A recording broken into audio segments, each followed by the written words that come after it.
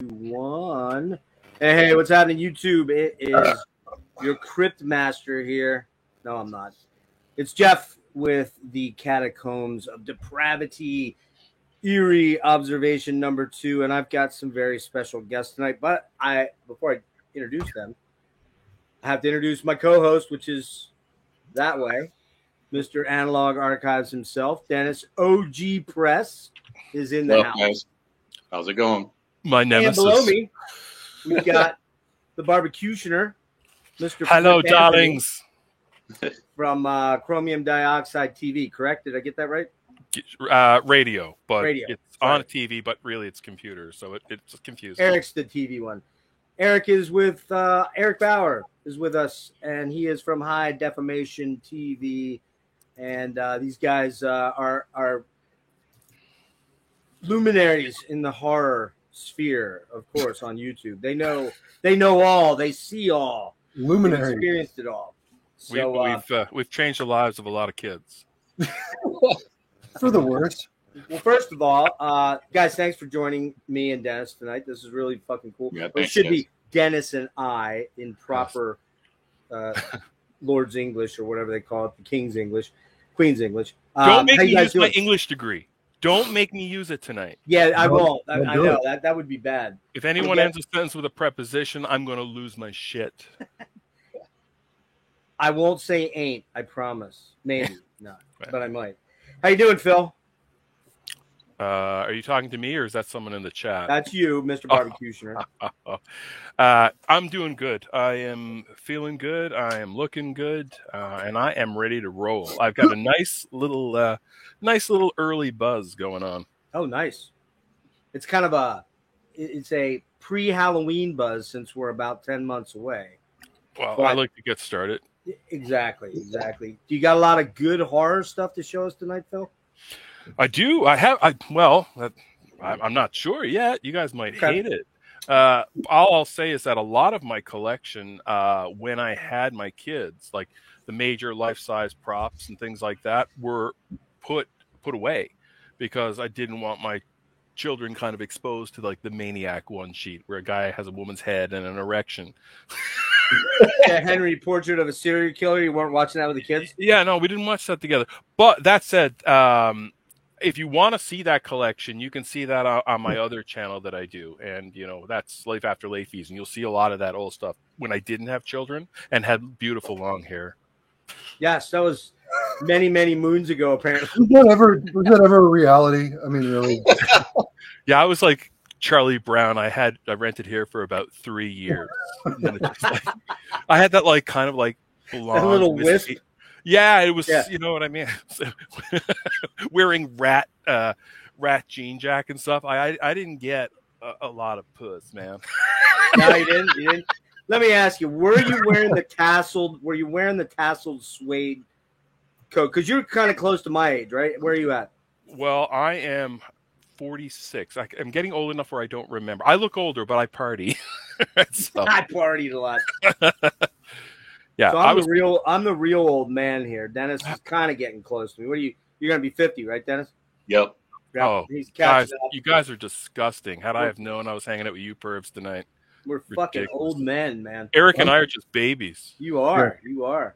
I'm a wee lad at 46. What you got coming up on your channel there, Mr. Barbecutioner? You got anything you've done recently? Anything you want to pimp?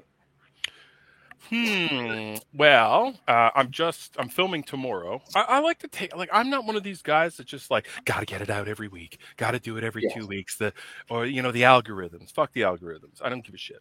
Right. That's why I'm at where I am. Tomorrow I'll film and I'll release it. The unplugged episodes, they buy me a little bit of time, or if I'm out having a fire and I'm just on shrooms or something like that, then that gives me some time.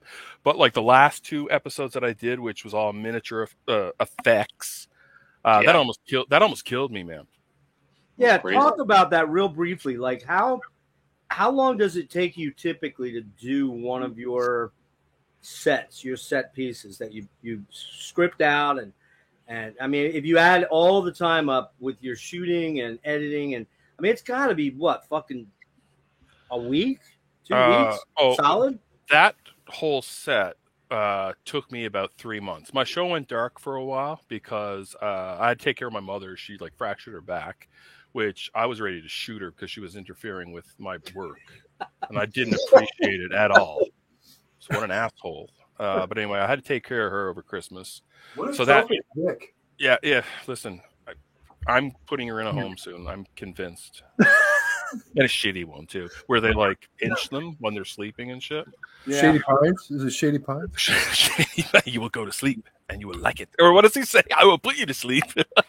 A lot of it's done now, man. So like, for instance, people don't realize how big Chromium. Oh, I'm gonna blow you up. I'm gonna blow you up, not blow you. I'm gonna blow you up. I wouldn't mind either way. So that's that. That is Pink Panther insulation. Wow. Right? So that's easy to carve. And you know what's really cool about this stuff? The fact that it's really expensive. I really enjoy that. So here's more terrain. But there's Pink Panther. We're going to get copyright. Yeah. Does that double as like your Warhammer terrain as well? I don't play Warhammer. What do I look like? Big money bags or what? But what I love about it, where does it say here? Yeah. Ozone depletion formula, so I don't have to worry about the ozone when I'm making my art. Look at you. Your carbon footprint is 0. But it's really susceptible to acid rain. So to make a short story long, it once you have these sets, I'll film the puppets. Afterwards, I record the dialogue, and so that can take a week or months, depending on, like, Eric, the one that you were on with the arcades. Yeah, that was 6 months to build those arcades. Right? Damn, man, that's a labor of love, my friend. Well, I live in Labrador, man. Like, I don't really go to bars, right? You know what I mean? Yeah. Like, I don't want to be that creepy uncle with the horseshoe hairline, right? Like, horseshoe hairline. I gotta look that up. Like the Frank Oz, which I have. Like like when I used to see Frank Oz or Jeffrey Tambor when I was younger, I was like, oh man, I wouldn't want to have that. And that's exactly what you got. Gave me. Baby Jesus was like, fuck you. Nice. Hey, Eric, how about you, Mr. High Definition TV? What do you got going on? You're not as regular posting because you got a lot going on. I know that. So what's happening in your neck of the woods? Oh, Jesus. Why am I the only one on screen? Because I blew you up. I don't have anything going on right now. So I'm approaching the last week of my job after like 16 years. And basically all at the same time, I'm losing my job, which means I'm losing my insurance. I also need to find a new place to live, get unemployment, et cetera, et cetera. So there's like about 1 million things that I have to do that are going to prevent me from doing anything on the YouTubes for the foreseeable future. What? This is all horrible. When did this go down? I got laid off. I got notified of the layoff about 4 weeks ago. I've been expecting it though for like the last year or two. I just kind of thought that it was gonna. I knew it was gonna happen this year, but I figured that I would have a place before they did the layoff. A new place, that is. So now that the layoff happened before I got the new place, I got to deal with trying to find an apartment with no job, which, Yeah, that's not fun. I empathize with you. I've been there. Do you have a rich uncle or anything like that you can fall back? No, and no rich parents that are about to die either. So it's. Are they alive though still? Oh yeah, they're alive, but. Can we stop? I got to talk to him. I got an idea.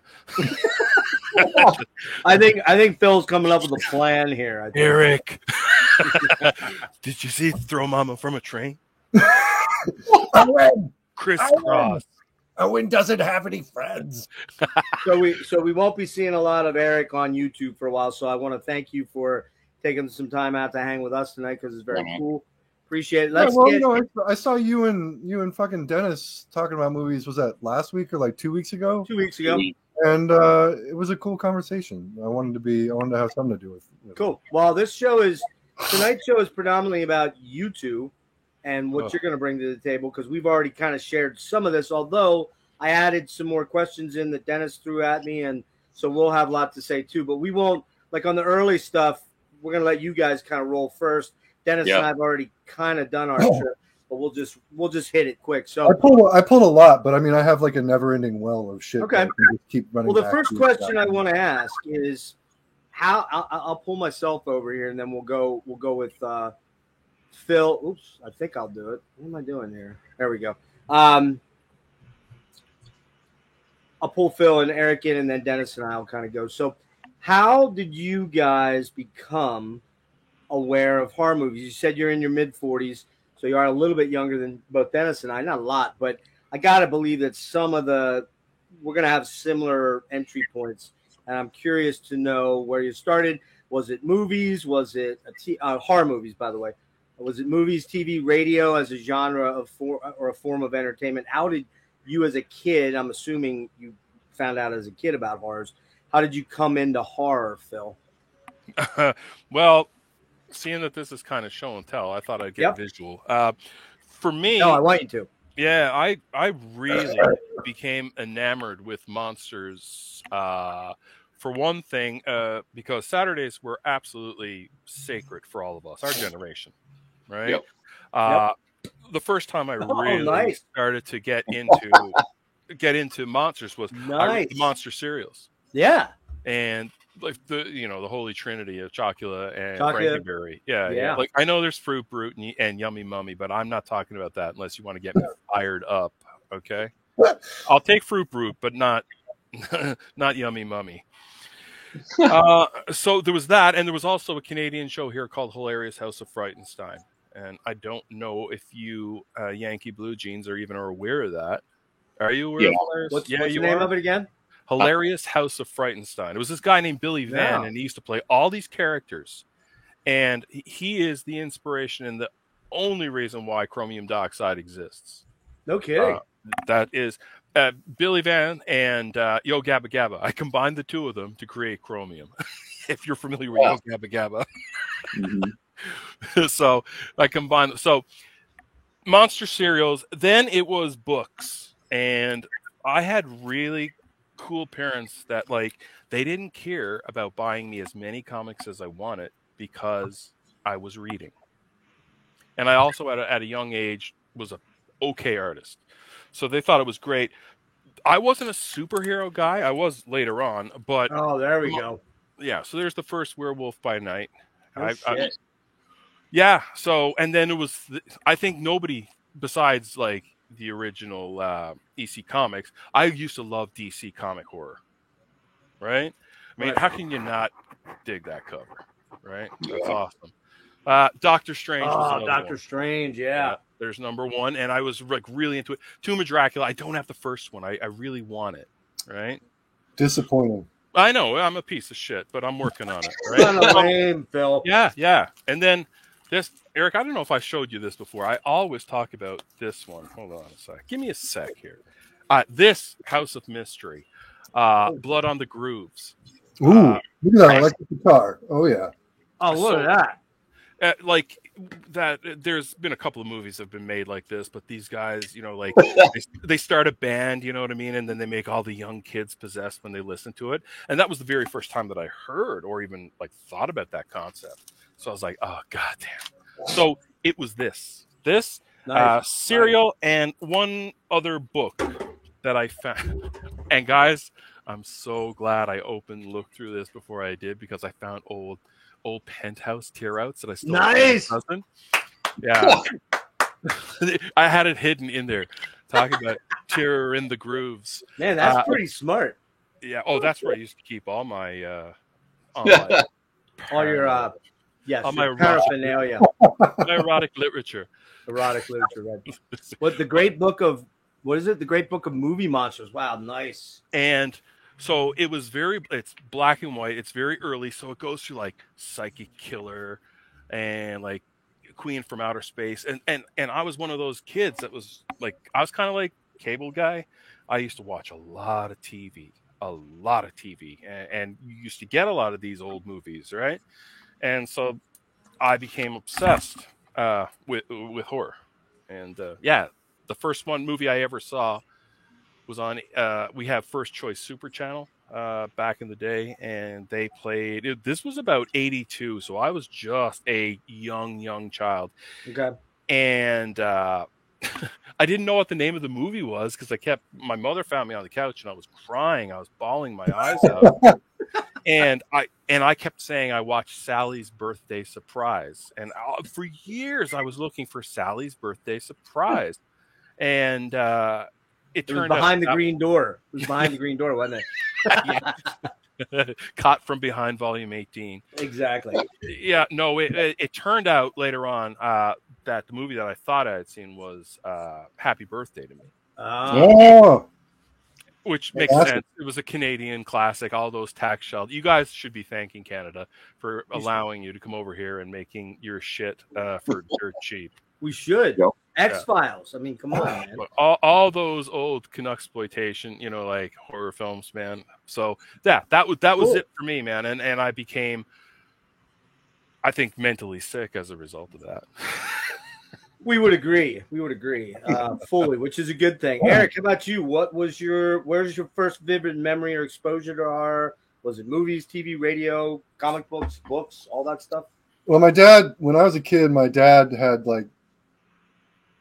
basically Stephen King's entire library up until whatever point it was that I started reading his Stephen King books behind their backs. But eventually, when they figured out I was actually reading the Stephen King books, they were just like Phil said, stoked that I was reading, and stoked that I was reading at a level that was way higher than what I should have been reading at that point. Because, I mean, I read Cujo in 1985, 1986. I was 8 or 9. Wow. And then I just kind of kept going from there. Robert E. Howard. Nice. So, I mean, my gateway was Robert E. Howard and Stephen King movie adaptations. So, Conan was probably the first gore movie that I ever saw. And that got me interested in practical effects, which got me reading Fangoria and fucking Rue Morgue and stuff like that. Whatever was on the newsstands at the time. I don't know. The first movies that I probably ever got obsessed with as a horror movie fan were Nightmare 3 was probably the first one I saw. Yep. This one, Guilty Pleasure. Oh, nice. Yeah. Japanese VHS. Evil Dead. Wow. I love to see a thorny MI. Ooh, I just but of course I got obsessed with the contemporary at the time stuff, the mainstream, Freddy Krueger, he was on TV commercials for right.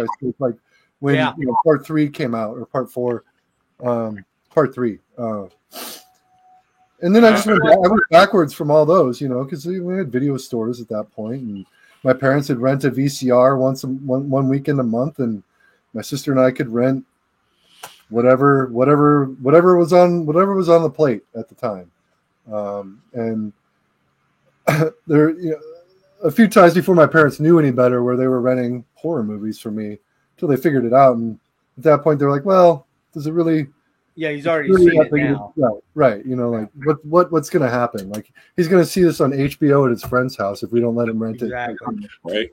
So you guys, sorry, Phil. You guys both grew up predominantly in the 80s, and by that I mean you were kids in the 80s, right? Mm-hmm. Yeah, late 70s, early 80s, right? So Dennis and I, me in particular, my sweet spot was 73, 74, 75 when I started to become aware of, we had 11 channels of TV back then, I think, and you had no cable. You had ABC, NBC, CBS, public television, whatever, PBS, and then you had one or two other oddball channels that were in there. And I'm going to go before you, Dennis, because you stole all my thunder last time, so I'm going there. Go ahead. Because you and I have the same shit, so I'm going to steal a little bit of it here. But my absolute first memory of horror at all was this series right here. Yeah.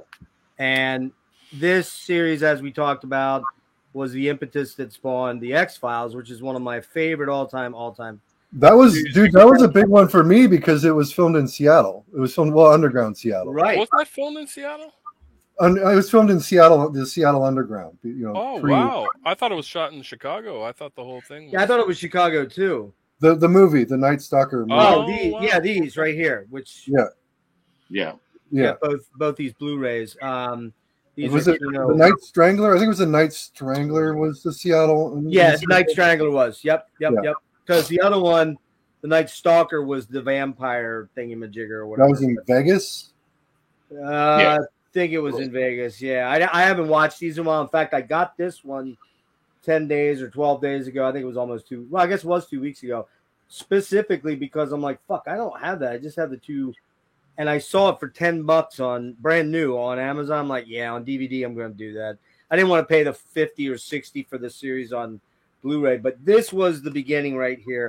And I still think they're great. I mean, yes, Night Strangler, man. That movie, like I said, that movie for me was a big one too, because I was obsessed with the Seattle Underground tour. Mm-hmm. And there were a couple of times where I ventured away from the tour to like go wander into like the areas where they don't show you, right? Which is a big no-no.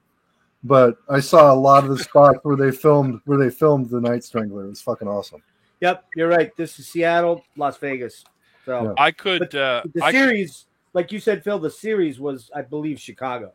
Yeah, well, I could talk about, I'd say no exaggeration, 4 hours on the Eric Estrada episode as the Aztec priest,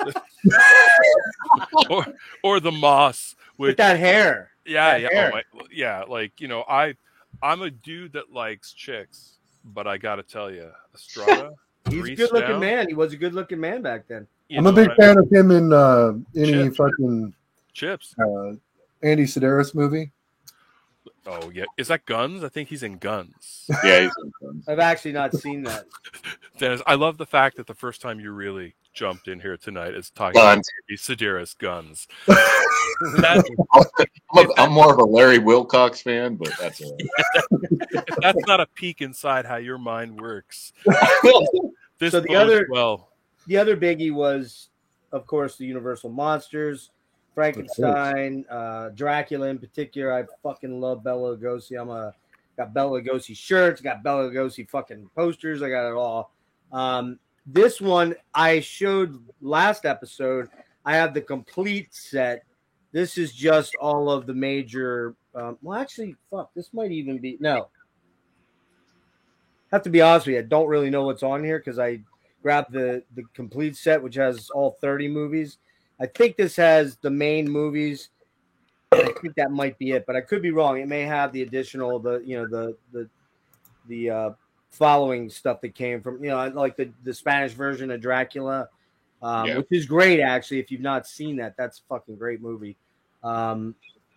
This. So I just wanted to show off my other giant Universal Monsters collection. I've got 3 of them at this point. So hey, we got Marty in the house. We got Metal Theologian Aaron in the house. We got No Solution. And thanks for joining us, guys. Dennis, how about you? I know you have some similar stuff to me. Yeah, for sure. Like Kolchak, that was one of the big ones. But for me, it was more about watching like creature features and like the Saturday matinee, which on TV, because I was always like sitting somewhere, like at someone's house and like either like a grandparent's house or something. So I'd go to the Saturday matinee. Matinee would be like Chiller Theater. I'd see all the Frankensteins. All the Universal classics were on there. So that was like a big deal for me. Of course, like it was, I think like the first movie I ever saw, which I brought up last time, was at my grandma's because she watched horror all the time. I read true crime, those true detective magazines. And it would be Tarantula. That was the first one I actually remember. And being like, holy shit, this is insane. Like there's a giant spider. Like I was probably like 6 or something. And ever since then I was just like, and plus she was always had that on no matter. You got to think, man, in the 70s, like 77, 78, there was so much horror on TV. All the TV movies. There was like Dan Curtis, who did Kolchak, was doing a lot of movies at the time. He did Dark Shadows as well. But, Dark Shadows. Yes, we forgot to mention that. That's another biggie for me. Yeah, but he was doing a lot of TV movies.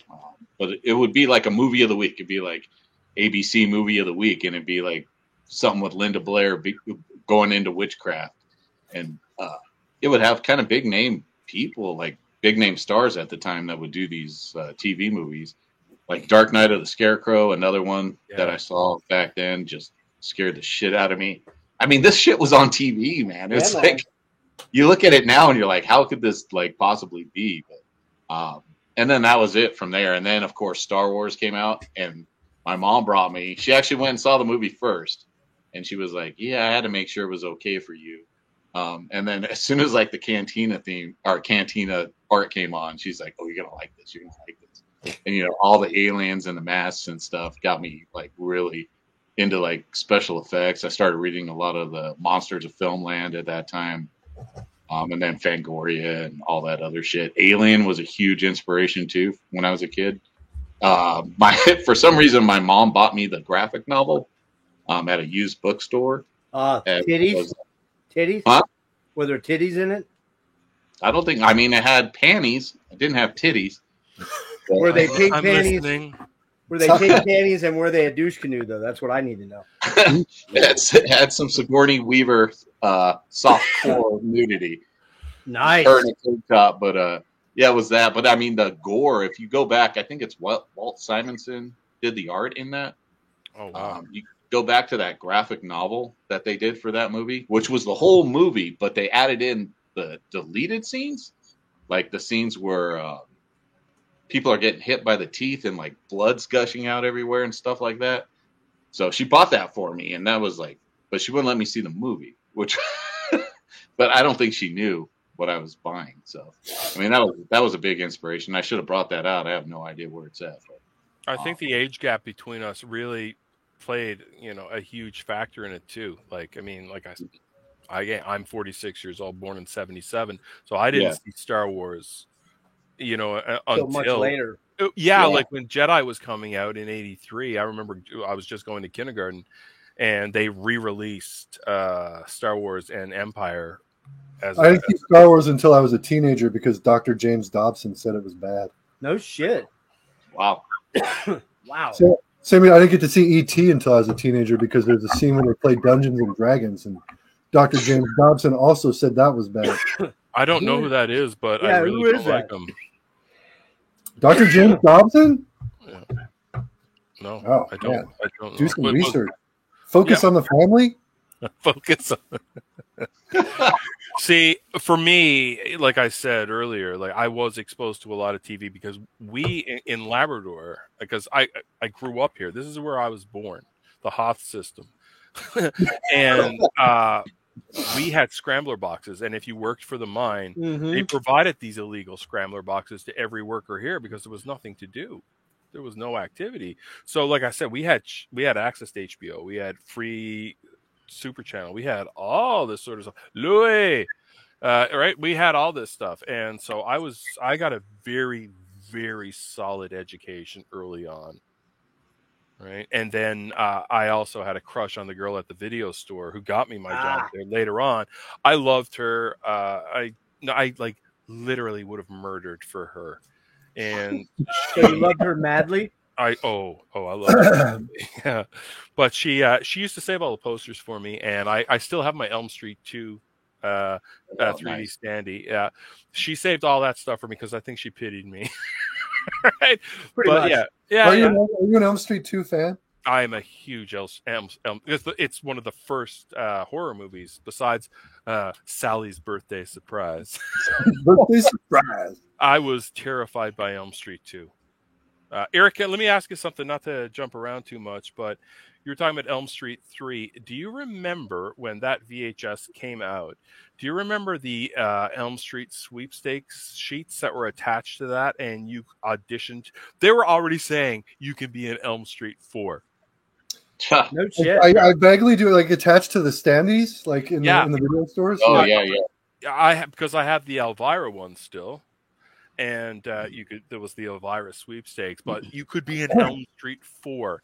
And I stole so many of them trying to be in Elm Street 4. And to this day, I don't know who the person that won or was where one. Who did they pick? I'm Yeah. hoping somebody watches this or somebody knows this and is going to let me know. It's like, that scene where, her brother died and they're at the funeral? That's him or her. That's the guy that got That's to be all I arrested. ask in life. Yeah. Like, Before I leave this planet. I remember every Elm Street really well, except for Part 4. Part 4 has got the craziest special effects. Yeah. Like I remember 5, which was like the really bad one before the really, really bad one, which was, Freddy's Dead, of course, Part 6. But Right. Look, Part 5 had good intentions. I mean, he wanted to make it arty. He Good wanted intentions. it did have good. Listen, he had a vision. Okay, he wasn't playing games like Rennie Harlan. Rennie Harlan was a company man. You could tell he loved it. He's like, just get me a red Ferrari, and I'll do whatever you want. And you know what I mean? Who was it? Was it Stephen Herrick that did Part 5? I don't know, man. I don't remember. I forgot that Rennie Harlan had anything to do with the franchise, but Yeah, that was like Rennie Harlan. Here you go. Here you go. Tom may have an answer for you. I think of Rennie Harlan in horror. I think of that movie Prison with Viggo Mortensen. Thank you, Tom. God Tom damn, may find out for you. I love Tom. And something about he leaves comments and on the show, and he is like one of my favorite commenters. And I have never really called him out or gave him any sort of spotlight or even thanked him. And that reflects on me and how I was raised. It sure does, you bastard. I'm a piece of shit. You are. Tom deserves. I am going to make a little statue of Tom someday. Really? Put him on. Yeah. Is it going to be like a statue of David down in Florida where they have to cover the penis? Like no, it's going to be fully erect, flapping in the breeze. Flaccid. Okay, all right. Just hey, I want to let Dennis finish up, and then I had 2 more quick additions to make. What else you got? Dennis, we're going to hijack. You're not going to get a sentence out with us. I know. No, you're good, man. Yeah, I mean that's pretty much it for me as far as like my introduction to horror, but definitely that age range. I could see like you're talking about Part 4 and Part 5. I wasn't even watching those movies because they were so bad at the time. Like yeah, that's what we. Like the first 2, I was like, yep. I was like a kid. I was like Mr. SOD, like Freddy Krueger, like like it was like they're like all the metal bands were singing about Freddy Krueger. First one was 83 or what? 84. 84. Yeah. All right. So I saw that on VHS. It was the first time I saw it, and fucking blew my mind, man. It was so scary. As like what was I like fucking 12 or something? Seeing that.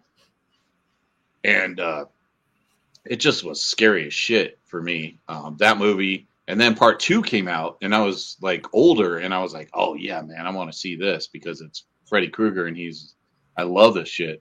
I love that movie. Saw it at the theater probably like maybe 3 or 4 times. I loved Part 2. And then Part 3 came out, and he had all these one-liners, and I'm like, what the fuck is this? What the fuck's a Dream Warrior? Welcome to Prime Time, bitch. Like all of them, and I had like this Dude, I love Part 3 is fucking. I love that movie, man. Part 3 and I get that's the age thing though, because a lot of people that are like younger, they like that one because that's what they like grew up with. Starring a Mr. Larry Fishburne. My favorite part of Part 3 is when George Lynch comes through the wall. Oh yeah, wait, that's not in the movie. Never mind, forgot. No, that's it's the video though, so it's awesome, man. By I fucking association. Love it. Breaking the chains. I got 2 more real quick to show you here, real quick, Phil, and then I'll let you jump in. I forgot to mention this one, but I did in my first one, and I found Dennis. I found another. I do have the fan on for a reason. I'll explain it in a minute. I have found another version of The Exorcist. I have 4 fucking versions of The Exorcist. Is that the hardback book version? Yeah, it's the book version. Yep. And I believe this one and the other one, which has the extended, it's got 3 cuts on it.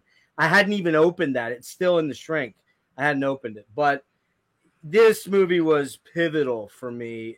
I mean, and you got to remember now, when you guys are talking about 84 and seeing the first Nightmare on Elm Street, I'm almost 18. Like, depending on when it came out, I am probably 18. And it's like, So for me at that point in time, I don't know. I was interested in horror movies, but I was way more interested in female horror stories, to be honest with you. So that and drinking excessively and doing stupid shit. So, but yeah, this one was a big one for me. We'll talk a little bit about that shortly. And then I didn't pull out individually, but I pulled out both Vincent Price's. I don't have the first one. I have the second and third collection because the first one went out of print really quickly. They did reissue it, changed some things, but the first series was going for like $500 after it went out of print. Like, yeah, I love Vincent Price, but I don't love it that much. Are the Dr. Phibes movies on either of those? I'm sorry? The Dr. Phibes movies, are those on? Yes. This one has so this one is collection 2. This has The Raven, The Comedy of Terrors, The Tomb of Ligeia, The Last Man on Earth, which I fucking love, and I talked about that before. I love that movie. Dr. Phibes Rises Again, The Return of the Fly, and The House on Haunted Hill. Number 1 has the first Phibes on there, and it's got his big ones like the Mask of the Red Death, and what's the one? Witchfinder is it called Witchfinder General? Witchfinder General, yeah. But it had a different name though. It was the worm. Conqueror Worm. Conqueror Worm. Yeah, in the States. And then that's on the first one. I forget what else is on there. This one has Master of the World with Charles Bronson. That is a kick-ass. That movie, Witchfinder General, is actually kind of a fucked up movie. Oh, I like that movie. It's weird. It's very misogynistic. It's good, but it's kind of fucked up. Like it's probably one of the more fucked up movies Vincent Price ever did. Oh, for sure. This one also has Tower of London, Diary of a Madman. Diary of a Madman's really good. It's not the Aussie version, though. Cry of the Banshee and An Evening with Edgar Allan Poe, where Vincent reads them. And Vincent Price, absolutely right there with Bela Lugosi as probably my favorite horror guy. Excellent. Yes. He's fucking awesome. That voice, man, so good.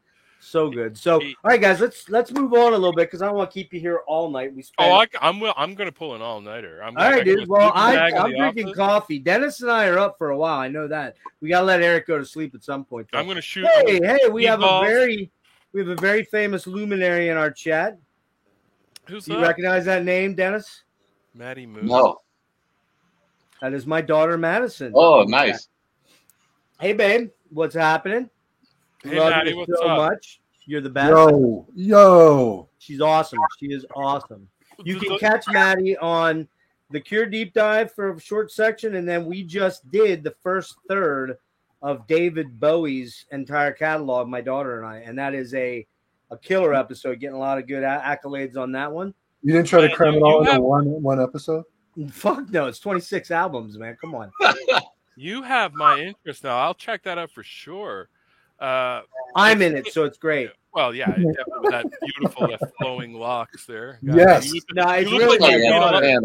It's really my 20. You should be an Electric Mayhem. I should. Okay, so real quick explanation of this. I have dysautonomia, Phil. It's part of my thing that you know about. Yeah. And my body fluctuates temperatures really fast. If I get really cold, I start to I can't get warm. And then I keep my room at like 81 degrees, which is very warm, obviously. So I have to have a little bit of an air blowing so that I don't sweat my nads off, basically. Yeah. Nads. It's not for me to look beautiful. I don't need a fan for that, obviously. But I'm glad you're here because it really works for you, man. You look like a guy who could turn into a werewolf.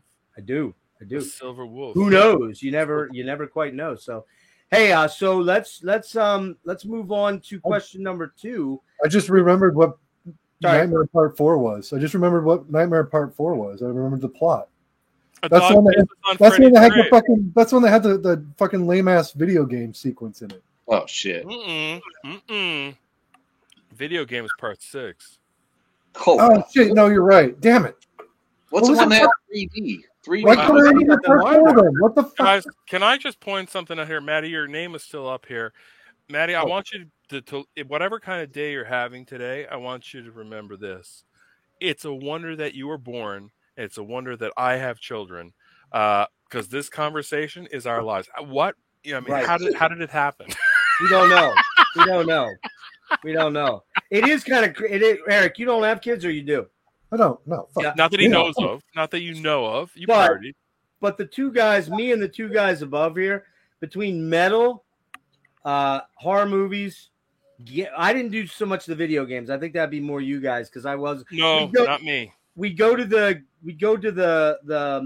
mall where the arcade was, but there was one purpose in mind. I'm not going to say what that purpose was, but it was not because my daughter's here, so I'm not going to talk about that. And we are going to keep it clean while my daughter's here. Keep it clean. Maddie, I'm going to have to ask you to pull the chute because when there's no more parachutes, you know what happens then. Exactly. Hey, so let's and Tom, by the way, I'm going to have you on one of these soon too. So let's keep that in mind. But I'll hit comments in a minute. Favorite genre? We're going to switch the order of these around. Why do we watch horror movies? What's the attraction to it as an entertainment source for you guys? Eric, why don't you take this one? I mean, what else is there? Titties. Oh, Maddie, I'm sorry. I'm so sorry.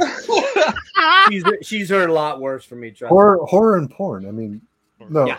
As far as horror goes, what's the question again? Why do I watch it? Why do we watch horror? What is the attraction to it as an entertainment? Well, for me, it's like just looking for like a visceral experience that I can live secondhand, I guess. Which is why when it comes to horror, like I have definitely like subgenres that I prefer. We're gonna talk about that next. I don't really have like what I would call like a favorite type of horror. Like I like it. I like all of it. Like I like the trashy, shitty horror. I like some of the highbrow horror, and everything in between. Like I have some shot on video. I don't like all shot on video, but I like my fair share of that too. And it's just kind of like seeking, for me, part of what started it for me was like the practical effects was like a big deal for me, was just to see like watch the movie and figure out how did they do that effect, right? It was like see somebody get their head chopped off and like how did they do that, and obsess on that kind of question. And it was the one genre where like you could devote all of your time to studying that kind of visceral sort of like secondhand experience, I suppose. And then also like the stories were fun. Well, I mean, some of the stories were fun. Some of the stories were fucked up too, but like, it was a good enough balance to where like I didn't really discriminate between the fucked up stories and the fun stories. And a big part of what's really cemented like my love for just not just horror, but just like movies in general was like I spent 3 years working for Scarecrow Video in Seattle, which is one of the largest video stores in the continental United States. I think United States altogether. Like, and when I worked there, they boasted the largest inventory of any video store in North America. So. I watched a lot of movies when I worked there. I think my rental history was something like, for the 3 years that I worked there, probably around like 10,000 movies around that neighborhood. Did we all work in video stores? Excuse me, but did we all work in video stores? Because I did for. I didn't. When I worked at the video store, you could take home up to 10 movies a night. God damn, man! And I would take home 10 different movies every fucking night. So how'd you watch them all when you were working though? Well, I mean, I didn't watch all of them, like I just put on like a few minutes of one or like, get a vibe for it or like something you want to watch. Well, let me ask you this though, because I know you watch other movies, but I mean, as far as horror your favorite genre of movies over say film noir or dramas or comedies, or we'll leave porn out of it. We'll let that be a separate category.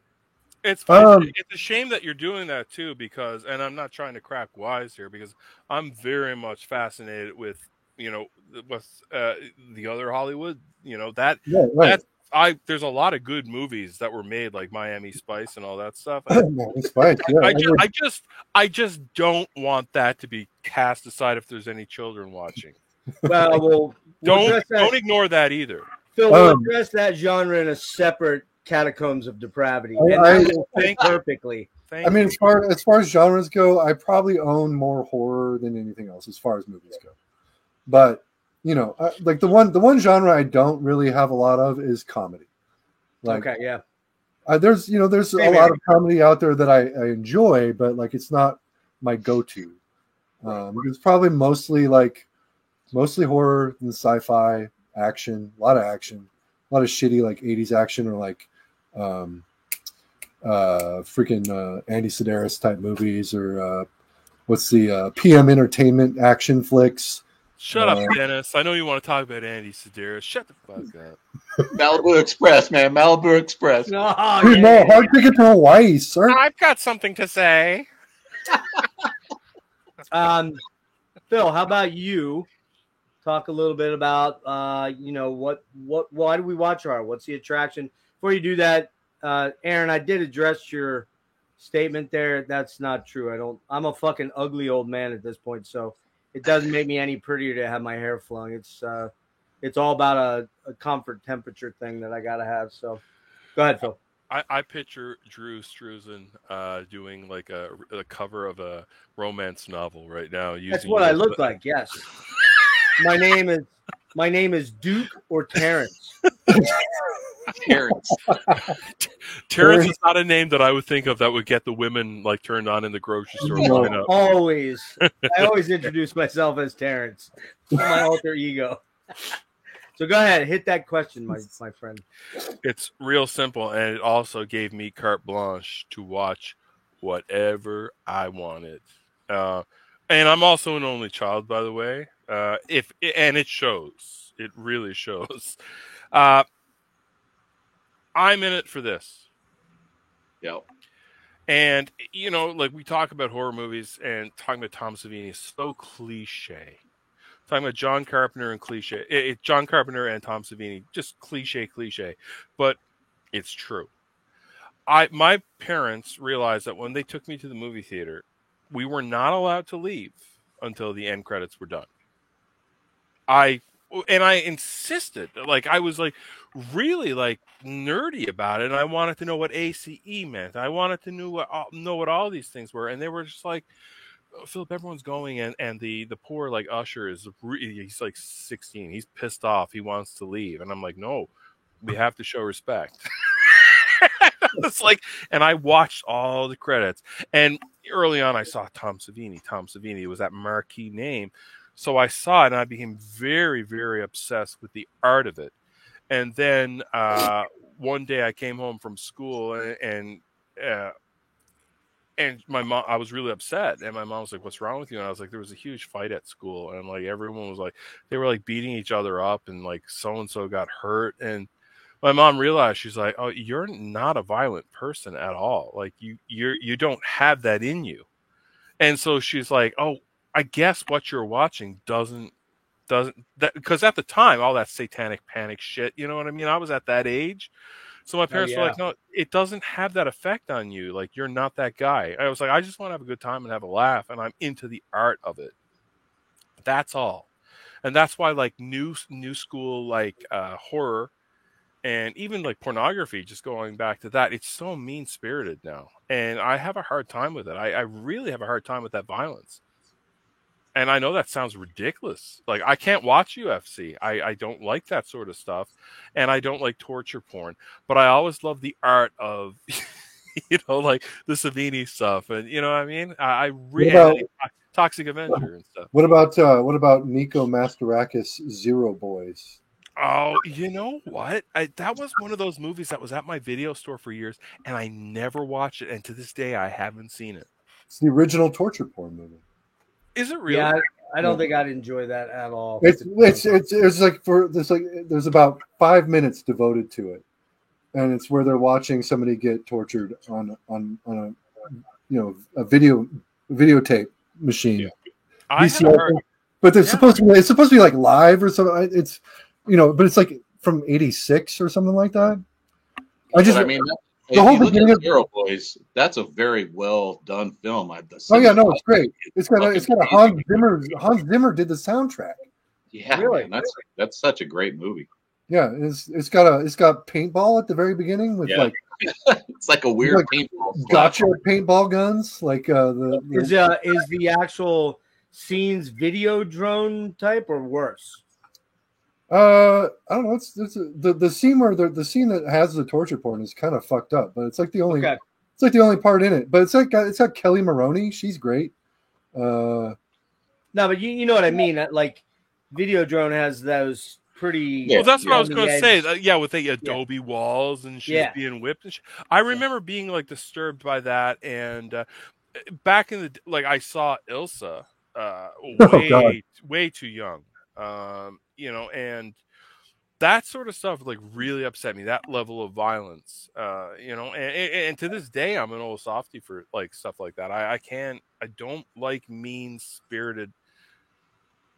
The only like newer school, like Eli Roth, as much as I think that dude is pretty cool. I love this thing. The dude bro of horror. Yeah, but like his trailer for Thanksgiving was the greatest thing I've seen in about 10,000 years. The fact that they're making a movie now about it, I feel that that's too much. Right?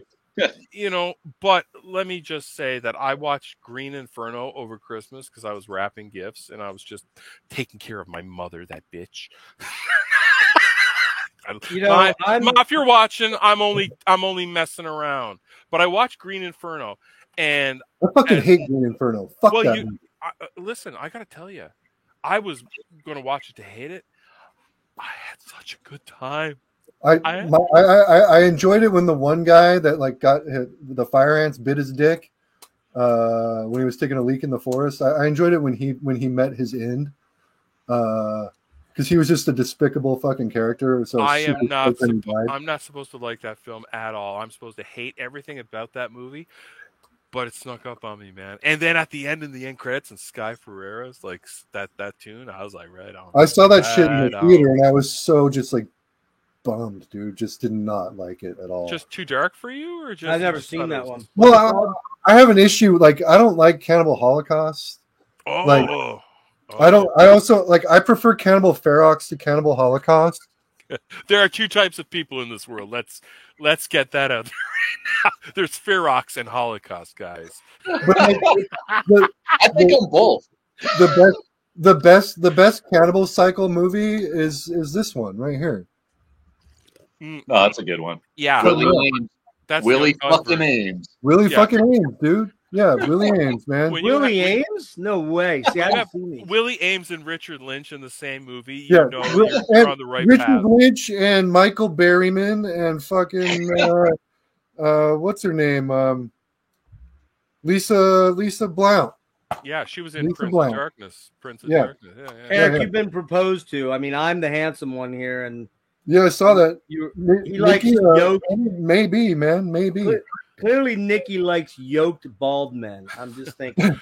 But she doesn't like him jowsy. Not you. No. You guys were talking about. I've not seen Green Inferno, and I'm going to be of the four of us the least familiar with that kind of genre stuff. But I have. This is one of those movies that maybe like you, Eric, is kind of sickening. That I'm not. I don't do rape revenge movies either, man. Yeah, I got this way back when, and because I'd seen it as a teen, and I forgot how fucking kind of vile this movie actually is. I'm not going to get rid of it, but it's just kind of vile.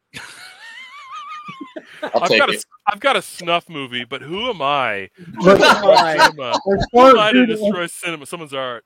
As far as that type of movie, The Last House, the only movie in that vein I really enjoy is this Blood Games. Hang on. Which is it's more just Hicksploitation than it is a rape revenge movie, but it follows the same. I thought they were both the same genre, to be honest. So did I. But I mean, this is the best. Yeah, the best Blood Games. I got that one. That's a fucking great movie too. Yeah, hey, I know. Hey, can you guys take down Nikki Good's comment because it's making me jealous? Oh, I'm sorry. It's making you feel uneasy. Yeah, or jealous, one or the other. That. So it comes with a nice poster, nice big booklet. This is I believe the Arrow, Arrow Academy. They do fucking killer I can do some of the mean-spirited stuff, but at the same time, then I can get a kick out of like fucking Dead Heat with Joe Piscopo and Treat Williams. He's one of my favorites. Like, No, but that's not mean-spirited. No, I know. That's what I'm lighthearted saying. romp. that's what I'm saying. But wait a minute, is that a That's horror it. movie? Yeah, not a that's horror if you movie. combine Return of the Living Dead Part 2 and Lethal Weapon. Yeah, Lethal Weapon, exactly. Yeah. All right, Dennis. It's so good. It's so good. Yeah, I like it too. Dennis, why don't you talk a little bit about that second question that I posed there? Why do we watch horror? I know you did a little bit. I'm going to skip it because I'll let you three do it just for time expedience. Yeah, but for me, I watch horror again. It's more kind of like Phil. Like I got really into the effects, and I have that same Grand Illusions book. It's actually signed, but nice. fuck, man, yeah, he was like my hero back then. I even went to like special effects school in Los Angeles and learned how to do a lot of prosthetic effects and all that kind of stuff. Made a couple little movies, which were fun to do. But that was my main draw, is like seeing that movie, not that movie, but that book, and like even Dawn of the Dead and Maniac, and those effects that he did on that are just, and Prowler, they're so, and those are brutal. Like if you talk about mean-spirited movies, you look at Maniac, that's a harsh fucking film, right? Very mean-spirited, and even the Prowler has just some really mean, the knife through the guy's head. Yeah, The knife to the top of the head, dude. Don't Go in the House is the most mean-spirited film. Oh, that movie hangs is the tough, chick dude. up and fucking flamethrowers her, man. Yeah. That's bad, man. I mean, Damn, that movie- all that stuff just drips like that 42nd Street atmosphere, like so easy and I mean, I wasn't really attracted to that, but I wanted to know how they did like these kind of effects, and then when I got that Scream Greats Fangoria video where he shows how he does all these effects, and you know how he in Vietnam and like knew what like dead bodies look like. You mentioned that 42nd Street look like. Have you've seen The Exterminator, right? The James Gleason. Oh yeah. The beheading scene in Vietnam, in the Vietnam flashback. That's one of the gnarliest beheading scenes in any movie I've ever seen, dude. That scene is so fucking sick, man. Not as good as Exterminator 2 with Mario Van Peebles. Exactly. But anyway, yeah, but that for me, and then it was like, you know, that Dick, it was like during that transition between Dick Smith and Tom Savini where he was kind of handing over like the guard, like, Dick hey, Smith man. improved Savini. Let's face facts. Yep. The blood that on Dawn of the Dead is orange. And I'm not against it. I love that sort of stuff. I love, you know, it's a product of its time. But Dick Smith really, by Day of the Dead, which I think is Savini's finest work. And you know, Prowler, Maniac is pretty good too. I gotta go with Maniac. The Burning? Yeah. But, you know, he hated The Burning. I like The Burning just for the Fisher-Stevens massacre. Like, that's my favorite part of it. Check this out. Rick got me this the other night for my birthday. Gave it to me on Thursday night. I've never seen The Burning. Oh, so I'm going to watch that tomorrow. You got fucking Fisher-Stevens, Jason Alexander, fucking... Jason Alexander, cool. Holly Hunter. Holly Hunter. It's got Pumpkinhead on it, which I fucking love Pumpkinhead, man. Pumpkinhead's great. Yeah, and it's also got... It's crazy because they've got class of 1980, 81 there, and then they got Pumpkinhead, which is a late... That's right. 90s, isn't it? I thought that was Pumpkinhead was like 87, I want to say. I thought Pumpkinhead was 89, maybe? Yeah, I thought it was 90. Well, 89 is 90. Let's be real. That's true. I think Pumpkinhead 2 is like 87 or 88. Pumpkinhead 2's got Soleil Moon Frye. Yeah, it's earlier than 89. Yeah, 88. Really? 87 or 88. But this also has the Howling and the Fog, which I both have on Steelbook, like the expanded editions. But you guys were talking about like gnarly shit. I mean, these aren't horrible, but you know, obviously this one, we talked about that one, Chainsaw Massacre, the greatest horror film ever made, and also The Hills Have Eyes. Hills Have Eyes, of course. So, but what about The Hills Have Eyes too? When the dog When the dog has a flashback, I was just That's like, the best scene. Wait, is that the one in the desert with the family and the? well, that's all of them. That's all. No, but I mean they're in like the Winnebago. Is that the one for Eyes Up 2? That's part one. Oh, that's But part one. You would, Okay. if you thought it would happen in part two, that's true as well because the whole movie's a flashback. It's like, you know, like on a sitcom when like Facts of Life, they would like run out of ideas and they're like, let's remember when every season let's each season remember had a flashback episode. Yeah. It's like, let's go to Maui and talk about it on the beach. That was the reward to everybody for like short paying them for. And of course, here's the Done. the expanded edition of Dawn of the Dead. Which I don't know, Phil. Let me ask you, man. You talked about Day of the Dead. Which of the three do you prefer the most? The first one I ever saw, which was Day. Day really upset me and fucked me up so bad. I ended up watching. I turned because I was living in an apartment. My parents were away, and I was so disturbed by it that I ended up turning it off. And Blossom was on TV, and I watched 2 back-to-back episodes of Blossom. And you know, like it's a psychological study in itself because now when I'm upset or I can't sleep, I put Blossom on and it relaxes me, and that's no horse shit. Hey man, there's something about Mayim Bialik. Ah, you fucker. That's Very nice. That's an original Crew shirt, man. The old Burton. I've been after that shirt for a minute. Yeah, you want to? The lady that proposed to you, Eric. If I put this shirt on, she would double not propose to me. like when Jabba the Hutt makes Ula dance. By the way, no! Except for Nikki's not a lady. I was just gonna say Nikki's not a lady; it's a dude. Oh, and Eric. he's a big fuzzy faced tattooed dude. He's funny as fuck though, man. Oh, I tell you, man. Like Eric, you do have a type, my man. See, this is my favorite of all time. You said the Texas Chainsaw is the best. I say part 2. I'm going to tell you, Blossom was too high. Don't have that one. Don't have 2. 2 is a different movie altogether. And Eric, I am not going to fight you on that. They're like, ask me which of my children I love the most. And one, my wife wouldn't let me name the children Texas Chainsaw 1 and the other one part 2. That's too bad. It would be very impossible to say they are different films, and I am thankful that both exist because that is a director that just said, "You want me to do this," and I could. I mean, that's Texas 2 to Texas 1 is what Evil Dead 2 is to Evil Dead 1.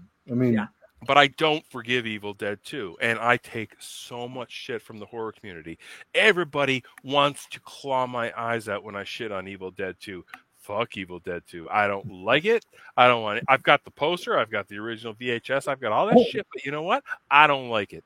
I like part 1. Now we're in tune, man. Now we're in tune. There we go. There we go. Oh, are you? It's a love fest. It's a love fest. Yeah, Are you serious? Yeah, dude, and I got all the Evil Dead 2 shit too, but Evil Dead was such a big fucking movie for me, and I loved it so much. It was so fucking scary and brutal, and then Evil Dead 2 came out, and I went and saw it at the theater. Joke fest. What the fuck is this? It's a This comedy, is a bunch man. of goofy shit. Like, fuck this Trash. shit. Like, Trash. yeah. And don't I tell was me like- I don't have a sense of humor. Like I got, or like it was ahead of its time. You know what? Return of the Living Dead was a comedy horror. It was Got just it. a remake with a bunch of jokes added in, and it's just Yeah, like, whatever. I love the Three Stooges. If I want to watch the Three Stooges, I'll go watch that. And I thought they had the perfect amount in Evil Dead 1. Yep. And I got to tell you something. You might turn on me now, but when I wish they still called it Evil Dead 3, Medieval Dead. That would have been so much better. Yeah. Well, how do you feel about fucking Darkman? I dig it. I dig it. I really think Darkman is fun. It's like when I was like reading like comic books. It wasn't Marvel or DC. It was like shitty Eclipse comics. I enjoyed it. Yeah. You know what I mean? I took it for what it was. I knew, and superhero movies sucked at the time, but like the best one that came out was like Punisher. I loved when he was naked in the sewers meditating. Oh, dude. Why, Hey, Phil, I want to put you on the why spot. must the innocent suffer and the guilty? Yeah, Phil, I wanna comic put movies you- weren't. I'm sorry. Wait, go ahead. why is he on the spot. naked in that scene? I don't even understand. Why not? Why? Because he had a fucking sweet ass, dude. Why? I mean, Just when I thought that I could relate to you the most, Dennis, if you don't get naked in the sewers when you're playing Revenge, I think that's when his exercise video came out. The It's Dolph 'cause- Lundgren no, it's exercise 'cause Lundgren video. had a fucking His sweet ass. workout I mean, video. come on. Dolph Lundgren, he was a handsome man. yeah, I have- Phil, do you I have own? more versions of the Punisher on video formats than any other movie. Yeah. The original Punisher. I have. I've got Korean VHS, DVD, and the Australian uncut press. I have the Holy Australian you. uncut Blu-ray. I have the Korean DVD. I have the US DVD. I have the VHS. I have the Christ. Betamax, and I have a Laserdisc. Do you actually have a Betamax player though? I No, do. I It don't have a works Laserdisc perfect. player either. It works perfect. Yeah, and the movie's all right. I just have I a love that question. I movie. want to sneak this in here quick. Phil, you do own The Hills Have Thighs, right? You do own that. No, I don't, and I didn't even. That's not in your database that you've downloaded. Are you sure? I do love a good porn parody. Don't get me wrong. That I didn't even know existed, and I gotta didn't either. tell you, I'm almost ready to quit this fucking show tonight so I can look it up. Tom, I Yes, would love to Eric. have you on the next episode of what's the show called? Catacombs of Depravity. Sorry. Man. Listen, I'm inviting myself back for that one because You I've can come gotta back. apologize to Just him. invite. You're more than welcome back, but here's the caveat: you must grow the wisp of hair in, Phil, and Tom, you must get another Brian Bosworth hairstyle. To come on, you've got to get the Brian Bosworth hairstyle. That's a fair demand, I would say. Yeah. All right. Let's see. Where are we at with questions here? Okay, so Phil, favorite, because I'm skipping some of these because I've already answered them in detail in episode 1, so letting you guys talk. Yeah. Favorite genres: monster, psychological, slasher, gory, hammer, universal, amicus, giallo, Japanese, all of them? Probably all of them, I'm guessing. I love how you left out Nazi exploitation, which Nazi really exploitation. really Yeah. hurts me. Wait, which one did I leave out? I'm sorry. Nazi exploitation. Yeah, but Well, are you like an Ilsa fan, or are you like a Charlotte Gainsbourg, like in the freaking Night Porter type fan? Like, I'm into. I'm really into Leni Riefenstahl's cinematography, right? so not a Night Porter fan is what you're saying. Her work for the Third Reich was just breathtaking. Salon Kitty, or fucking. Man, there's not a Nazi exploitation film that I've just lost about 75 subscribers, and I don't need you. Fuck off. I love Nazi exploitation, especially that was filmed in Canada. That's really near and dear to me. What Nazi exploitation was filmed in Canada? Well, Ilsa, for Really? one thing, dude. Listen, when you come to Toronto, the first thing that happens, you get off a plane, and they're like, "Would you like to see where Ilsa? She will." They've got like a big mural of Diane Thorne. Like, we have a lot of it, and she's actually our governor general here, which is huge. We don't. It was originally a Witchfinder General, but now we have a governor general because they rebranded. But yeah, no, I do love Nazi exploitation. As The Beast in Heat is probably one of my favorite shit movies. That and The Sinful Dwarf, which is pretty much the same movie. I love that trash. I love that stuff. But if I'm going to be contemporary and be hip to the scene, I'm a slasher kid. I've always, and the class of 81 will always be something that I cherish because I do love a slasher film with a holiday theme or some sort of gimmick. It's just perfect. Slasher and thrash go together. You know what I mean? Like a nice smoked salmon and a white wine. Yeah. Ooh. Evil 2 is the Anthrax of the series. There you go. You know what? Dennis, just when I thought I wanted to hang out with you and you're shitting on Anthrax already, I am. Fuck Anthrax. Yeah, I know. And I am disappointed in them for years. And that's been somewhat of a bone of contention between you two, I guess, huh? It's a sexual tension, but I know. Sexual nonetheless. tension, right? I'm the only guy that still stands up for Anthrax, and they don't deserve it. They don't. They don't. Although I'll say, Charlie Benante, great drummer and a very good guitar player, by the way, because he writes most of their songs. Clay asks, if you make Nazi exploitation, that doesn't make you a good person either. Even though true. it, you know. Clay is asking what everybody's favorite Italian director is. Clay, I feel like we're going to get to that when we talk about Giallo. Yeah, we're going to get to that. So hang on a minute. We're getting there. Louis, Clay. I think he knew it wasn't a horror movie. You were talking about the something of the thighs. What was it? Day of the Thighs? Whoever it was. I forget. Hills Have Thighs. Hills Have Thighs. That's it. Yeah. Eric, that is a scandalous looking beer, by the way. It looks. Yeah. What else we got in here real quick that we can all right, so moving on here. Wait, you're not going to ask me the same question you just asked Phil?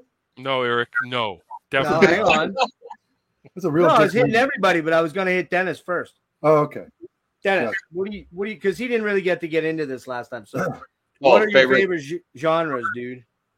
Probably for me, shit, dude. Gotta go like 80s, like cheese and slashers too. Like I brought some examples. You have examples? Bring it. Mall. You know, Chopping Mall. My ex-wife summarized Chopping Mall like the best way possible. Too much mall, not enough chopping. There was no chopping. Just like a fucking cheesy. I'll just go run through these. I mean, I love Barbara Crampton in that though. Like she's great. Killer Workout. Yeah. What the fuck? Never saw that. Oh, That's a David. That's a David. Gotta have Death Spa. I would take Killer Workout. Rhonda, I have such a crush on her. She was in Savage Streets. And this is a David Pryor movie, so there you go. Yeah, okay. David Pryor, fucking A. And and then some Fulci stuff. Did you just pull only VHS, Dennis? Just I was feeling Cheerleader Camp. Leif Garrett. Leif Garrett's in that, and I love the fat guy in it too. He's got a flabby ass too when he puts it through the bus window. Wait a minute. Leif Garrett is in Cheerleader Camp? Well, you don't know your Leif Garrett film? I don't know, man. I just Slaughter High. Oh, I like that's a good one. Yeah. This is I think it was called April Fool's Day, but that's the one with what's her face from Carolyn Monroe. Carolyn Monroe, she's in there. Yeah, this good bladder effects. Good bladder effects. Too old for high school in the high school scenes, like don't go in the woods. This one, man. Oh, that is one of the earliest VHSs I remember in the video store, and I thought, oh God, that's gonna be brutal. And when I rented it, it was brutal for the other reasons. It was. I remember I brought it to a party one time, and I was like, "Hey, everyone, I'm gonna blow your mind," and everyone wanted to like pretty much sodomize me. Blow your mind. Yeah. I don't blame them. It's a shit house. My Bloody Valentine. Well, that's why I'm drinking Moosehead tonight. I brought it as an honor. The original book box. Nice. Yeah, nice. Wait, which movie is that one, Dennis? My Bloody Valentine. Oh, is that one uncut or is that the R-rated cut? No, there is no uncut actual VHS that I know of. No, there is no on DVD. I saw it a 35 millimeter print with the director in Toronto. Yeah, and it was really cool. You'd really dig it because they had like Moosehead on tap. They had keggers there in the theater. Really? Oh shit! Yeah, it was the last grindhouse in North America. Got some Slithis. Slithis is perfect. Spookies on VHS. Never saw that one. I've seen Spookies. No, I got multiple copies of Spookies. I think we can work out a trade. I'm going to tell you something, man. This one, video dead. No, fuck you. I want to go back to Spookies. Let's go back to Spookies. Yeah, don't pass over Spookies like it's not. It's just like some piece. Look at that fucking Richard Corbin art. No, let's talk about this. That cover art's so good. It had so little money, but so much imagination. They went for it, didn't they? They had like that scene with the Spider Woman, and that's so badass, man. But it's like two movies fucking spliced together, though. It's funny that you call it two because I thought it was about 7. No, it's two. You know, like the Dungeon Master? The Dungeon Master is like all these different vignettes, right? Yeah. And you get Wasp as well, which is, if you're, you know, if I'm going to celebrate anything, you throw Wasp in, I'm in. Right. But yeah, especially with Tony Richards on drums. But yeah, man, Spookies, you have multiple copies. Yep. Whatever it takes. Well, Aaron all wants right. to buy. Aaron wants to buy your Dawn shirt there. Your Dawn. He probably doesn't have enough money. He can He'll have to kiss trade my you some of his face. record. He can record kiss collection. my face because fucking Renee Belloc, he's not getting it. Yes, Nikki, Spookies does have the farting mud monsters. Yeah. That's right. Which I And would the watch effects alone. are like so crazy in that movie. I think I can't hit every single one in here, guys. Sorry, man. I'll try, but I just can't do them all. But You better, or they're going to unsubscribe to you, man. They're vicious crew, man. I know. Look at them, man. But Club we got those 30 Blood people. has fucking Bill Paxton though, R.I.P. I don't believe Bill Paxton's dead. I think I have a theory about this, but been it's not for preserved? this show. It's not Is he for this show. preserved? For another time. All right. All I right, just so I just have an inside source that Bill Paxton is alive and an well in inside source. Little Portugal, Toronto. He's just living a simple life. Wow, that's tricky. So That's tricky. what was the question again, Jeff? All right, the question Your was, favorite genre. what's your favorite genre? You kind of said that they all are, but I kind of picked out monster, psychological, slasher, gory, hammer, universal. Here's like three of my all-time favorites are like The Changeling, Oh, George C. Scott, what a masterpiece, man! Night of the Hunter, I haven't seen it. Robert Mitchum, fucking Charles Laughlin directed. Great, just like a really atmospheric, like fucked up movie for like the 50s. There's like Wait, things of like child abuse and child murder and fucking. yeah, did you pull up the Robert Mitchum Night of the Hunter? Is that what you said? Yeah, that's what it Dude, that fucking movie rules, man. I'm writing it down right now So because I haven't good. seen it. Robert Mitchum is a fucking pure evil bastard in that. Yeah, he's a foul human in that movie for sure. And then Japanese movie, The Cure. This movie's fucked up too, like serial killer type movie. Those are like three of my all-time favorites. But like, I go through like phases. So like, I went through like a Spanish language phase like a while back where I was like watching a lot of Spanish language horror. So like, we got like The Grave Robbers by Ruben Galindo Jr. Love that one. Fucking, I love the original artwork. It's like Yeah. looks like some 80s like cop thriller from Right. Mexico. But like it's Yeah. like a movie about dudes that dig up fucking graves and steal corpses. Steal their fucking jewelry and shit. We got Day of the Beast, Alex de la Iglesia, Mm, Christmas horror movie, fucking didn't see that rules. one. We got Alucarda, fucking classic Mexican fucking horror. You should look at that. That's pretty evil. Oh, it's a fucking evil movie, man. It's great. Anything on from Mondo Macabro, like there's the Spanish language stuff that they do is just stellar. This is a modern one. Tigers Are Not Afraid. It's from Mexico.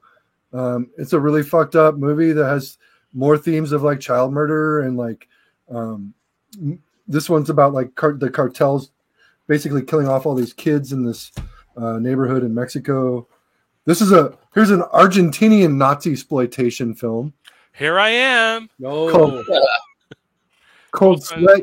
Never heard It's tell. about two Nazi war criminals that have escaped to Argentina, where they have grown old and they kidnap young women off of the street and then coat their bodies in liquid nitrogen and try to get them to escape their apartment.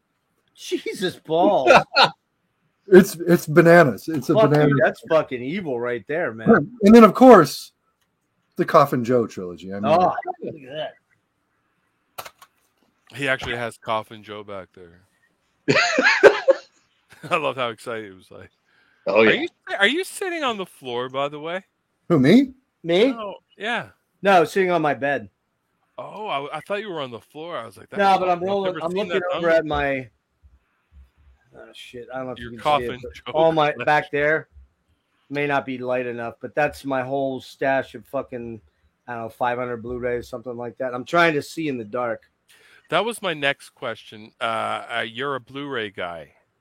I'm a Blu-ray guy. Mostly, I don't have any VHS because I had all that a lot of that shit on VHS, and when I got rid of my VHS player, I just got rid of everything, like, you know, crazily. Like I was like, oh, you know, nobody's gonna. I did that with albums too, dude. I sold Don't you think it's ruined our movies, like that quality? Like, what do you mean? Like it looks like shit. The Blu-rays? Yeah, I find. No, they scan them at most are scanned at 2K or 4K. They look good. Oh, not all of them, I know that some of them, but if they can scan it up to 2K, Phil, they look really another all-time favorite. Yeah. Oh, look at that one. Do you know I have never seen that? Come on, man. Honestly, what's going on right now? I've never seen the first meta horror movie within a movie. Who is that guy? Who's that actor? Is that Zelda Rubinstein? Zelda Rubinstein, my friend. Say, it sure looked familiar. Yeah. I almost bought her ashes on eBay 3 weeks ago. It's her and it's fucking. So this movie's wild. It's Zelda Rubinstein and Michael Lerner are the main stars. Michael Lerner, isn't he a producer for like Saved by the Bell? No, but he's like. Say what? I know that name, Michael Lerner. Why do I know that name? If you see a picture of him, you'll be like, "Oh shit, it's that guy." I still think he produced Saved by the Bell. That's what I'm saying. But Zelda, honestly, guys, the bid for Zelda Rubinstein's ashes right now is up to about like $40,000. So I think if we all pooled our resources together and use some of our Patreon money, I think we can do it. And it's like Sisterhood of the Traveling Jeans. Like each month we will send Zelda. I'm looking through all my posts and I'm like, okay, so Phil.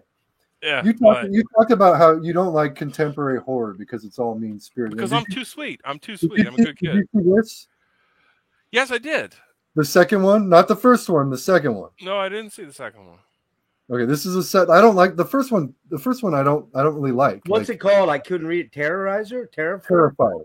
Okay. They stole the Chainsaw 2 font for one thing, which was. I like that artwork though. That artwork's badass. Terrifier 2. Like, first of all, I don't really like killer clown movies.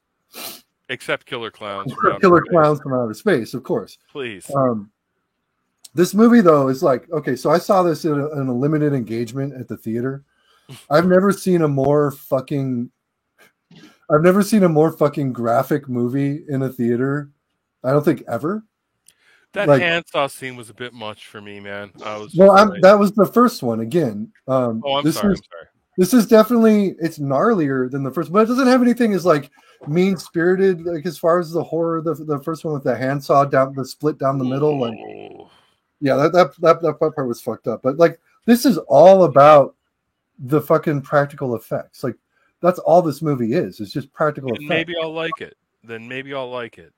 It's insane the amount of the collector and the collection. Because I know I know the special effects artist personally, and he sent me a lot of shit. We can hang out on that. Pleasures for me, man. Those movies, especially the second one at the rave, like oh my god. Yeah, and I shouldn't like it, and I guess I'm sounding like a bit of a hypocrite because I was saying, oh wow, I didn't like it, but if I know the dude and I know his or her art, then I'm like more likely to appreciate it a little bit more. Did you see the Laid to Rest or Chrome Skull movies? Did you see those? No, I saw them. They're pretty good. There's practical effects slashers. I think I only saw the first one. I'm not sure if I saw the second one. I might have. The second one's it's gorier. It kind of goes for broke where like because they see where they succeeded with the first one. They decided to like amp up everything, but it's decent. Did you see the second one's got Danielle Thomas or Danielle Harris is in the second one for yeah, that's right. Yeah. Did you see Mr. Analog Archives? Did you see Terrifier 2? I did not. I saw Terrifier 1 and what's the one before that? Hallow's Eve or whatever. Yeah, Hallow's Eve. I watched that too. Yeah. But I haven't seen the second one. But as soon as I don't know. It's just not on anything right now as far as like streaming services go. But as soon as it pops up, I'll watch it. Nikki, I said nothing as mean-spirited as being sawn in half down between the legs. Yeah, that was crazy. Yeah, I will say that Art the Clown though is a very cool character. Yeah, like, that is. The actor that plays it, like it's all about the actor that plays that guy. Yeah, he's like, thank God we have a guy like that who's like a Robert Englund, like for younger kids today that are getting into this shit because they'll keep that shit alive. They don't give a fuck about Robert Englund. They don't give a fuck about C.J. Graham or Kane Hodder. That's going to find some kid and it's going to inspire him or her, you know. And I like that. They hear the name Kane Hodder, they're like, "What? That extra in that Australian movie Boar with fucking."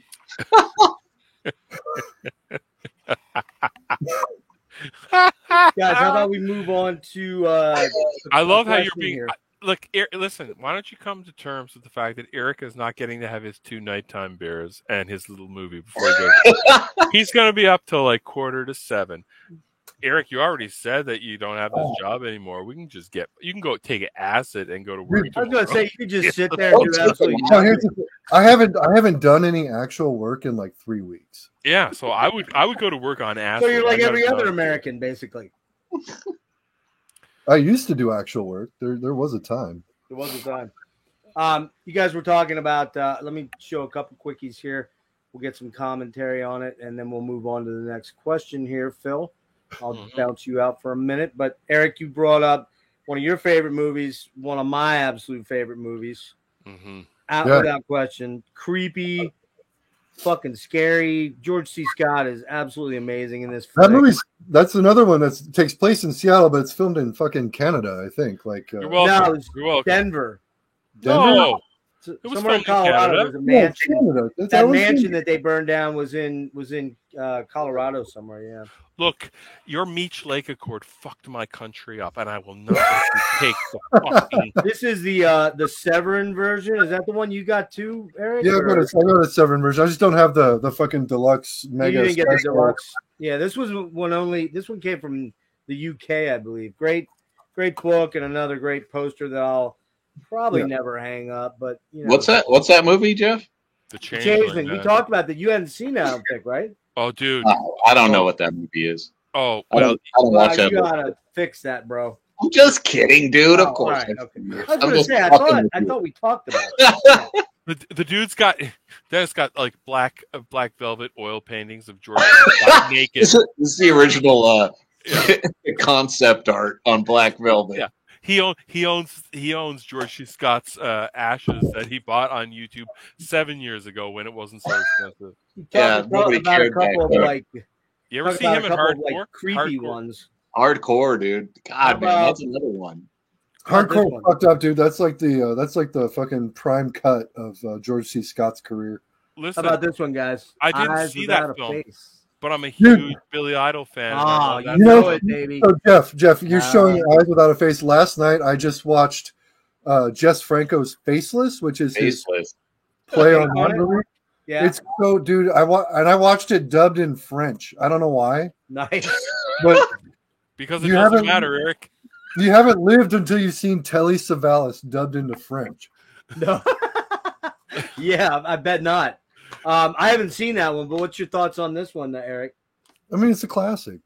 You know, it's a Criterion. It's on Criterion for a reason. Yep. Why isn't Chud on Criterion? I ask you then, Mr. High Horse. Chud is way better than that movie. Then Say that again. You brought this one up. Great movie. All I'm trying to say is Criterion talks like they have some of the greatest films ever made, but yet Chud is not released on Criterion. Chud's boring as fuck. Here's another one. I can't wait. I hope you die before me so I can piss on your grave for that comment. Similar. It's so boring.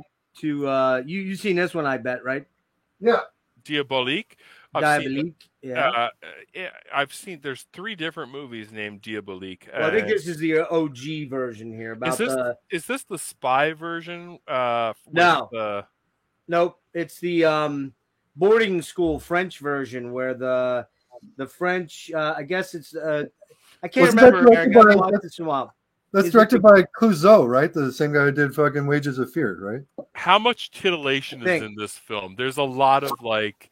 There's got to be titillation if it's. Oh a yeah, kids there's some. movie. There's some. I'm trying to remember, Eric. Is it the guy that's having the affair or the woman that's having the affair at this boarding school?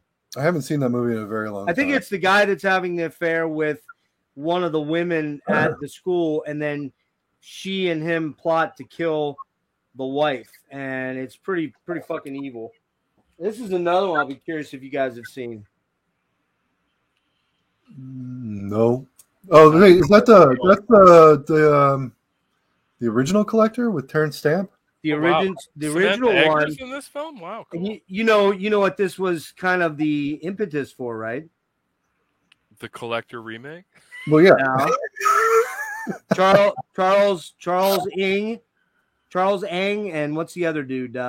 Leonard Lake, and Charles. Oh, Ng. those two fucking creeps. The psychos from San Francisco based all of their shit on this movie right here, and it's pretty trippy. It's great movie. I think this came out on Powerhouse, I believe. Yeah, Powerhouse. I thought, wait, that looked like an Indicator Blu-ray. Yeah, Powerhouse Indicator. Oh, okay. Yep. And then you got how about this one? Since we're talking about child murder, Yeah. Oh Peter yeah, Lorre. Peter saw Lorre's that. just a fucking dude. Like that guy's creeped me out since fucking Yep. Scooby Doo, man. Like, Yeah, he has. He was good in Island on Top of the World. Did you remember that Disney film? Man, that We was talked about this one very killer. briefly. That's the Criterion VHS jobby there. see, I wouldn't have pulled that because I don't consider that a horror movie. No, it's What? not really horror. It's more science fiction, science. I I don't mean, know. if you're calling that a horror movie, you might as well pull like Altered States. Like, Well, listen. If it's on the cover, if it makes the cover of Fangoria, Eric, it's a horror film. No, Was but all- we were was talking all about the based on snuff Fangoria? films, and there's an element of that in there though. So Fangoria had two covers that were based on Videodrome, and And Videodrome. one had the TV with the hot dogs coming out. Yeah, the hot dog. Yeah, the sausage. oh yeah, From From Beyond. this movie is just so fucked up, man. That has my favorite scene with Barbara Crampton. I was just gonna say any scene with Barbara Crampton is all right in my books. It was. Yeah, how old is She she could be now? filing her tax. I don't care. I don't care if gotta be she's pushing like 80. decrepit. If she Pushing She's 80, got but she still 80, looks dude. good. She still looks good. Oh, Does she? yeah, she looks good, dude. Cool, did cool. you see her in that new? Well, new. I still think that 1990 was 10 years ago. No, but she was in that. She was in like some sort of board game movie. And Oh yeah, I saw that, dude. yeah. I didn't She's, see that, but I know the movie you're talking about. Yeah, yeah, and It was on Shudder for a while. she's weathered. Like she looks like an old like 1988 tempo, but at the same time, man, if someone offered me an 88 tempo, But the I'm most going recent, for a ride. You're all over that? was she was in that movie You're Next, which I liked a whole lot. I know the cover, but I didn't see it. It's a good home invasion flick. It's fucking pretty rad. It's got, if you want to see the director Ty West get murdered in a movie, like it's a pretty good flick. That's a guy that I think we could talk about on a different episode. I like that. There's Ty West something is great, that I man. like. He's good. George C. Scott in the hardcore film. That is great, Yeah. but it's not. Yeah. But it's not horror, obviously. But great film. Well, Great if that's your daughter, yeah, I would disagree. Well, it would with be a you. horror story then, of course. Yes.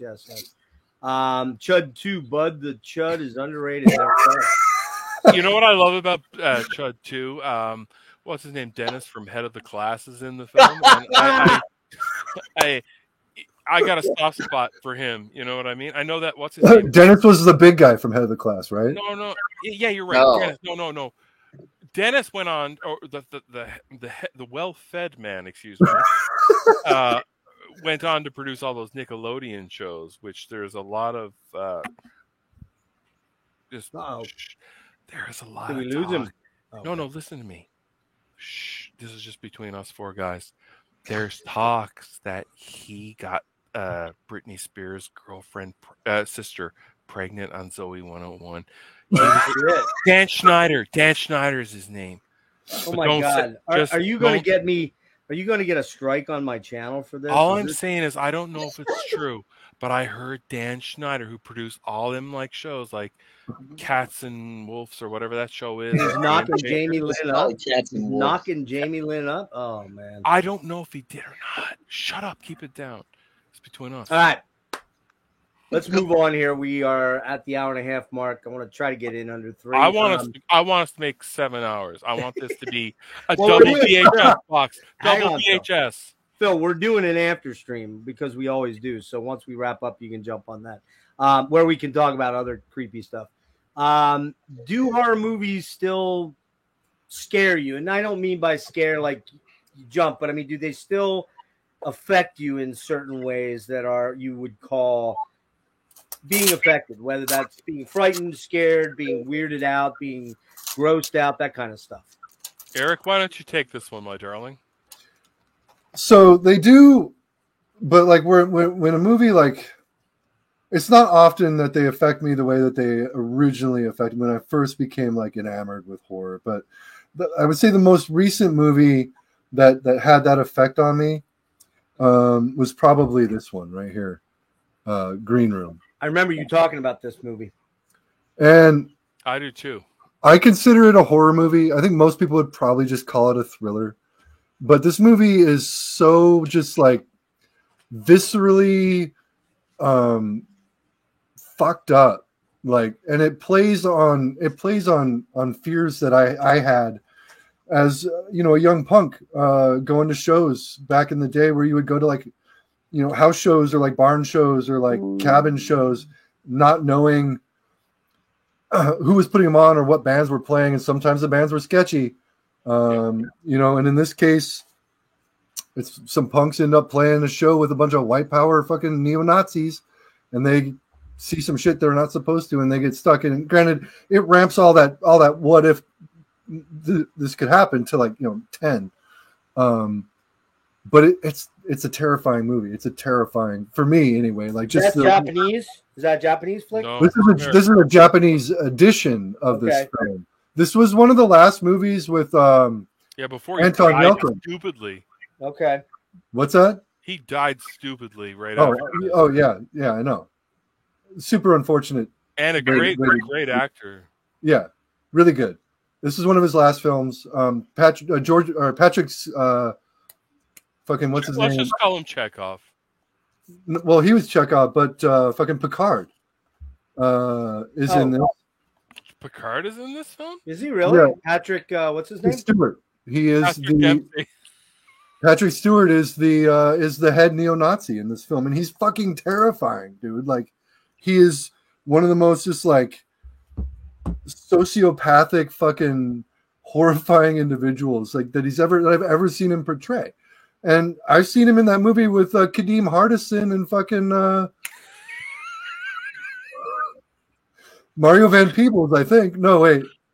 That was a different world you were watching. Christopher Lambert and Kadeem Hardison, where Patrick Stewart is the bad guy. Way more terrifying in this than he was in that, for sure.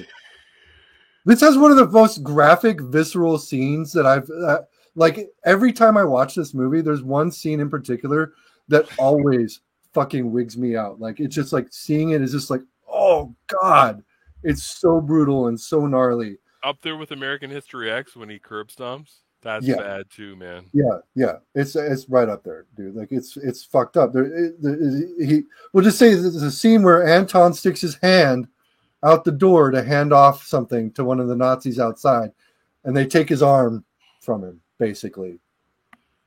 Really? And he has to pull it back. I watched this. I think I passed out while I was watching it because I was probably having a great time. It's this movie's, again, this is one of those movies that like reminds me of why I love this genre, is because it's so like, it's so the topics with which it spans and what you can do with it, and the fact that you can make a movie like this that still has a visceral effect on somebody as old and jaded and cynical as me. Yeah, well, that's cool, man. It's great. And then this is, if you see the American version, like the cover art sucks. I had to grab this. Like, These Japanese versions are not cheap. First of all, I bet not. And then shipping probably costs as much as buying the Blu-ray. They come with a ton of shit. Like this came with like fucking like sticker pack. Oh, nice. A book, just like all the. Eric. I listen. I have interrupted tonight, but I really want to interrupt right now because nothing turns me off more than listening to Americans bitch and complain how expensive shipping is. You guys with your American money, because let me tell you something. In Canada, we are molested. Dude. Molested with the Canadian dollar right now is. We might as well just show up with Canadian Tire money. Like, it's fucking pathetic. Wheelbarrows full? Is that what it is? Well, it's pretty much, yeah. Like, it's really bad right now. No, I was only saying that, Phil, because I remember Eric showing that about what you got that about 2 years ago. Somewhere in that range, maybe. I've had it for a little bit, yeah. Yeah, and we talked about that movie one night, and you had gotten it shipped over from Japan, right? You had to get it from there, and it was like I remember you. I remember you saying that the shipping was fucking damn near the cost of the. No, the shipping wasn't bad. I actually got this. I got it through Amazon. Like, you did? Oh, okay. Yeah. I can't, and then Americans won't ship to Canada. Then sometimes, and I tell you, there's nobody who I hate more in this world when it comes to collecting than Metal Theologian. Yeah, and so he and I are like, we care about a record called Mark Lowry, and like that just says enough right there. So. You know, we're both talking about this record that no one else gives a shit about except the two of us. Mm-hmm. And he's like, "Yeah, it's a little bit expensive for and for him it's $500, right? But for me, it's $750. So it's like, how bad do I want to smite him? How much overtime do I want to work and have my wife tell me off? Do I dislike Aaron as a collector? Am I willing to compete with him that much? And the answer is no, I'm going to lose. And I don't like the fact that he has that over me. And I resent the United States for that. I sense a steel cage match coming up. When I like a movie, like I'll import it and I'll pay whatever it costs. Like here's another one. This is a totally different type of movie from that Green Room, but it's another movie that had another recent movie that had a visceral effect on me, and that's The Void. Oh, that looks cool. Which is the fucking Astron 6 dudes like basically graduated to like legitimate filmmakers doing an homage to Clive Barker's Hellraiser. With some David Cronenberg type body horror thrown in for good measure. Oh, nice. Can you think of a better recipe? What's that? Can you think of a better recipe?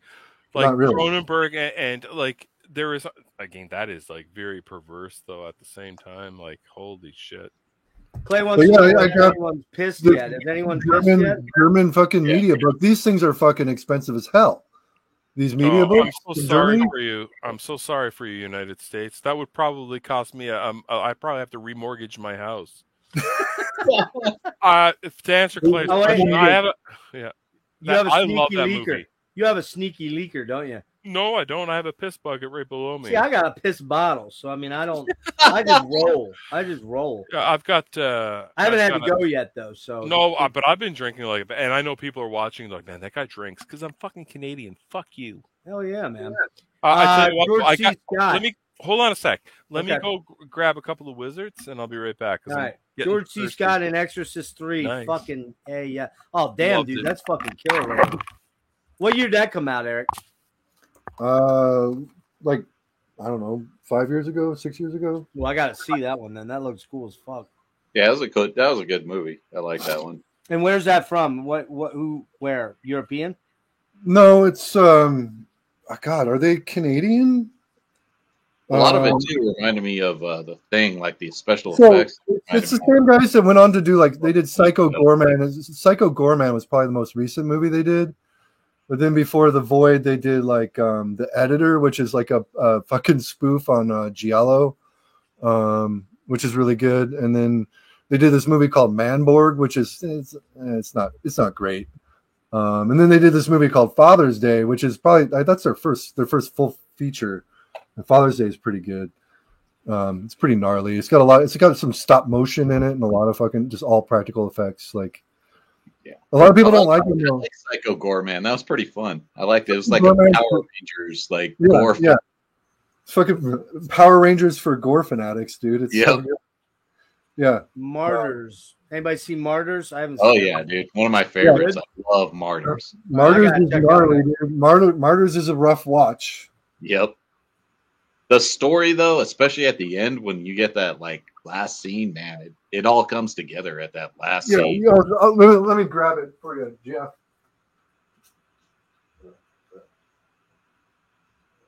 Hey, what's up, Simon? Yeah, man. I remember the first Paranormal got me a little bit, but after that, the kind of the vibe was over for me. The Exorcist still gets me. Certain scenes of The Exorcist. Oh yeah. If you try to watch this and you say you want to stream it, don't confuse it with the remake from like 3 or 4 years ago. What year is that one? 90s, like 2009, maybe 2010. Okay. Yeah, that was when they were coming out with those French movies like Frontiers, Martyrs. Dude, Frontiers is my favorite of all those movies. Frontiers is that's because it's got the Nazi exploitation vibe Yeah, in it. that one, man. That's a Inside was a good one too. Did you Inside see it? fucking gnarly. Anybody else dig the Paranormal Activity for Simon? No. No. Yeah, I'm not a big fan now. No. All right. Fuck you, Phil Simon. wants to show off Anthrax shit, I think. I got a fistful of metal. Holy Well, at fuck, least look it's at that. full of metal. That's I could do this full Oh, of metal. yeah, that and spreading are the best. It's the old Yep. tab books. Remember, like the old Wolf Marshall What's tab up, Simon? books? Dude, I'm Oh, gonna break out my El tab. Vegas around for the after hour show. We're all gonna hang out with me and listen to me like do my unplugged El Vegas version of Yeah. Panic. You gonna break out the acoustic or the electric, Phil? I'm plugged in permanent, you You're motherfucker. plugged in. Jesus Lord. Okay. All right. And let us begin. Let us begin. Okay. Now I'm really regretting not running down the store and grabbing some Guinness. Don't worry about it, my man. I'll drink for you. Well, I'm gonna have to smoke a bowl in a few minutes just to kind of God forbid. God help forbid. chill. I might get a little weird, but who knows? I'm already pretty weird. Two people in the world care about that record. We're talking about those two. Mark Lowry. Those two, yeah. Well, let's We got let's keep on track here, boys. Yep. Oh, Okay. Listen to Eric now. the substitute teacher. Okay. Guys. So we kind of went through all that stuff. I'm going to show some stuff at the end that will kind of show my favorite genres. It's mostly monsters, the psychological. I'm not crazy about the gore slasher shit. I can watch it. I own several, but I mean, you won't like The Void, man, because that's all good. oh, is it all really slashy? It is a wet fucking Fair. movie. Okay. What about Hammer, Universal, Amicus, Giallo? I didn't even know Amicus was a thing until about. I'm out of here. Yeah. Listen to me, Denis. I'm going to call you by the way we say your name in Quebec. Denis. Denis Belanger. Denis. Listen, Denis. I own pretty much all those Amicus films on VHS. That's how old school I am, you motherfucker. No, I just didn't know the term. I had no idea. Listen, I've got them all. There's not one I don't think I don't own. And when I was looking at them, I was like, Amicus? What the fuck? Right? And no, I didn't know that was the term for them. Yeah. So I've seen them all, and but I'm not letting you away with that spookies thing. This is going to be going down after hours. No. It's going to turn into a Ken Zysma thing, isn't it? Dennis, I fear it's a Zysma reemergence, dude. This is not going to be good. Do we need to get Ken? Do we need to get Ken in on this? I think we do. Anybody have love for Color Out of Space or Mandy? I've not seen them. Mandy, Color Out of Space. I like Color Out of Space. It's a pretty wild movie. Loved it, and I loved Mandy. I thought Mandy was. I like Mandy. I haven't seen Color, but I love Mandy. Mandy's stellar. Mandy's stellar for sure. I gotta see that. I watched Color maybe about a month. No, it was around Christmas when I was taking care of my mother, and and I thought it was pretty good. But no, Mandy was righteous. Mandy, But Tom G. Warrior did they designed the axe in that movie off of the Celtic Frost logo. Oh, okay. The axe was based on the Celtic Frost logo by Tom G. Warrior. Yeah, I have to apologize. I'm not very up on modern horror. I'm not gonna lie. I'm more stuck in the 50s, 60s, 70s, 30s. There's a lot of good modern horror. Like here's a great one. This is a great modern horror flick. So I do need to rewatch my own stuff because I gotta, we are still here. Okay. Yeah. It's an homage to Fulci, and it's fucking amazing. Okay. It's got Larry Fessenden is in it, and anything with Larry Fessenden is an immediate win for me. Like, is that Ty West too? I think he produced it. It's I can't remember the guy's name, but the movie he directed after this is a movie called Mohawk, which is about it's about a Mohawk Indian that basically kills a bunch of fucking American colonialists that are like trying to kill all these Indians. It's a pretty good flick, but it's totally different type of movie. That's so offensive. But this one I like it is that, but I don't have it as House of the Devil. House of the Devil is awesome as well, man. That's a great one. And here's another good one: Overlord. Yeah, horror action, Nazi exploitation, some more Nazi exploitation, but it's also got that whole like mad scientist creating fucking super soldier type vibes to it. Yeah. Fucking killer, super bloody. Have you guys seen Lake Mungo? No. What? I've not seen Mungo. Oh, I live in Labrador, asshole. Gotta see Lake Mungo. That one. That one's the last one where I was like, "Oh shit, this fucking movie." Oh yeah. That's right. I'm gonna write it down. I'm gonna write it. Oh, slow down, Denis. Barbara Crampton is in this film. No shit. Oh yeah, right. Lake Mungo. I'm assuming that's with 2 O's. I should have had fucking Simon on here. I didn't think about it. The problem with that is that guy owns like 8 million movies. So the episode. Dude, he only owns like 7 million. 7 million. All right, so I exaggerated 1 million, kind of like Donald Trump. But listen, here's the thing. I'm afraid that would be like a whole weekend long episode. It'd be just it like probably would be hours. 3 VHSs. And then we start talking fucking. He's Australian. I don't understand that language very good. So especially if you make the topic exploding hut, the exploding hut genre. Oh Jesus Christ! Are you guys having a hard time understanding me too? Because I am Canadian and I'm drinking. Are my R's a little too hard? They're getting a little R-y. No, you're good, man. You're good. My bar, my car, and my bar. If we had you and Simon on here at the same time, I would be like, I think we were in like a different universe. Talking to like aliens from other places. Simon and I are both like Infinity Gauntlet gems. It's like you can get one or two. You get 2 of them together. You're how about you, Phil? What's your thoughts on, do horror movies still scare you the way maybe, and it doesn't have to be the same way as when you were a kid that made you cry when you watched what was it, birthday party? Samantha's birthday gala or whatever the fuck. Grandma's birthday gallop across the plain. Samantha's dildo opening party. Jesse's bar mitzvah. Jesse's bar mitzvah. So go ahead. Why don't you mind your own fucking business? I'll keep that to myself. Hey, easy there, pal. Well, I tell you, the last time I got really disturbed, and like I got to tell you guys, drugs do play a thing with me. I've always been a huge fan of it. I don't want you to judge me, but I did something when I went to see Final Destination 1.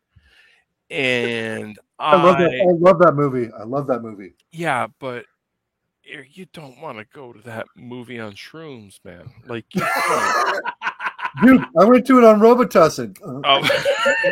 Right. And again, but I was sipping that syrup on that shit. Some of that blue. What's that shit? The grape syrup. What was the shit? Yeah, that's that sipping that syrup. Yeah, you Americans get the good cough syrup. Canada drank. get anything. Drank. No, they just know what they do here? They just crush up like mint certs, and then they give it to kids. We don't get what you got, because when I was down in the States, when I was sick in Buffalo on tour with Cauldron, I was like, man, I don't feel good, and I took your cough syrup, and like 2 days later, I was like weekend at Bernie's on that tour. I was like, didn't know what happened to me. Right? I would like to have actually seen that. That would. Oh, listen, I was a mess. That, and you know what I remember about that? Besides waking up 2 days later, I was like, the only thing I ate was High School Musical 2 cereal. Like, why is that a thing? Fuck you, America. Fuck you. But anyways, yeah. So just like Pac-Man was a cereal. Yeah, but that I can dig. I love that too. But I will say that Final Destination really, really screwed me up, because I do have a phobia of planes. I get on them all the time. Oh, but yeah. It really, that opening scene, like when that suitcase gets loose and hits that guy in the head and he's knocked out, I was so jealous of him, because I was like, man, he won the lotto. He won the lottery, yeah. He didn't know what happened, but everyone's going down and everyone's face is burning up. And can you imagine being on shrooms for that? Dude, your ultimate fear. The car accident scene in the second one has that effect on me to a certain degree. I didn't even see it. I won't even watch it, because it so affected, gnarly, I don't want nothing to do with that scene, man. And I'm sure they got worse and campier and stupider, but that one really upset me. And in fact, my friend, my roommate at the time, he had a car, and I was like, I'm not getting in your car. And I wouldn't even go on the escalator. That's how fucked up I was in the middle of the mall. Yeah. No, I feel you, man. Understood. So yeah, and I already told you. Well, no, I haven't watched it, and I won't watch it. But I told you I don't like this new mean-spirited shit, and I just kind of like the classics, man. I'm that age. I'm like you guys. You know, a lot of us like that shit. I just saw the new Scream, and I was actually really impressed with how well it fared, especially compared to like the last Scream that came out, which I wasn't a big fan of, but this new one's pretty fucking good. Do you know, I really have a lot of hostility towards that era, because I was so happy for Wes Craven, because he deserved that. Right. He really did deserve that. That first one's an indelible classic. I mean, sure. But do you remember that era when like we spoke of I mentioned Drew Struzan earlier, all those movie posters and stuff like that. Do you remember that era of Photoshop where it was just all these teenagers' heads? I knew you were going to Soul Survivors, Urban Legend, Valentine. That Dawson's Creek bullshit, and it really upset me as a crappy artist with high aspirations. I was like, this is not right, man. This is not cool. Scream, I let it go because I didn't know any better. But then when like The Faculty came out, and even Final Destination, it was always that like Mount Rushmore of like heads. The biggest offense in The Faculty is Josh Hartnett's hairdo. Josh Hartnett ruins everything he's in. Like there's nothing, even the Virgin Suicides. Like, how can you fuck that up? He fucked it up. Yeah. How about you, Dennis? You want to chime? Did I hit you yet? No, I didn't get you yet. Eric, did I? I mean, I already talked about. I did. It started with you. That's right, Dennis. Lake Mungo. I'm already stoned. Lake Mungo was definitely one that kind of disturbed me. As far as like older stuff goes, like when I see stuff, and this wasn't like recent, but maybe like within the last 10 years, is Just Before Dawn, kind of a underrated slasher, man. But the killers in this one, man. That's a great movie. That's got Greg Henry is in that movie. He's from that movie. He was in Payback with Mel Gibson, but he was also in Body Double, which I just watched the other night. Yeah, you got George Kennedy in this, and man, this one is one of the ones that's like those like 80s slashers, but it has like these guys that are like, I would not want to meet these guys like in the mountains. No, but that's the same director as like Blue Sunshine and Slugs, right? No, not Squirm. So are you saying Squirm? I have the one sheet from it, and I really wish they would release like a soundtrack for it, because I also the soundtrack. Oh my God, man! Yeah, Like that fucking opening soundtrack creepy with that, as like, fuck. yeah, and when like it's that dawn shot, it is. Yeah. I mean, I don't want to get like too crazy, but or like, but it was so beautiful. Like, and the way the keyboards kick in and stuff like that. I think it's fantastic. And that one sheet that I have for that, and you look at that VHS, and God love you, man, for showing a Paragon. First Paragon tonight, man. It's a Sharpie marker. It's a goddamn Sharpie marker art. Just hold that up again, man. Because if I got down the one sheet here right now, like it, yeah. look at it. Wait, if you zoom in closer, come on, give us the 4K I treatment. can't. It's as close as I can get. Well, why don't you try harder? My blessed Jesus in the garden. Jesus, Phil, you're rather bossy tonight. No, it's not me. It's the moose head, eh? I knew that. Yeah. It's totally like even the VHS kind of like it's so like even it's so like downbeat and just even the back is just like nothing there. Very early days of VHS, right? Yeah, and if you turn it around, like even the picture on the back looks like like 1970s Saturday Night Live when they have the guest, the black and white with colored pastel. Yeah. Like who picked that still to put on the back? Like right? Who picked that font? The font is even like not very scary. Right? So it's like who's gonna rent that? Because it's like I don't know what the fuck that is. Exactly, and then, it's not eye popping. Dude, it's that old guy from that fucking movie with Brian James. Brian Johnson.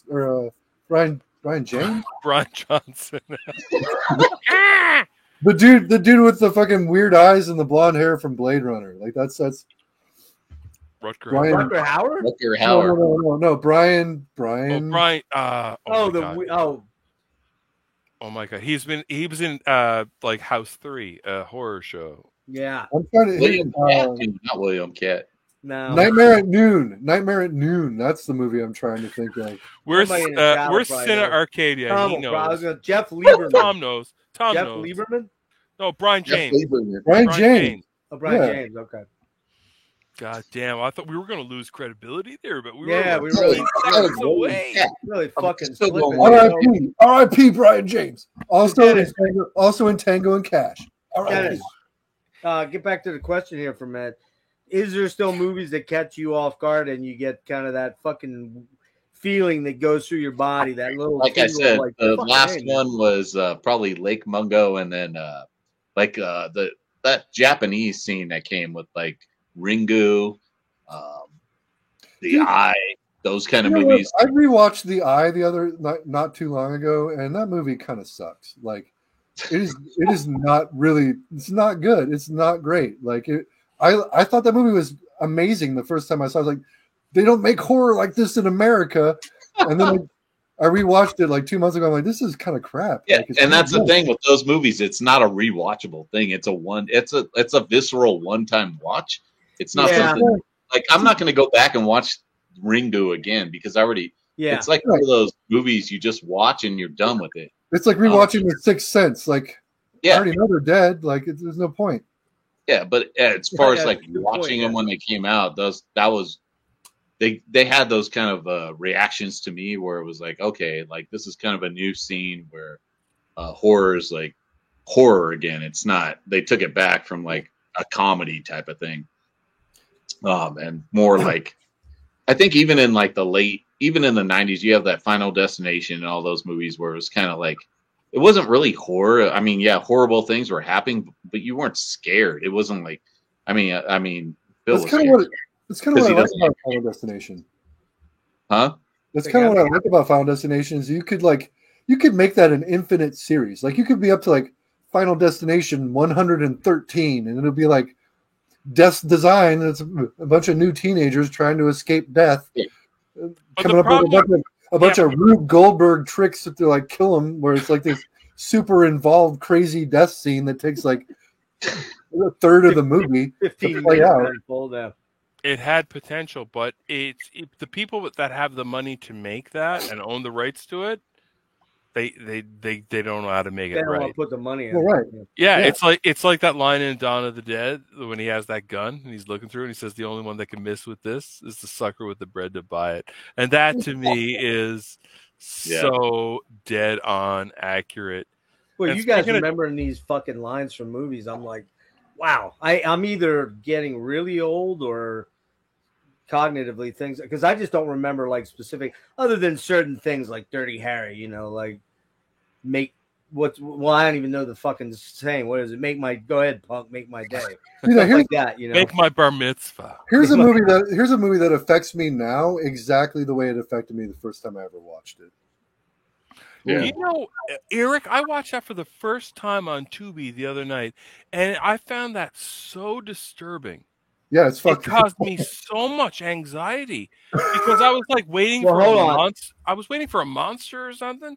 yeah. Hold But it on. was just- Let's get a little bit of a plot out of that one, so that a teaser, not a spoiler, but a teaser. Well, I mean, loosely, you could just describe it as like a drama between two married people having freaking Ooh, marriage problems. Like, oh, more than Well, that's that, the man. kind of More biggest than horror that. story More ever. than that. Yeah. well, like I said, loosely, you could Taking describe a it piss. as that.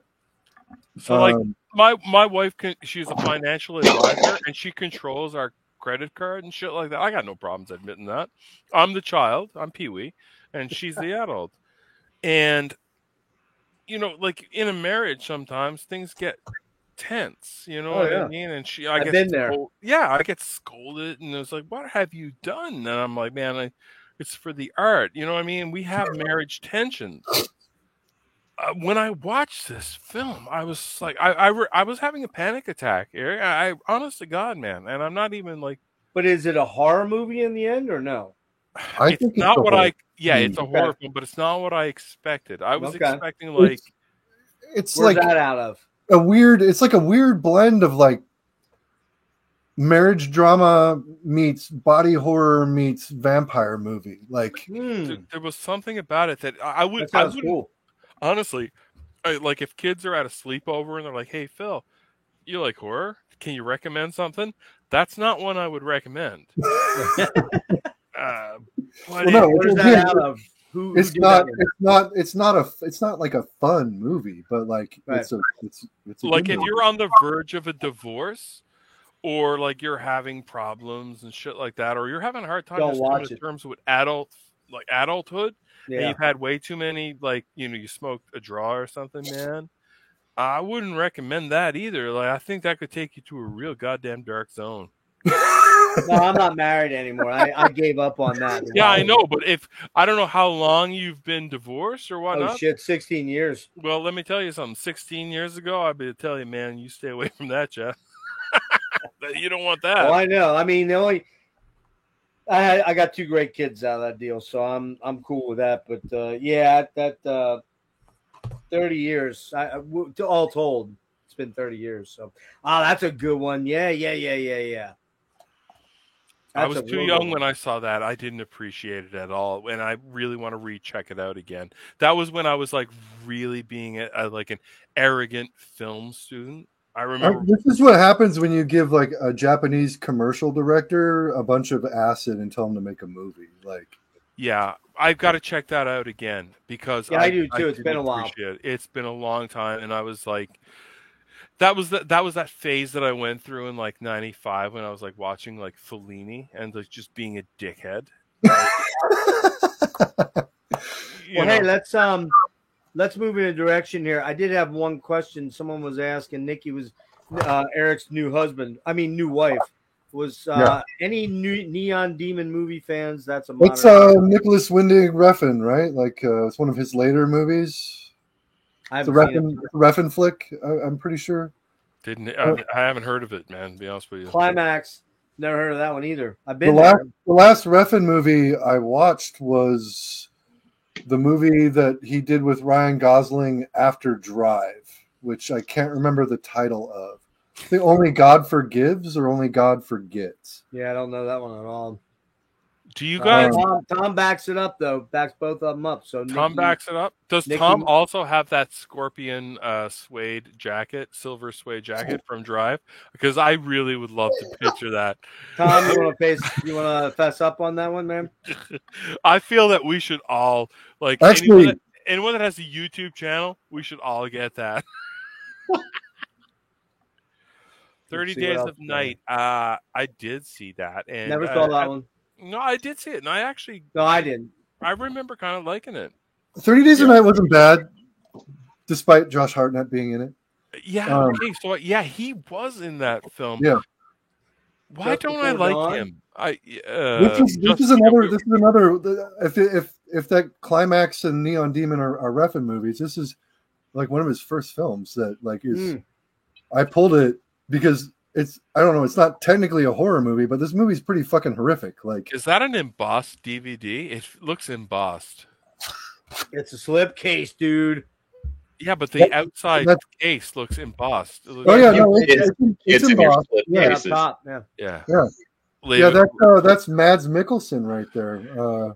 Yeah, I really have a problem with embossed since like when I, as a comic collector in the early '90s, when everything was silver or embossed. So what? You had that Ninjak #1? Dude, I bought like 5 of them because I thought I was going to retire. That and Turok. Okay.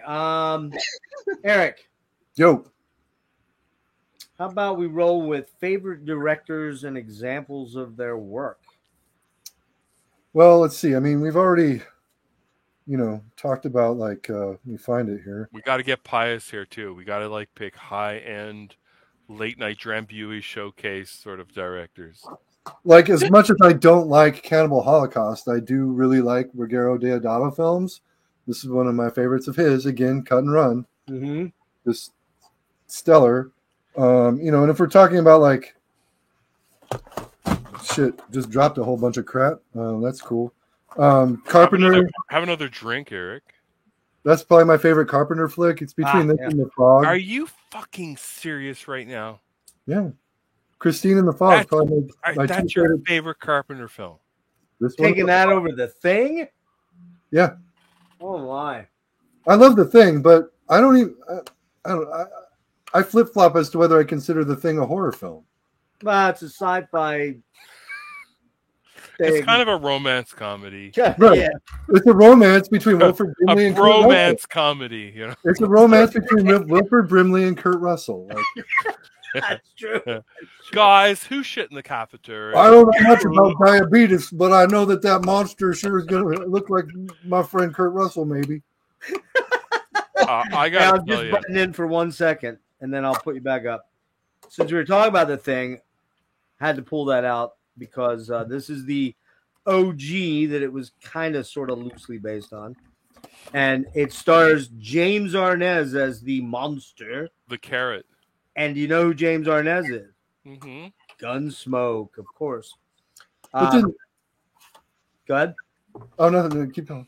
You're good. Yeah, so good flick. And, of course, the original, which I think I already showed last time, but we'll show that again because it's so damn pretty. But I'll let Eric jump back in, then I'll show it on my turn. Oops, shit, what am I doing here? So, okay, go ahead. We were talking about the Directors and favorites. We were talking about the Nightmare movies earlier with like Rennie Harlan, who did the fourth one, apparently, that I can't remember the fucking plot of. But this is another Rennie Harlan flick, and it's a favorite of mine. That looks cool. With Viggo Mortensen. House 3. Yeah, House 3. Yeah, it's got Viggo Mortensen. It's got fucking Brian James. Lane Smith. Brian James did that. He's the killer, right? No. No. Who is the killer? Max Jenke is the killer. No, Viggo Mortensen plays the killer. No. He's no. Viggo Mortensen. Are you talking about Shocker, dude? No, there was 2 movies in '89 that came out. Yeah, Dude, come on, man. Do you think I'm going to convince confuse Shocker with House 3? What is this goddamn amateur hour? Jesus Christ. No, I think Prison and Shocker were very similar. They were, but then there was also Destroyer with Lyle Alzado, which is a similar. Thank you. Okay, I stand correct. You're right. That was the holy trinity of prison serial killers coming back to life from electric chairs. You're right. You're absolutely right. But prison. But then there was also one called The Chair, which had the dude from fucking. No, excuse me. I Nice stand Women corrected. Think Evil.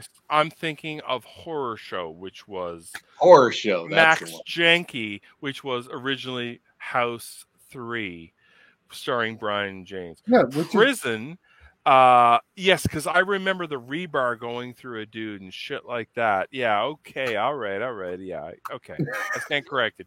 anyway, But fucking you, house, fucking this shocker. movie's great though, and it's a Rennie Harlan jam. It's fucking it's got one of the gnarlier barbed wire death scenes in a movie that I've seen with That was a Fangoria classic. They always talked about that one. yeah, it was a great effect. It ruled. So I mean, there's that. Here's a wild one. I know Explosive Action. I corrected myself. The Visitor. This movie is fucking bananas. That's cool. I like that too. It's got fucking dude. The cast in this movie is ridiculous. Mel Ferrer, Glenn Ford, Lance Henriksen, John Huston, fucking Sam Peckinpah, Shelley Winters. I mean, it's nuts, and it makes just alone for Shelley Winters. it's killer. It's kind of one of those like toes the line between being just weird ass late night sci-fi and like horror, but like it's What year is that? What year is that? If Shelley Winters is in 79, really old. 78 or 79. 86 like when she was on the Ultimate Sin tour. The ultimate sin. Let that sit in, audience. Come on now, you know. Dude, no. I saw that tour, and you are absolutely right, man. Look like a cross between her and fucking Phyllis Diller. It's like one of those evil child fucking comes to wreak havoc on the population sort of like fucking the movies. Omen, kind of like the Omen. Here's another one, fucking mandatory favorite. Oh, those meat pies, I would love. They actually look delicious too. The hippies, I love that film. Yeah, great movie. And then Fucking rabies. Yeah. yeah, I mean, there's always more to pull from, but You know what we got to do as horror fans, and like even on the heavy metal channels, because they cross with soundtracks a lot. Oh, I really think we need to talk about failed horror icon franchises like Max Janke. Remember the Sleeping Car movies like that, where they were like, or even Horace Pinker. They were really trying to relaunch Freddy Krueger, and I really think we need to collectively, Madman, dude, Madman. We need to collectively get together and just do a series on that. Madman Mars. They wanted to make him a series real bad. Yeah, I Well, they know, should have. but They like should've. even I would totally give Madman Mars a pass, because at least it was 80, 81. But like by 87 to 89, like these guys were like putting out just absolute horse shit. Rumpelstiltskin, man. Yeah, Slaughterhouse. Slaughterhouse. Oh my god. Yeah, this is a show, guys. Edge of the Axe. That was totally set up for a sequel, dude. That was totally which was like a Don Post, like the shape mask with just the hair cut out. It's actually a good movie. It's super weak. Oh, it is. It's a great movie. I love Edge of the Axe, but they totally wanted that to be a series.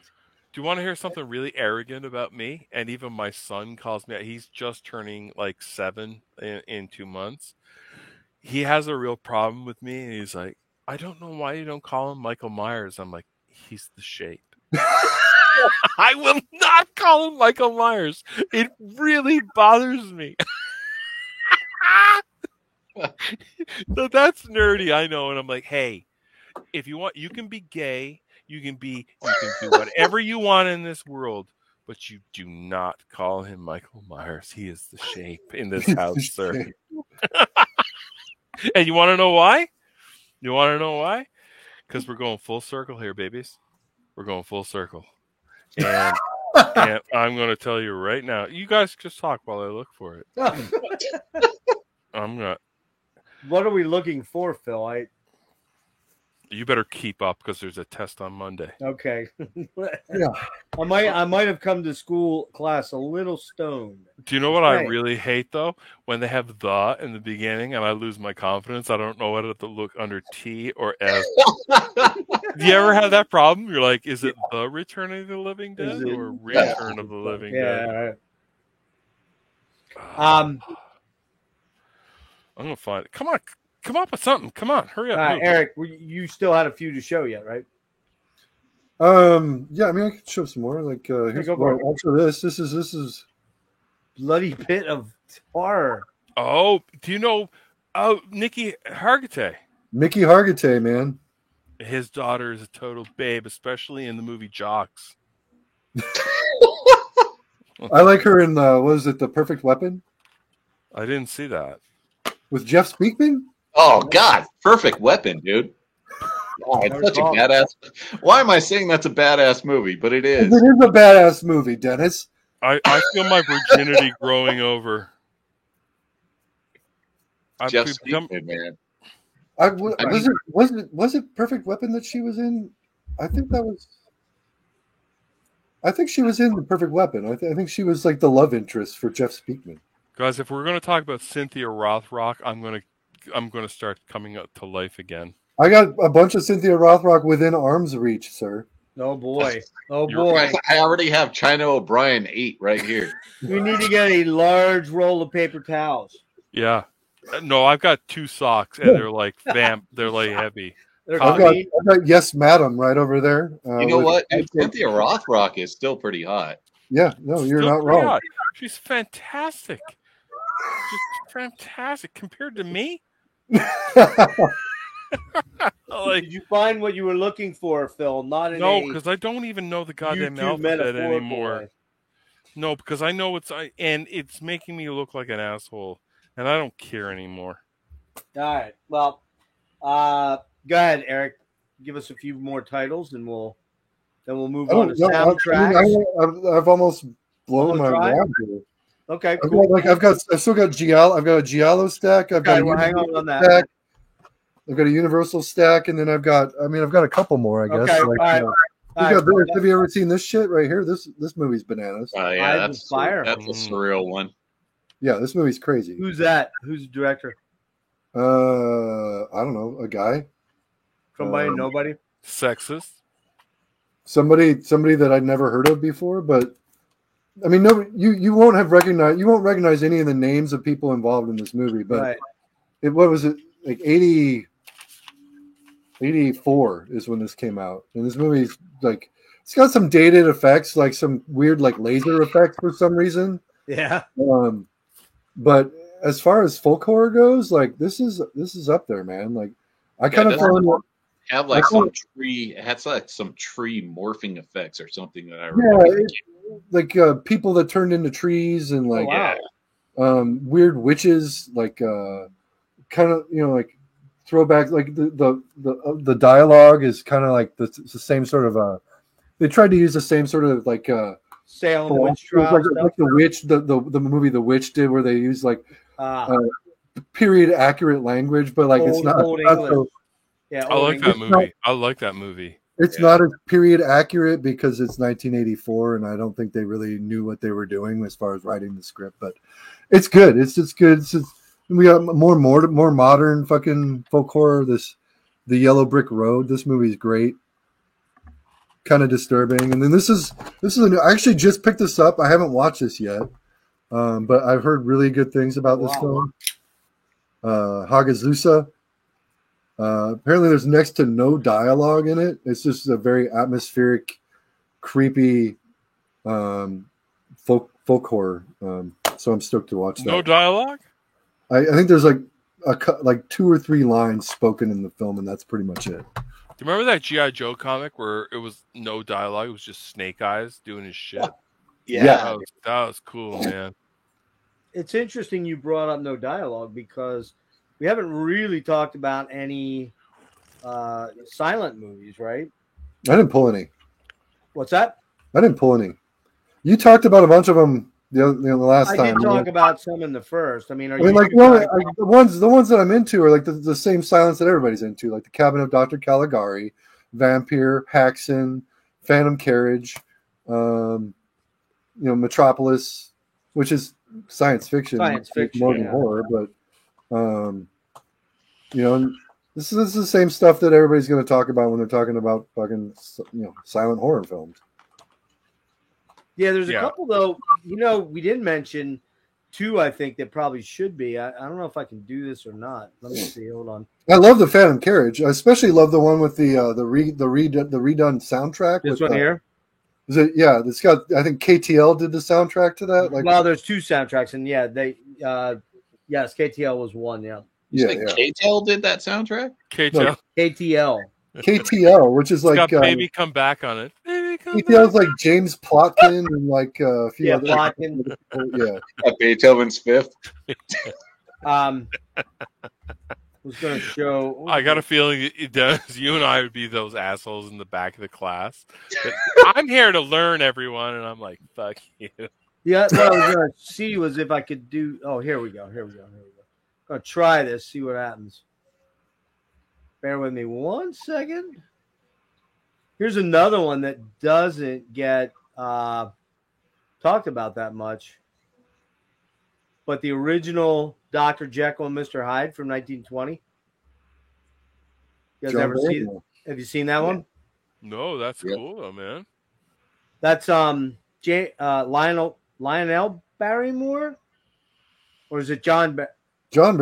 John Barrymore, the original? Yeah. I got to be in like a real particular mood for a silent flick. Like I can't do a silent flick like any old day of the week. Right. Like, But this one's pretty cool.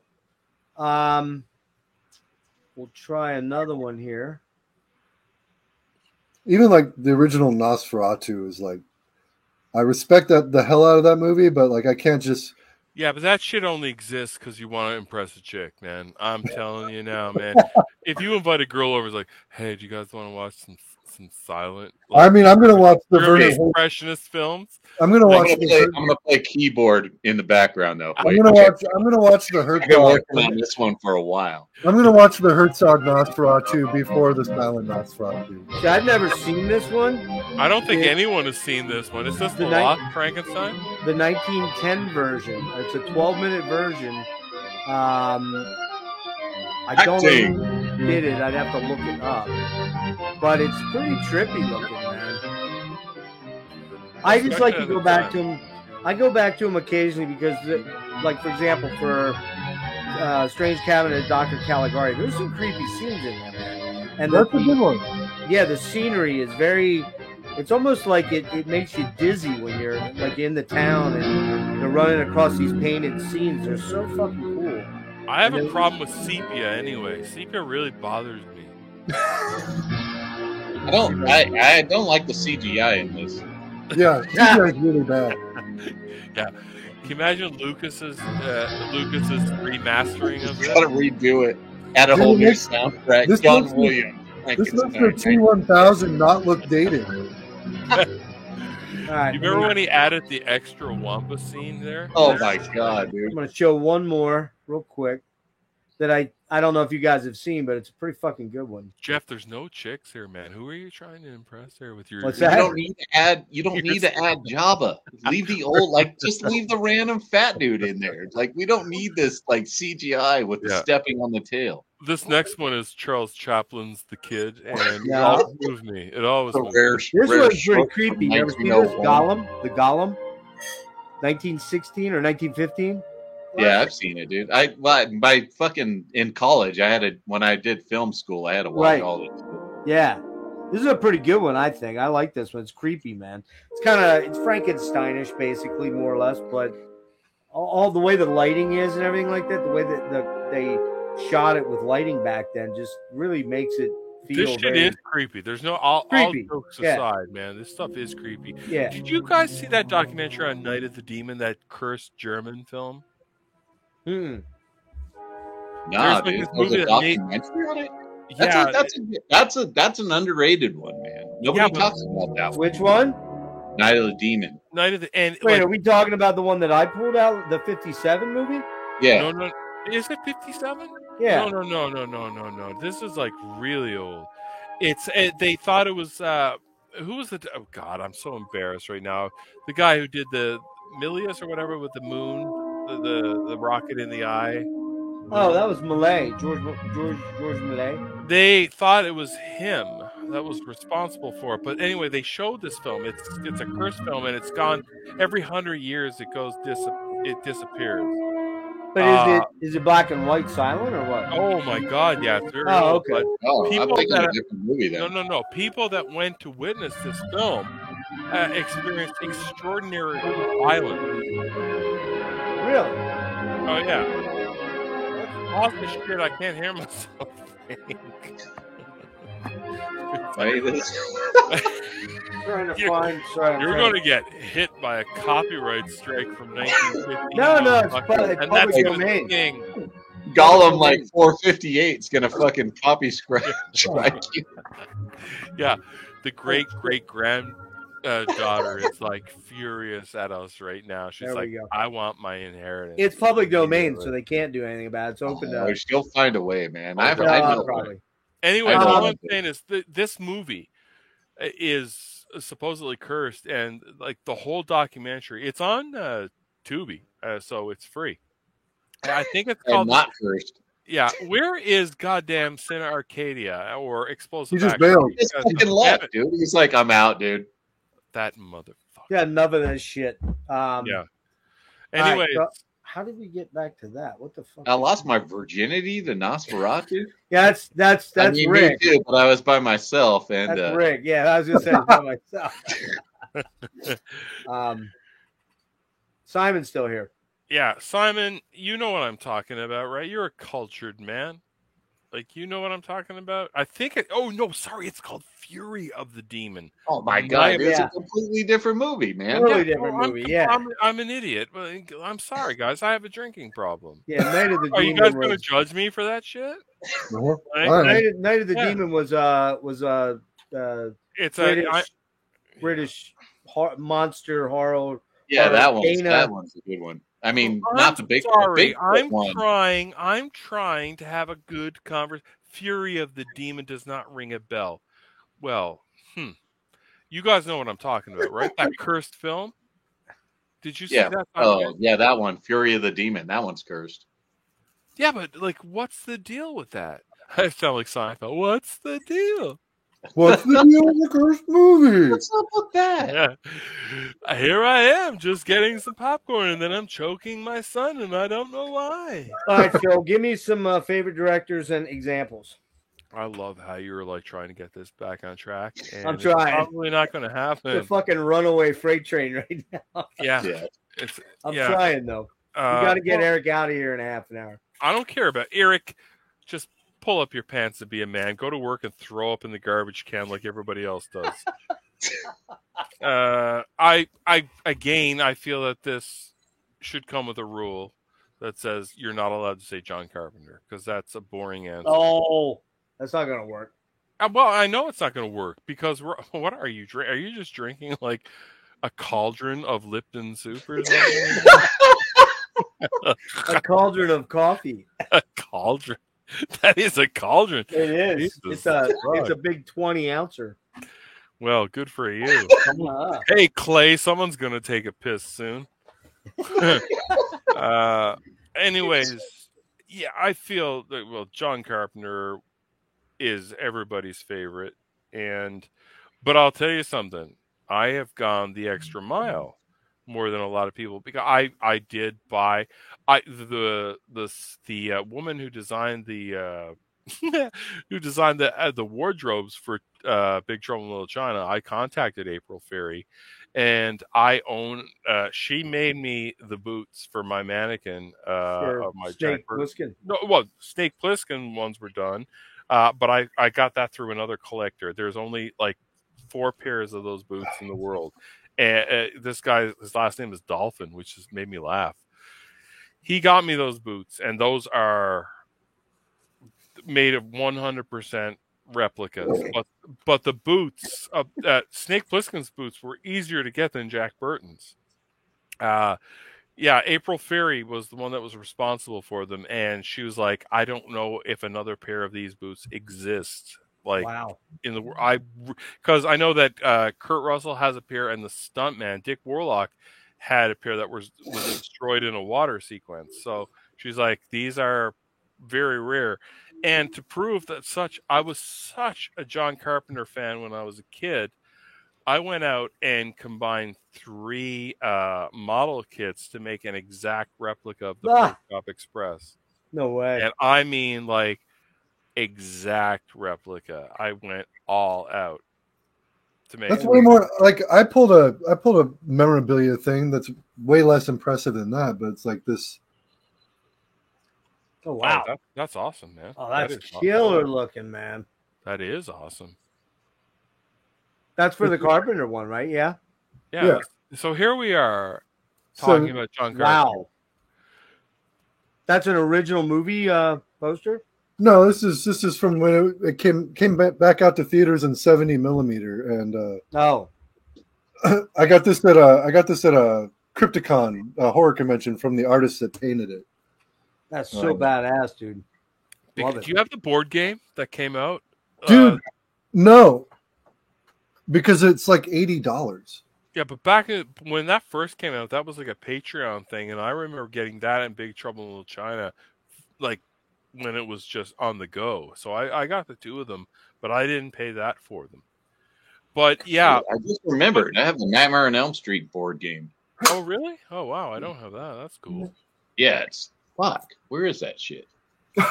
Anyways, like really, guys, we could do an entire show on John Carpenter, and I don't know, I can't speak for you guys, but I really think that John Carpenter is responsible for our love for a lot of this stuff. Oh, I agree. Yeah. I mean, 100%. Music-wise, and let's not like forget Alan Howarth, because I feel he's not praised enough. He Romero.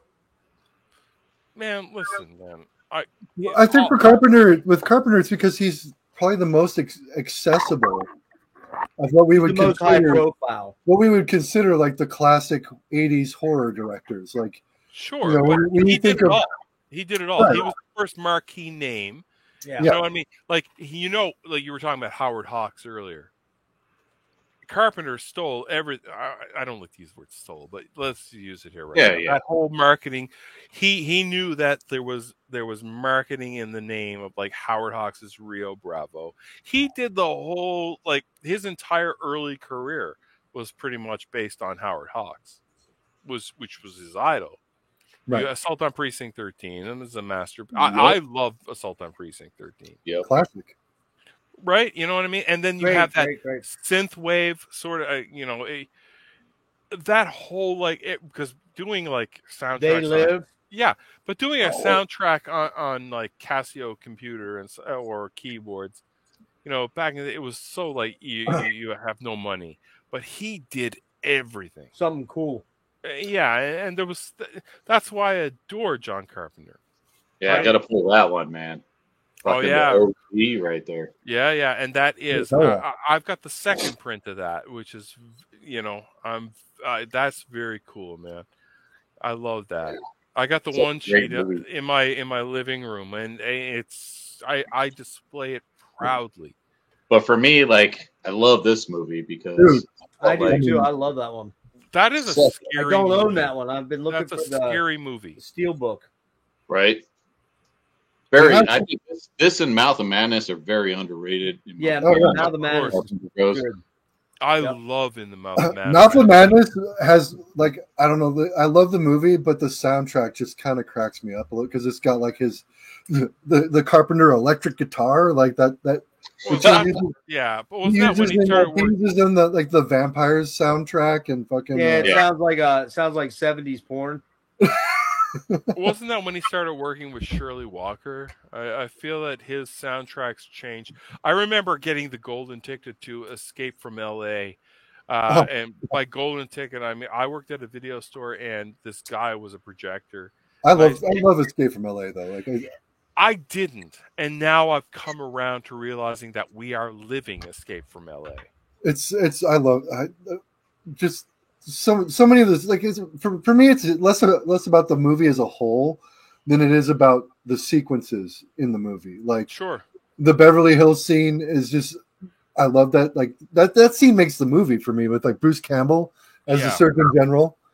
I never understood the term soft reboot back in those days, and it was kind of a soft reboot, like, you know what I mean, like. Yeah. And I remember hating the computer effects because I had Oh, no they're problem. pretty bad.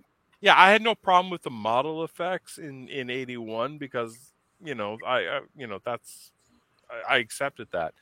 But I really, and the soundtrack. I remember there was 2 soundtracks, and I bought the soundtrack score with Carpenter and Shirley Walker. But then the other soundtrack had. Do you guys remember the soundtrack where it had all these like new? I can't even call it. It had Tori Amos, and it had like all this kind of shit on there. Or it wasn't new metal yet, but it was like, oh god. I can't even remember. I I don't can't remember that one. Oh, I've got it in up there. and the Rob Zombie Escape LA. I was just like, God damn it, I don't want this in my Snake Plissken film. And when they changed, and then he shows up with that goddamn amazing iconic. Well, iconic is for us, it's iconic. Right.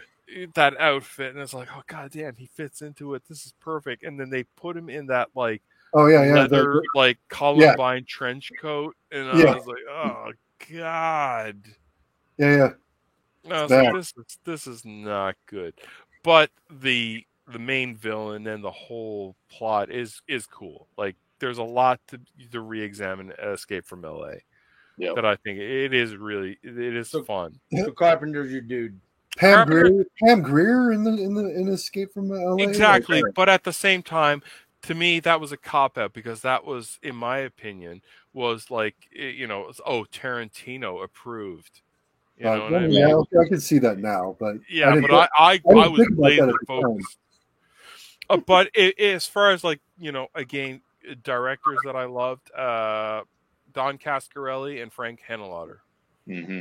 Coscarelli, yeah, man. Anything? Phantasm. Yeah. Henenlotter, dude, brain damage. Listen, Frankenhooker. Bill Murray's favorite movie. I know it's on the box. I've got the VHS, and to this day, every like 5 years, I have to like go to like to Walmart and get a new little tiny battery to make that thing. Talking box. Want a date? That and Metamorphosis, and what's the other third? Oh, Dead Pit. Yeah. Those were the 3. There's only 3, right? Yeah. All right, Dennis, why don't you give us a director or 2 that you favor? I know you and I already did this, but you can kind of. 1 sec. I mean, for me, it is it's same as it's Carpenter as well, but of course. I like this director. Oh, dude, yeah, that's Fred Decker. Fred Decker, killer. Man. Yeah. Underrated Squad, dude. Night of the Creeps, fucking Monster Squad. Yeah. Man, just classic fucking movies. I want one of those Stephen King Rules T-shirts from fucking Monster Squad. Right? I mean, but as far as like the 80s go, and then that's got the Tom Atkins in it, and fucking yep, thrill me. I gotta go. Always got to go Fulci. Oh yeah, that's my guy as far as like directors go. Him and Argento and Bava, Roberto and Mario. Man, those guys. Yeah, the genre, especially those guys, they did a lot. I can do George Romero. I can do all those guys. I kind of wanted to just shout out at least Fred Decker. One of the things I love about Mario Bava is just like from the time that he started making movies until he stopped making movies, the amount of types of movies that he made. Like, he made everything. He did just straight comedies. He did sword and sandal movies, barbarian type movies. He did science fiction like Planet of the Vampires, which fucking influenced Alien. And Aliens. He did fucking, he started giallo, like Blood and Black Lace. He did gothic horrors with like Black Sunday and Black Sabbath and fucking Black Sabbath for the Honeymoon. Bay of Blood, man, that one. Bay of Blood. He's jump started the slasher cycle with Bay of Blood. There is no slasher genre without Bay of Blood, right? In my opinion, fucking He did Shock, like that movie's another classic. Fucking Eric, sorry, Dennis, I was rocking the piss there for a second, man. Mhm. Did I just come back to hear you say two words that are just like honey to me? Did you say Fred Decker? I did say Fred Decker. Oh, dude. Everybody shits on Fred Decker. I feel that. Who shits on Fred Decker? That's right. I was like Fred Decker. Yeah, and I love how Striper Rules and Monster Squad is in the bathroom stall. That is, Fred Decker deserves shit for RoboCop 3. He had no business. He had no The business. fucking jetpack? No, thank you. Well, listen, I get it, man. They wanted him to sell action figures. And nobody gets that more than me, man. That's the dream. If my show could get action figures, The jetpack and the Yakuza cyborgs, like, come on. You don't make RoboCop PG-13, man.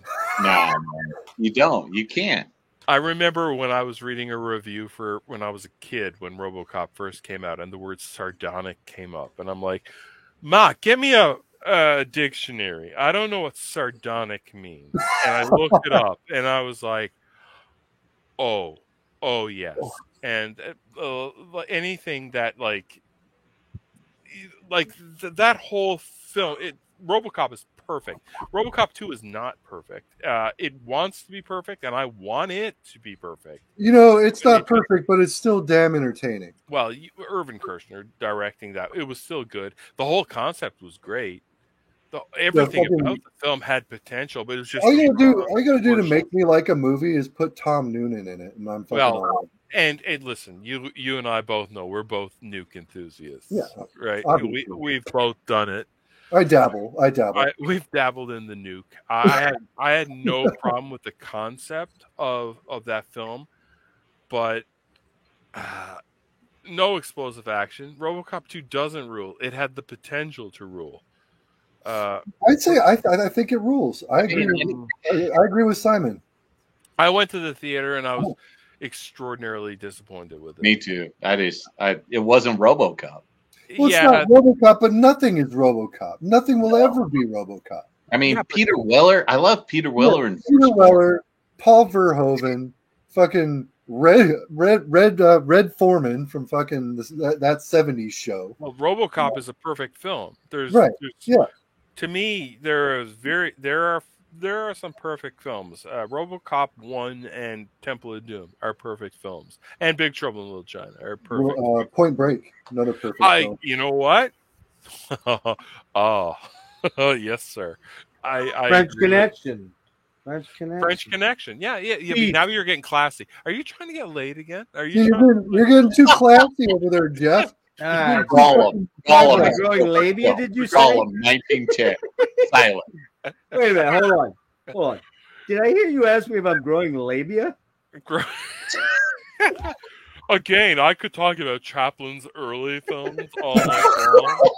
I'm going to get this thing back on task so we can get Eric out of here shortly. We're doing an after show. He doesn't even want to go. Well, that's cool. Sleepover. We're doing an after show anyways. But I just want to do a couple quick directors. Obvious. Yeah. The Master. Pretty much the second Master, I would say. He's in. Can I argue that for a second? Well, I'll come back in a minute. Come back to you. Can't argue that. And my preferred version of Dawn is the fucking Argento cut. Argento. Yeah, that's the best one for sure. And one other one would be what's his name, man? Toby Hooper? No, this dude. I forget his name. He just died. Stuart Gordon. I love Reanimator and From Beyond. Castle Freak. Cronenberg's in there. Freak. Necronomicon, man. Necronomicon doesn't get enough love. Yeah, it's because you're in the when I was working in the video store, that you're in the 90s era where I was like, PU. I was too good for it, right? Too good for it. I was way too good for that shit. Hey, how about some soundtracks? Anybody got some soundtracks they want to show? Yeah, man. Shit. Yeah. Phil, you ready? Yeah, I got tons. Let her rip. Because as we know, the soundtrack is a pretty critical part of most horror films. And there's good ones and there's bad ones, and there's probably more good than bad, really, when you think about it. But I mean, No, like, I think there's well, probably like, more bad than good. what's that? I think there's probably more bad than good. You think? Well, that's true because there's probably a lot more bad horror movies now. Hold on, I gotta grab my Troll soundtrack. Troll 1 or Troll 2? Troll 1. But I mean, yeah. I think we all agree. Band, man. Richard Band. Don't fuck with Richard Band. Yeah. I think we all agree, though, right? The soundtrack is usually a pretty critical part of most horror movies. I'm going to tell you, I don't know if I'd really be into music today if it wasn't for soundtracks. Right. But what about Gollum? Because that didn't have a soundtrack. No, but or Charles Chaplin's The Kid. Yeah. Which was, if I want to listen to it, I'll find the most elderly woman and get on her gramophone, and then I'm like, now we're talking. Now how's about that hand job? Right? Back then, no, Phil. Back then, it was called an old fashioned. And that's what we call hand jobs too, and the soundtracks. Handies. Sorry, Malaya, we're talking like dudes. This is how it goes. Malia is a lady. She's not still on, is she? Malia is a lady, and she's in here. Yeah. So we'll guys. try to watch it, but you're kind of, Anyway, Phil, you gonna show us some stuff, or are we gonna? Yeah, but how old is she? 20? She's over 21. Oh, okay. Well, listen. I'm drinking. I'm drinking. My intro. I want to do a show on this. Spoiler. I want to talk about how Nightmare on Elm Street got me into music. Okay. And I would go early back to the early soundtracks where there was the synth score. Who did the original Nightmare score? I'm trying to remember. Charles, my brain is shutting down right now. Like Bernstein or someone? Yeah, thank you. Yep. God, how are we ever going to get laid ever again? Charles Bernstein. Yeah, of course. Yeah. All right. Anyways, yeah. That's right. Obviously. But that soundtrack alone, and then you had that like mystery end credits tune by like 3-2-1 or it's a nightmare. It's a nightmare. That is such a dreadful song. That's adorable, and I really want. I've been like online, like praying that I could find a 45 cut of that or something. It doesn't exist. You know what I'm talking about, right? Yeah, That but I end need the song? fucking prom night fucking 45. Yeah, I've got that, man. And Yeah, fuck you, dude. Yeah, well, guess what? Hang out with me, right? And we can. Well, we can maybe you hang. need spookies, and I need a prom night. I was just gonna say spookies. That is not an even trade, you It's son not of even a trade. bitch. That is, you son of a. I got that because I'm Canadian. It was when we got our taxes in '88. That was given to us. Anyways, All right, show some records. Or tape, but or anyways, whatever. Nightmare was a big part of it. There is Ooh, look at Day of that. the Dead. I thought Harris. As much as I love Goblin, I thought Harrison's score on this was so. And yes, Harrison from the Beatles. Yeah, right. And I adore this. Who signed that? Greg George? Nicotero and George Greg. Romero. And Tom Savini was a proper cocksucker to me. Who was? Tom Savini. That He was doesn't an surprise asshole. me that much. It really, like. Oh, he was so awful. If you will allow me a little tale. Yeah. We're at a horror convention and this kid shows up, and this is going to sound bullshit, but this is bad karma to lie about this. A kid shows up in a wheelchair to Tom Savini, and he's young. In fact, he has no business liking Tom Savini. He shows up with his dad, and he's like probably 14 or 15, and he wheels up to Tom Savini, and Tom doesn't even look at him. And then he has a picture that it's a shitty drawing, by the way. Let's be real here. It's a bad drawing. And he hands it to Tom Savini and thanks him for his work. And Tom is just like, doesn't even look. And he signs it. Was it a picture of Tom Savini? It was like some sort of horror picture. Oh, okay.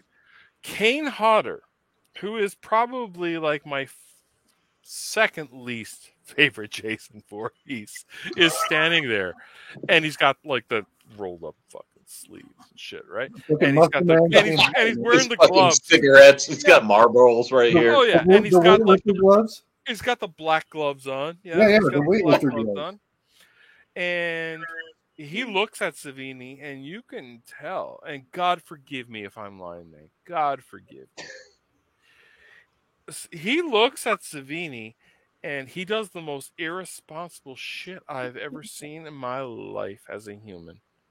He wants to teach this, like, give this kid the respect that he deserves, and he grabs the child by the chin, all right, and picks his almost like cerebral palsy or lifeless, like he picks him up out of the chair, and I'm like, ooh, right, and he picks him up, and then he puts him down, and then he signs that picture. And then he gave him a hockey mask from Part 7, whether it was used or not. I don't know if it was a hero mask. But he gave it to the kid, and he said, thank you for coming. And I always appreciated that about Kane Hodder. So he almost killed him, but then he was very nice to him. He was nice about it.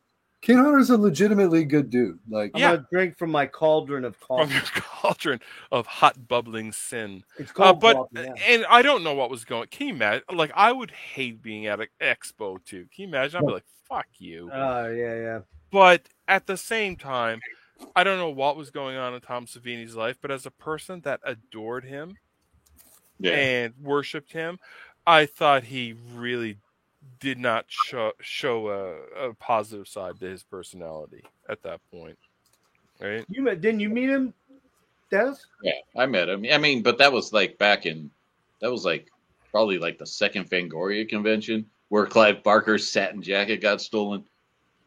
Oh. Yeah, he has it in his closet. It said Hellraiser on the back, and then all of a sudden you hear an announcement. If anybody knows where Clive Barker's jacket is, please return it. No questions asked. That is amazing. Go ahead. Anyways, so Day of the Dead score, which John Harrison. And that appeared on the new Stranger Things. I almost shit my pants when that happened. Did you see that? Yeah, dude. Yeah. I was on the Stranger Things that they were playing John Harrison score, and I'm like, that's Day of the Dead, and my wife was like ready to divorce me. Anyways, that's a different story. Speaking of that, this had a major influence on my taste in music. Is that the score or the soundtrack? No, it's the soundtrack, man. The score is cool. The score is absolutely cool, but this is the original. So you got the Cramps and Oingo Boingo and fucking. And Timbuk 3, which I remember. It's funny because of all the bands, I went out and bought Timbuk 3 cassettes. Future So Bright, I Gotta Wear Shades. But it wasn't that song. And I was also I discovered Concrete Blonde through that. And great I was band. like, man, Haunted Head, which was just fantastic. Great. And Torch Song, my favorite song on the whole soundtrack is White Knight. I thought that was a great song. Anyways, and then finally, Maniac. Oh, what's it? Oh shit! He did the Maniac Cop score too, right? Yeah, well, if you're going to work with Jay Shadoway. Yeah, he did the fucking First Blood Part 2 soundtrack too, I think. Did he really? I think so. I'm not sure. Phantasm was up there as well. I think Phantasm is. You ask me tomorrow, and I'm going to say one of these is going to get bumped. Yeah, right, exactly. Phantasm. Phantasm's so killer. That's Eric, I think you got a bunch. Yeah, I just picked kind of like a handful of favorites. So we got this is the first one I'm going to show. I love showing this record because it makes me happy. Of course, it's Now I got to see this movie. Tales of the Hood. Tales from the Hood, the soundtrack. This is not the score. The score is done by Christopher Young. Great score. Didn't he do Hellraiser, right? Hellraiser.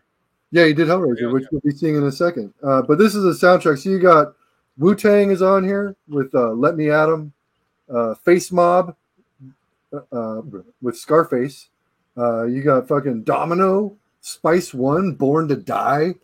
That Spice One song, that's a shit right there, man. Yeah, Guys, I gotta see this movie. I'm Old Dirty Bastard is on here with Old Dirty's back.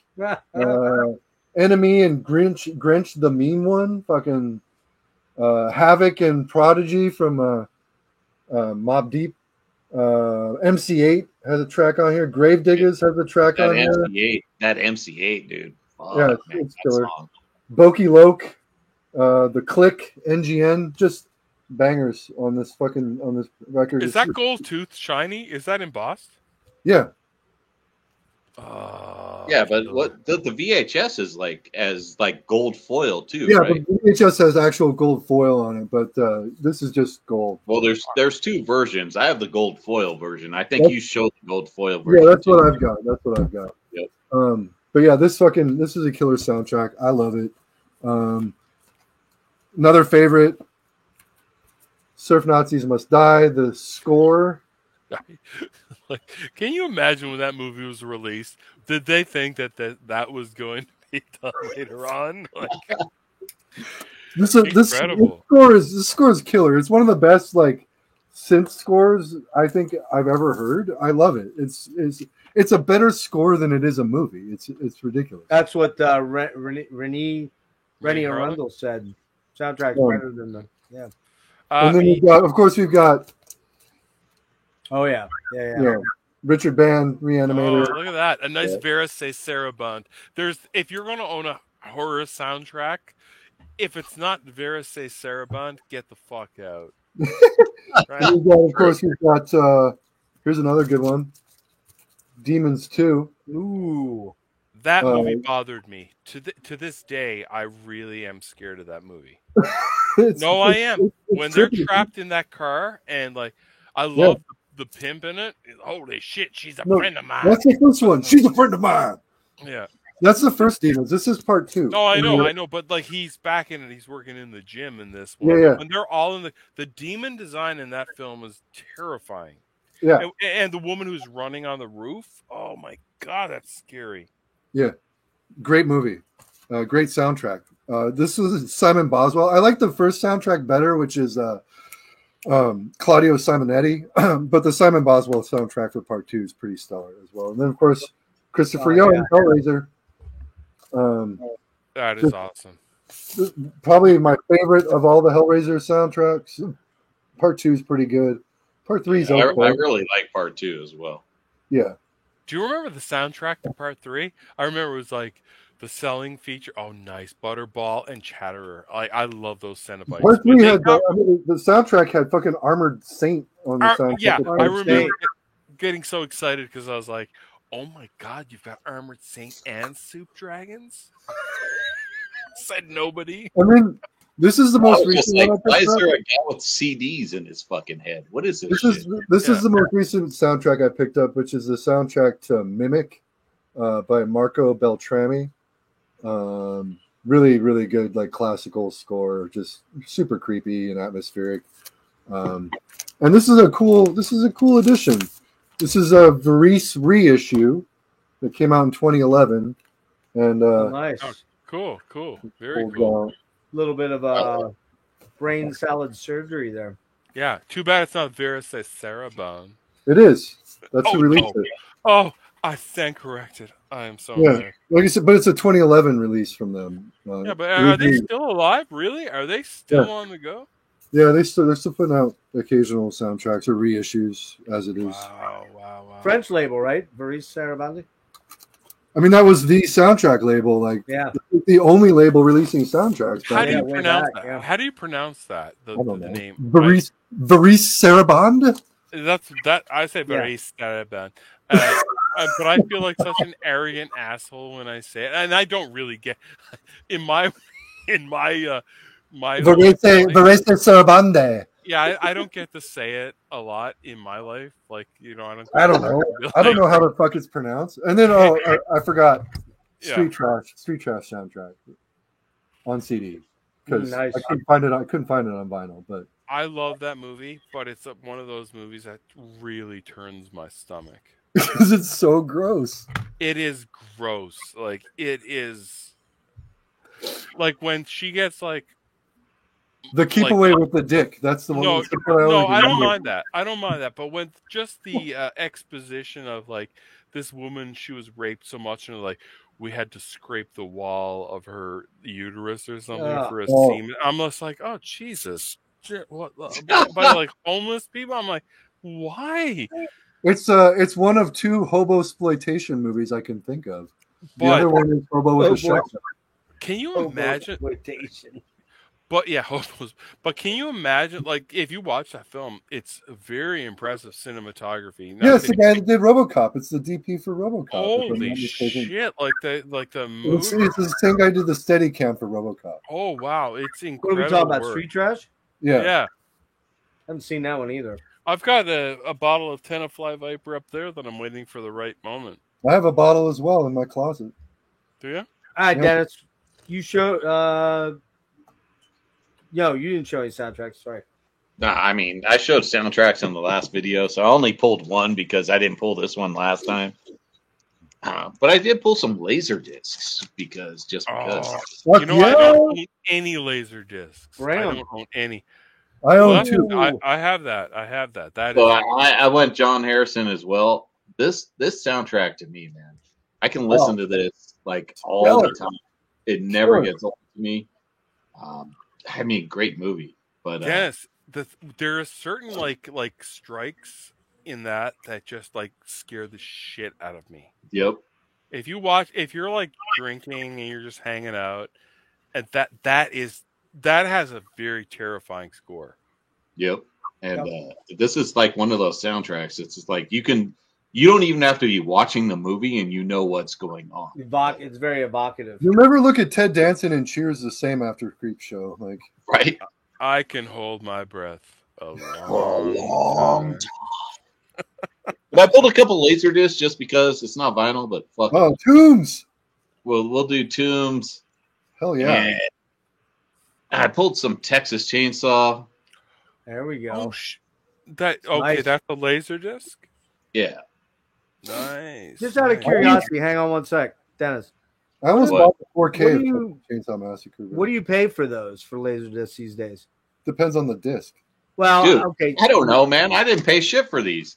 Like they were like probably like Back in the day this was when we were nobody collecting. cared about Laserdisc, and I was just buying them. And like this is like a double disc from Elite, and they were releasing DVDs at the time, but they were still doing Laserdiscs too. So Wow, shit, I didn't know that. Is that's the same company that did the weird like syringe.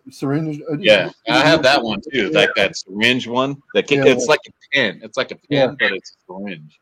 Can you imagine like trying to like? I talked to Metal Theologian about this today, and it's just like, imagine trying to tell a kid like collect records now. It's just insane. Yeah. Trying to like buy this Yeah, like stuff. Simon said, they give me $1 or $100. It just depends on the title, and if it's horror, it's going to be more expensive. Yeah. Well, I Yep. guess what I was getting at was like, does anybody know what like a top dollar? Well, maybe Simon does. What the top dollar Laserdisc might bring versus? I guess I was looking at versus like Blu-rays or some of I the don't know, other I- media. Well, I if you buy CEDs, I collect CEDs, and let me tell you, those fuckers are expensive now. I spent $20 on the Laserdisc for Hardboiled, John Woo's Hardboiled, I think. Mhm. The Criterion edition, because it's Criterion and it's Laserdisc.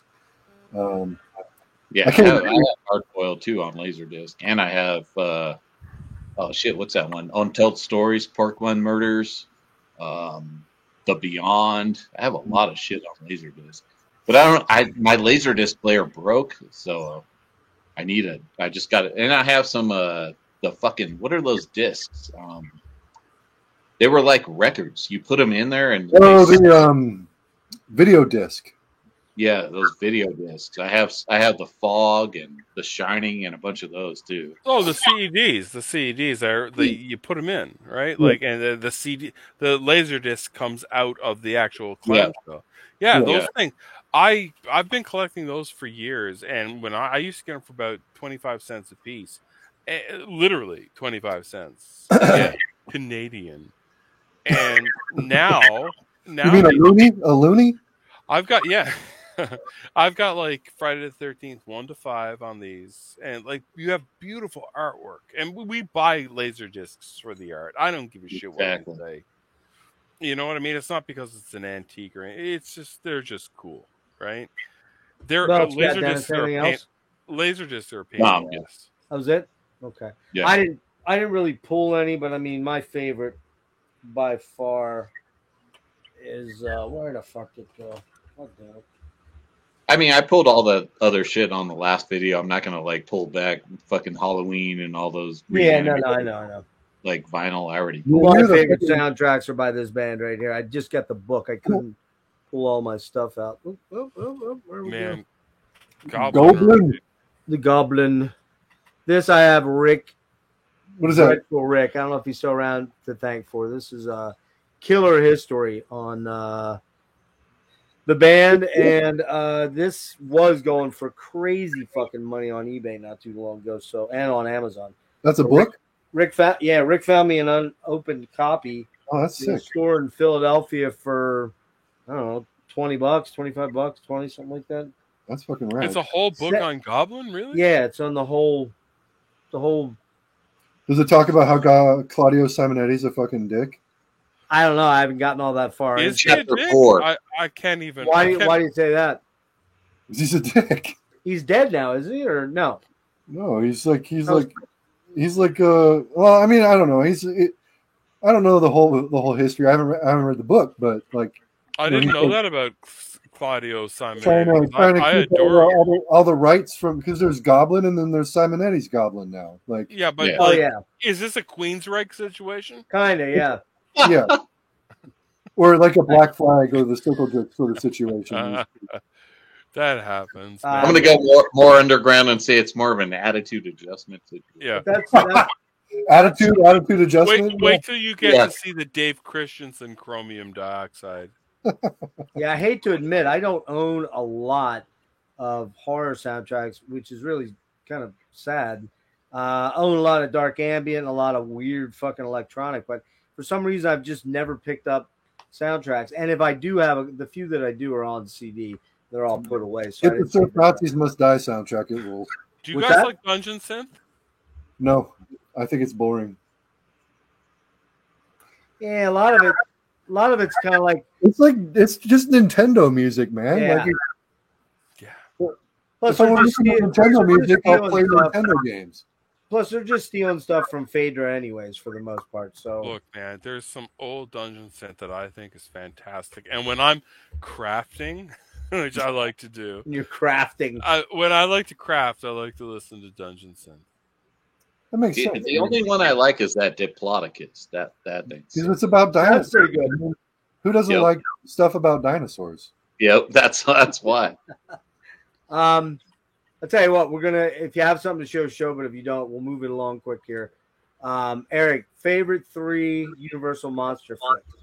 Oh, well, it's a good thing I only have 3 Universal Monsters movies. Cool. That'd be, I'll send you one of my collections. The Mummy. Ah, so good. Classic. We got, of course, Frankenstein. Probably my favorite. Probably my. It's between that and then The Invisible Man. Ah, he's unhinged. I like the Invisible. That's why I like the Invisible Man, because he's kind of just like fucked like that. Yeah, what's the actor's name? It's like he's Lee Van Cleef. Like, no, not Lee Van Cleef. Not Lee Van Cleef. Like with like Frankenstein and the fucking Mummy, like they're sympathetic characters, right? Like, right. You feel for them, like you understand, you get their plight, and like you sympathize. But with the Invisible Man, like that dude's a fucking prick. He's just unhinged. Fucking asshole. Dude, it's all about the titties. I would use that for total sexual deviance, and I'm going to admit. So I have to say, I generally sight unseen just despise remakes, unless we're talking about like The Thing or The Blob. But I saw that remake of the Invisible Man, and I was pretty impressed. Like, it's actually pretty fucking well done, like, and creepy. Precinct 13 was done very well as well. I really the Ethan Hawke, Lawrence Fishburne one. I thought that was really good, man. I didn't mind it. I wanted to hate it, But like the Hitcher remake is like that's the definition of why I loathe remakes is the Hitcher remake. Well, I can go on about why I loathe remakes, but let me tell you something. You're absolutely right. And Brian, you're right. I love Jim Kirkwood. Yeah, for sure, man. So those would be my three right there for sure. Claude Rains. Claude Rains was the Invisible Man. He's deranged. It's a song. It's a soundtrack of Rocky Horror. They talk about it. Well, okay, Rick. I'll give The Fly too. The Fly's yeah. Oh, The Fly is very good. I mean, I consider that like an obvious. That's an obvious exception. Like that's because it's just The Fly thing. Anything with the Blob. The Blob. If it has a "the" in the front of it, it's good. Yeah, I love the Blob. The Blob's killer. I would argue it's better than Kevin Dillon mullet, man. Yeah, I would argue it's better than the '50s version. Mr. Shawnee Smith is in that fucking. What's that? Shawnee Smith is in the Blob remake. Oh, I love Shawnee Smith. Yeah, Mr. Flip Anthony, sir. Yes, sir. Could I have your 3 favorite Universals and why, sir? My 3 what? I'm sorry, what? Your favorite 3 Universal horror movies? Oh, easily. Creature is number 1. Easily number 1. She is such a babe. What's her name again? Adams? What's her name again? Maud Adams? No, not Maud Adams. God damn. I'm a brunette guy, and I thought she was smoking hot. So yeah, Creature. I saw that in 3D in the theater when I was like 7 years old. Oh wow! Which, by the way, the 3rd Creature movie, it's escaping my. Is it Son of Creature? No, Creature Walks Among Us. Creature Walks Among Us. Yeah. That was Clint Eastwood's very first on-film scene of his budding career, 1957, I believe. Correct. Oh, cool. Yeah. So go ahead. So Creature, my daughter. My daughter is obsessed with the Wolfman, and I love the Wolfman. I adore the Wolfman. Yeah. And Invisible Man. Invisible Man. Nice. Dennis, what you got for me, brother? Number 1 for me, Frankenstein, man. Just a huge influence on me when I was a kid. I think it was like the first like monster I ever saw, and it was just like I love all those movies, like Ghost of Frankenstein, House of Frankenstein, Frankenstein vs. Man. Yeah, like anything with him in it. Doesn't even matter if it's Karloff or Glenn Strange or Lon Chaney, man. What about Tom Noonan? I mean, they're all like so great to me. So Frankenstein number 1, probably Creature number 2. That movie it's amazing. I grabbed the VHS, but I don't know what the fuck. And the guy just died. The original. Yeah, the guy that died. That Universal collection of the Creature movies. I want to snag that at some point. I have all those. I own all those VHS that actually has those like pencil drawings of them that came out in the late 90s. Oh, but I did grab this puzzle from 1970. Nice. Look at that. The 70s goddamn loved monsters, didn't they? The 70s look at that shit. Adored them. That's what the puzzle looked like. That's so rad. Badass. And it comes in a weird like fucking tin, but and then, and for me growing up, and it's all about like the monsters, like 70s, man. You had Frankenstein costumes, Mad Monster Party. Fuck yeah. All, like Rankin and Bass were like doing those. Yeah. And Canada, brother, Canada. Mad Monster Party is cool, man. That shit's great. And those Mego monsters when I was a kid, the little action figures with the Wolfman They and Frank. those not too long ago, didn't they? Like they just put out new figures of those. Like they released. Do you guys have the Aurora models? Yeah. Model kit. Oh, I want them so bad. Let me grab my Dracula one real quick. Well, fuck yeah. I was waiting. The only reason why I'm here is for that. I'll run through mine real quick. Number 1, Bela Lugosi. Listen to them, children of the night. What sweet music they bring. Hey, that's a postcard. I had these from the box set. One of my box sets, because this isn't the one you're looking at. Eric. You got it. The one you're looking at, get the complete collection because this one does not have all the movies in it. The one I showed. Well, they have the ones for each individual monster with all. Yeah, they their do. movies They do, but you can buy the whole thing as a set, like the Yeah, whole. I'm not going to do that because I got it for $76 Blu-ray, dude. I mean that's. I mean, 30 flicks. Do you have the Sideshow collectibles of all of them? Do I? Yeah. No.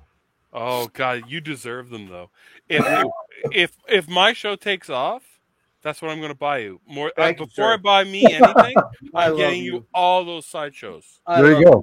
There you go. And the black and white versions, no color. Thank you, sir. Karloff, the Mummy. Yeah, and he's so creepy on that. When you first see him, and that light kind of shines over his face, he just looks so fucking fierce.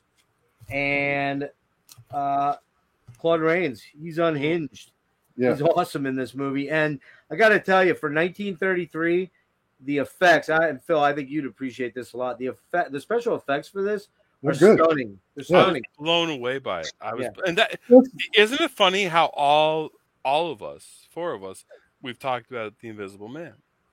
Did Dennis talk about The Invisible Man? I don't want to put words in his mouth. James. It's the acting is killer. The guy's fucking creepy as shit. The outfit is awesome. Yeah. Yeah. I think it's the one that we can all relate to the most because if we had that power, you would use it for evil. I don't give a shit how pure you are. Oh, you would go evil. I'd rob a bank. Fuck yeah, you would. Yeah, there's a lot of evil thoughts I'm having right now. Exactly. Do you remember the Invisible Maniac, the director from Detroit Rock City? What's his name? He directed Adam Rifkin. Adam Rifkin, yes. Riff Coogan. Riff Coogan. When I watched that film with Savannah, rest her ass. That is the sort of shit that you would be up to. I feel that like The Invisible Man is purely sex shit. Like, it's not.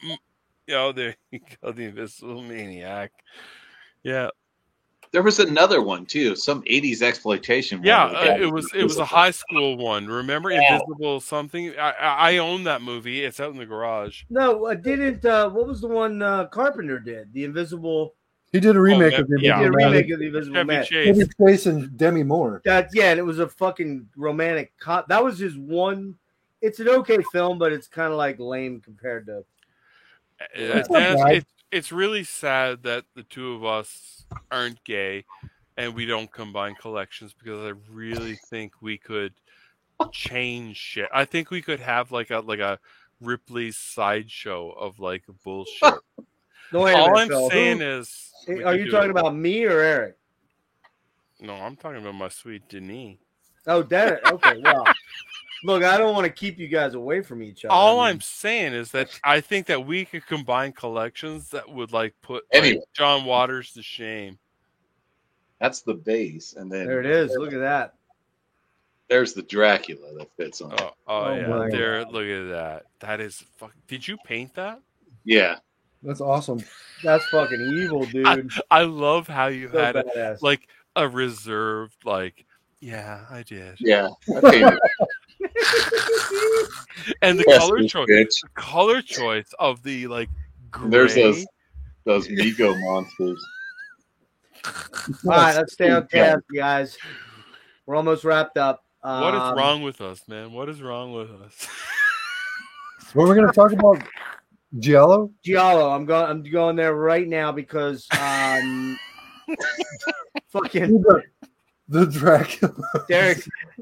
Dennis is going off, man. He's just fucking. Dennis, Jesus Christ, dude. Don't stop, Dennis. Does your wife know about all this shit, Dennis? Or do you hide it? Do you not let her in the basement? Does she not know what's going on? Did you guys see this? Yeah. You got the Phantasm ball. But this is not just the Phantasm ball. I know you're trying to get shit on track, but I'm not going to let you. Clearly. Like, look at this. This solid. And this is not like something you would buy like online. I had this back when I was very young, because I made a from Christmas decorations like the original, and I contacted a dude back in the day, and he had this made for me, and this shit is solid, and it even has the Oh, blood that's sick, dripping. man. Look at that. Oh damn! That is 100% accurate. Where did you get that at? Like I said, I had people back The other in guy like custom make it. Oh, you had that custom made? Is that what you're saying? I know a guy. Oh, you did? yeah, I know Okay. a guy. Okay. I had this. This has been with me since probably 93, 94, before when you could get shit like. You remember when like, and this is what I wanted to bring up before we leave here. Please let me take over. Don't cut us off here, because this is something I really want to talk about. I could show movies and like Halloween, and this is the oldest version that I own. But do you guys remember a time when owning a copy of Halloween was goddamn impossible? And when Blockbuster Video released that bullshit version, like it was like so ugly, but you couldn't find Halloween to save your life. It was really hard to get. It was out of print. And then by like 94, 95, they started to re-release it. And when Anchor Bay came out, Anchor Bay. But I had a lot of like gatekeeping hostility towards Anchor Bay, because every asshole on earth had all the collection, and I was like, no, dude, I've been collecting this from the back of Fangoria since I was a kid. I have a freaking entire shelf of Anchor Bay DVDs. Yeah, I know, but I hated them. I fucking hated them. I found this in my collection, forgot I had it. The Anchor Bay Suspiria with the soundtrack and the Goblin soundtrack on that. Yeah, full Goblin and 2 different dragons. And look at this. It's got the booklet inside. I never even opened the fucking booklet, which is kind of interesting. I mean, there's that one, and then there's the soundtrack thing listing, and then I guess these might be place cards. Anyways, go ahead, continue, Phil, with your diet. I really had a problem, because I remember there's that Blockbuster box set. Yeah, but no. That's not the one I'm talking about, man. A different one? No, that is kind of heinously ugly. It had Blockbuster in blue down the side, and it had a picture of the shape. And you notice how I'm going to call him the shape. The shape is in the background, standing in front of the closet, and no one could get a copy of Halloween. And I mean, not just in Canada. I was online in the States, and I was like, I'm not asking for the meta copy. I was like, I just want a proper copy of Halloween, and it was completely out of print. And when Anchor Bay came out, they released that and Day of the Dead first. And believe me, their version of Day of the Dead was fantastic compared to, the original. My God, what's the name of it? I think the first way I saw any of those movies was like home dubs off of like HBO or Showtime. Well, but the one thing I love about Denis, and this is again why I'm kind of like heterosexually gay proposing to him, is the fact that he's buttering you up for a copy of Species, buddy. Don't fall for it. No butter. But this, there's very few of us in the world that have the Wizard, Texas Chainsaw. That shit. This is not like, I know everyone talks about Poser in music, but the VHS dudes are fucking ruthless. We are ruthless bastards, and to have that is worth something, man. And then when you have like this, the magnetic man, fantastic. Look at that shit! Wow. These are like, you should see out in my garage the collection. Man, I inherited a VHS collection. I saved those movies. Yeah, because they were going to throw them in the dump. And we're talking about like, you want to talk about like visual, like just before we end off. I own. We're not ending. We're just moving on. Yeah, we're not leaving. We're just I made it my life's mission to get every Midnight Video big box. Friggin' Christ! I have every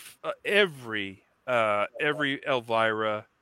I have every Medusa video. I made it my life mission. So when look at, like when I talk about like how I had a problem with Anchor Bay, I was gatekeeping. You know what I mean? You But gatekeeper, you. I was, you know, I'm not, Poser. yeah. You know, and like the stuff that I like, I have every Fangoria. I have them all Phil, you bound. gotta chill out, man. I You're know. I was arousing. You're arousing Simon. You gotta. Simon. Yeah. Well, Simon, like, and again, hold on a sec. He's Look just at he's Look just at my stretching belly. out to show. Dude, he said he's aroused. You don't need to see that. Yeah, we don't need to see more. Like when I put this on my show, this is an exact reproduction of my room when I was a kid. Holy fuck! Like Oh, that is Def my Leppard, you fucking poser. I was, yeah, I was. And listen, nothing better than like High and Dry. But I was that kid that had all the Fangoria pullouts. What's up there in the top right corner? If you're looking at it, is that Awaken the Guardian? No, that's Dream Warriors, man. Oh, I mean, I always tried to pull out when I was looking at Fangoria. Well, like damn, dude, you go hard. Oh, because I wanted to keep. This is for my kids because my kids see it and they're like, "Oh, is that what your room looked like?" I was like, "Exactly, 100% to scale." I worked so hard to make it, and my parents, God love them, man. They allowed that. Look at this, man. The Whoopie Boys and Police Academy 2. So far, oh, you know what's weird on the camera? It's like you're like playing Top Gun on Nintendo. It's like, yeah, it is. But yeah, that's an exact replica of. Oh, sorry, it was an Jawa, exact replica. My Jawa sand crawler wasn't up there. I'm gonna jump in for 1 minute here. What, the remote control sand crawler? Yes, yeah, it was a remote. You guys were showing the original Halloween. What's your thought on each of these, real quick? There's nothing better than Halloween 3. Halloween 3 is like my favorite in the series. Yeah, might be mine as well. Oh shit! What the fuck is that, Phil? That's Halloween 3. Do you want me to? Do you want me to like? Yeah, Tom the mask. Yeah, the mask. I've got all three of them. Do you want me to Tom Atkins out? Turn it off. Those are really, badass, dude. man. You have those too, right, Dennis? Don't you have the mask? Well, I have the original glow in the dark version. Yeah, and you beat me. That's why I want to have a gay marriage with you, man. There it is. There it is. Yeah, there it is. The original fucking OG from when the movie came out. And I have the ones before this too, like two before this that Do you know that that version I have? I remember in 95 or 96 paying a lot of money for them. And that right there, like, the thing with this mask is, and I said this on the last stream, is my dad had this mask and he back in like 80, whatever it was, and he was wearing it and he was like, "Hey, Dan, come here." And I was like, "What's up?" And he was all dark and it was Halloween and he was wearing this and he's like, "Hey," and I'm like, "Fuck off, man." I was like fucking 8 years old and he scared the shit out of me with this mask. That's worth a lot of money, man. Is it? Are you no? Keep it. Are you trying to be a dick to me? Like he doesn't know. There it is, though. Glow in the dark. It's worth like $1. I got this for $5. I wanted to Don Post masks. There's one Don Post mask I really need and want, which is from Nightmare on a Damaged Brain, the Sheik mask. Yeah. And I have put down an absurd, embarrassing amount of money for a Sheik mask, or even Mr. Cool, which is the blackface version. Yeah, because I could repaint that. I'm willing to do that. Yeah. And it is impossible. The 1980 catalog is impossible to come across, except for the football helmet guy. Like, it's impossible to find, or Yoda. Like, I really want that mask. So if I want the shrunken head mask, like from I think it's from wow. Indy.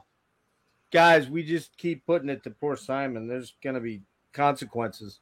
He said he was aroused. I am aroused. Now he's beyond aroused. He's beyond aroused, yeah. Simon, this is not amateur hour club, man. You're the professionals. No, you got the three professionals and sort of the whatever I am, the acolyte, I guess. The acolytes and the trifecta and the Holy Trinity. But I got some more shit to show quick here. Oh, Let's Eric's get getting to, tired. He wants to get his pajamas on. This is just a do. question. This is just a question. Your favorite Dracula? Ooh. Favorite Easily. Dracula? I know mine. In Dennis. a heartbeat. Mine, gotta be Christopher Lee, man. I just love the way that he. I mean, I love Bela Lugosi too, obviously, but Christopher Lee, like for me, that was like when I grew up. I guess like he was the Dracula at the time. Right. And I'd probably seen Dracula, before that at the Bela Lugosi. I'd seen all the like Universal stuff, but Right. like for me, that was what was on. Like that's what they were showing on the fucking Saturday matinee. They were showing all those Hammer movies. So for me, it's always Christopher Lee. He always had this kind of evil look, but he was always so suave as well. He was always very like debonair and Yeah, and refined, almost like it was almost like you'd think you never really, he was from Transylvania, so he was Transylvanian. However, he seemed, when it was Christopher Lee, he seemed British, of course, because for obvious reasons. but I mean, but he was brutal too. Like those movies were like pretty brutal. Like I mean, even though the blood was just like red paint, but it was still more than what you got with the Bela Lugosi Dracula at the time. Yeah. And I like all the. I mean, I like who's the dude that played him in? Who's the dude that did Ripley's Believe It or Not? Was it Frank Gary Langella? Frank Langella. No, the host for Ripley's Believe It or Not. He played Dracula in a Dan Curtis TV movie. Tony Curtis, welcome to Hollywood Babylon. No, I'm thinking of George Hamilton, the fucking. No, remember? That's what I was going to. That's my Believe favorite. it or not? Fuck. Is it bullshit or not? Somebody Which Dracula was George Hamilton though? I can't remember. That was He a was comment. that Love real- at Stake or Love whatever. at First Bite. Yeah, that was. Are you talking about Henry Silva? No, dude. No. Oh, fuck. What was his name? He was like the original like Unsolved Mysteries guy, but he was like Believe It or Not. Oh yes, and he was also the voice in Transformers. Robert Stack. Yeah, dude. Robert He was Stack played Dracula? Dracula. Robert Stack played Dracula? Was that him? No. No, Which Dracula are you talking about? The 70s or 80s one? that 70s. that Which was year? that was from the Jeffersons. I was thinking that was Langella. I was thinking Langella. Hold on, let me look it up. I think he's thinking of Frank Langella. I think it's Langella. Yeah. No, it's not. Because Langella was actually in that movie, quite a good Polanski movie. I know Polanski's probably not a The good ninth word. gate, the ninth gate. The Ninth Gate, dude. That's a good fucking movie, man. I like. yeah. I like seeing what's her face in various states of undress in that movie. Like that's Who's in that movie? I forget the female. Drew Barrymore in E.T. She was super hot when she got naked in that film. Lena Olin. That's it, Lena Olin. Yeah, man. Yes, no doubt. You find it?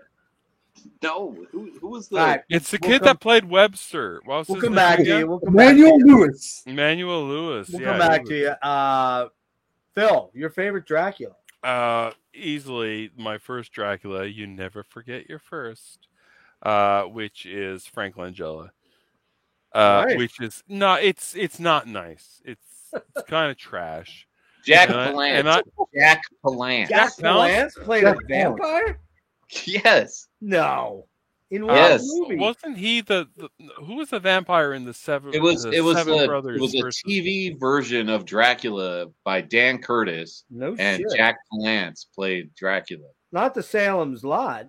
Nah, dude. Okay. That's a scary vampire, but I gotta tell you that Wow. Salem's Lot's one from my Holy- early That's childhood. a Nosferatu. It's a Yeah, Nosferatu exactly. rip in the but it's a creepy fucking movie, man. Like man, it's when just, Jeffrey Jones, like For a Jeffrey Yeah. Jones, for a his face, like, made-for-TV yeah, when he miniseries. comes yeah, up out of off the floor. Sorry, what's that, Eric? I said for a made-for-TV miniseries, it's creepy. Hell yeah, David Soul was my hero back then, man. David love that Soul was guy. a lot of people's hero. Hell yeah, I was kind of like fucking- low key childishly. I was questioning my sexuality for a while. I remember my father used to have a gold horn of fertility and a little pouch of cocaine, and it was something that really had an impact on me as a child. Well, thanks for Speaking of sharing that, that, they Bill. fucking Look. had that chain that had the All right, like so back to soil, The horn. Langella. The horn. Yeah. soil of Dracula. It was You used to get it in the back of Time magazine. yeah, or you could dude. get- yeah. Fucking I know, man. Dennis, listen, we're going to marry. We ain't fucking, but we're going to get married. Oh, good lord! We're going to combine Just a collections. little bit of swords crossing every now and again, proverbially. Franklin. you can give me an oldie or whatever you call it An once in a oldie. while. An old fashioned. That's An we old-fashioned. call that a pogo pump around the park. All right, so where are we at? You were with Langella. The first Dracula I ever saw before, like Tomb of Dracula, because I was reading those comics. At the mall when I was a kid in St. John's, Newfoundland, there was a giant billboard of Frank Langella, that '79 version where he's like reaching out, and that really captured my imagination as a child, and I thought that was like ultimately very cool, and so that was my first. Yeah, Skeletor, you're absolutely right, Alex. And that was the first time I saw Dracula, and then I went back to other and I love Christopher Lee as well. All those other like Hammer movies, like I was into that. But yeah, Frank Langella, there was something about him. I thought he did a really good job on that. What about nobody ever talks about this one, but what about the Gary Oldman version, man? What? Gary Oldman? Oh, in the interview? Well, no, that was the Bram Stoker. Bram Stoker track. Yeah. I like Gary Oldman as Dracula. Yeah. But Gary Oldman is like one of those actors that everybody likes. If you don't like Gary Oldman, I don't think you like movies. No, but he's just in the movie, he's very, suave, but he's also very pained. He's pained in it. Yeah, and I think that's cool, and I think that's an interesting pick right there to say Gary Oldman. It's not something that it had an impact on me, I suppose, as a kid, as a VHS renter, but not like Langella, like on a billboard, because you know what I mean. Like in the early '80s, that was my Bela Lugosi. I didn't have a goddamn clue who Bela Lugosi was. I didn't know who Christopher Lee was, but I knew who Langella was because of the theater pamphlets, the Xeroxes that they handed out and shit. And that's what I thought was. That Coppola movie is, a lot of people don't talk about it a lot, but man, it's pretty. I mean, it's very. People like to criticize it because of Keanu Reeves' performance, but it's really dark romance. It doesn't bother me. Like, no, it doesn't bother me. I think the good points of that movie way outweigh the bad points of that movie. Yeah, I mean, it's very darkly romantic and very pained. Like, you got Tom Waits as Renfield in that movie. Mm-hmm. He's great in it. Yeah. It's not a movie I'm going to champion, though, and I don't think any of us are going to champion it. Honestly. No, I just think it's better than a lot of people sort of give it credit for. I enjoy it. What about you, Eric? What's your favorite? Real quick, Jeff. Sorry, real quick. What do you think about John Carradine as Dracula? Well, hold on now. You're going to have to forgive me now. It might be the alcohol eating my brain right now. But what did he play? Are you talking about like vampire hookers or whatever it was? Wasn't he? Was he in the fucking the Ed Wood flicks or no? No, he was in House of Frankenstein. Yeah. Oh, he was in one of the. Yeah, he's not great.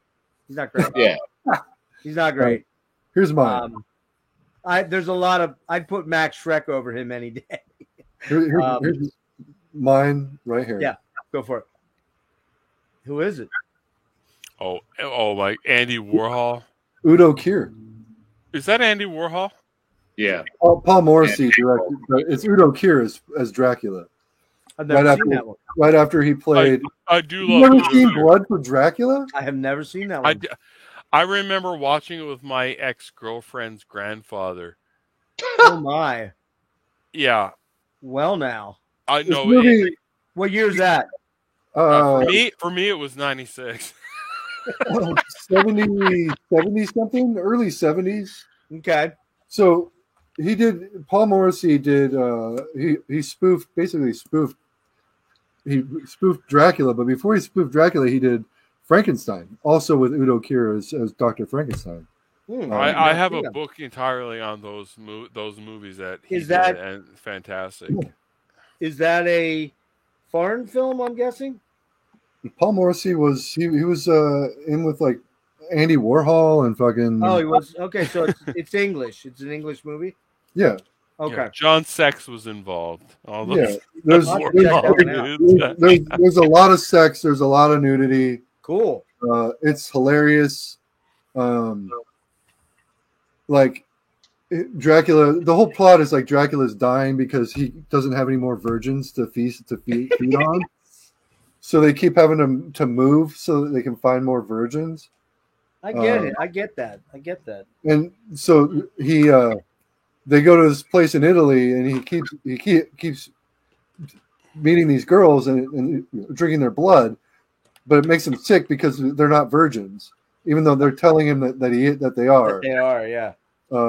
It's hysterical. It's funny. He's Udo Kier is like, he was made for that role. Like that role and his role as Dr. Frankenstein. Like those are like the two perfect Udo Kier roles. And Human Centipede. Well, those two roles basically defined every role that he would ever play after that. Like for like the next like tight cast. He's still doing movies like, and he's great. I love Udo Kier, but yeah. And my second would probably be Christopher Lee, and then Leslie Nielsen. Leslie Nielsen. That's interesting. Nice. You stole my thunder when you stole George Hamilton. Hey guys, I just wanted to get this in before we forget, because this look at that really caught my attention as a child. I really love this. I remember, like, can you imagine trying to ask your parents to rent Sex and Violence? What is Sex and Violence? Oh, Sex and Violence. Speaking of the bands, this was like, like every piece of shit movie you could think of back in the day, but when you didn't have access to it, all the horrible gore scenes and sex scenes. Like, if you wanted to watch extended versions of I Spit on Your Grave rape scenes, like this was like the most like everyday man version of a snuff film.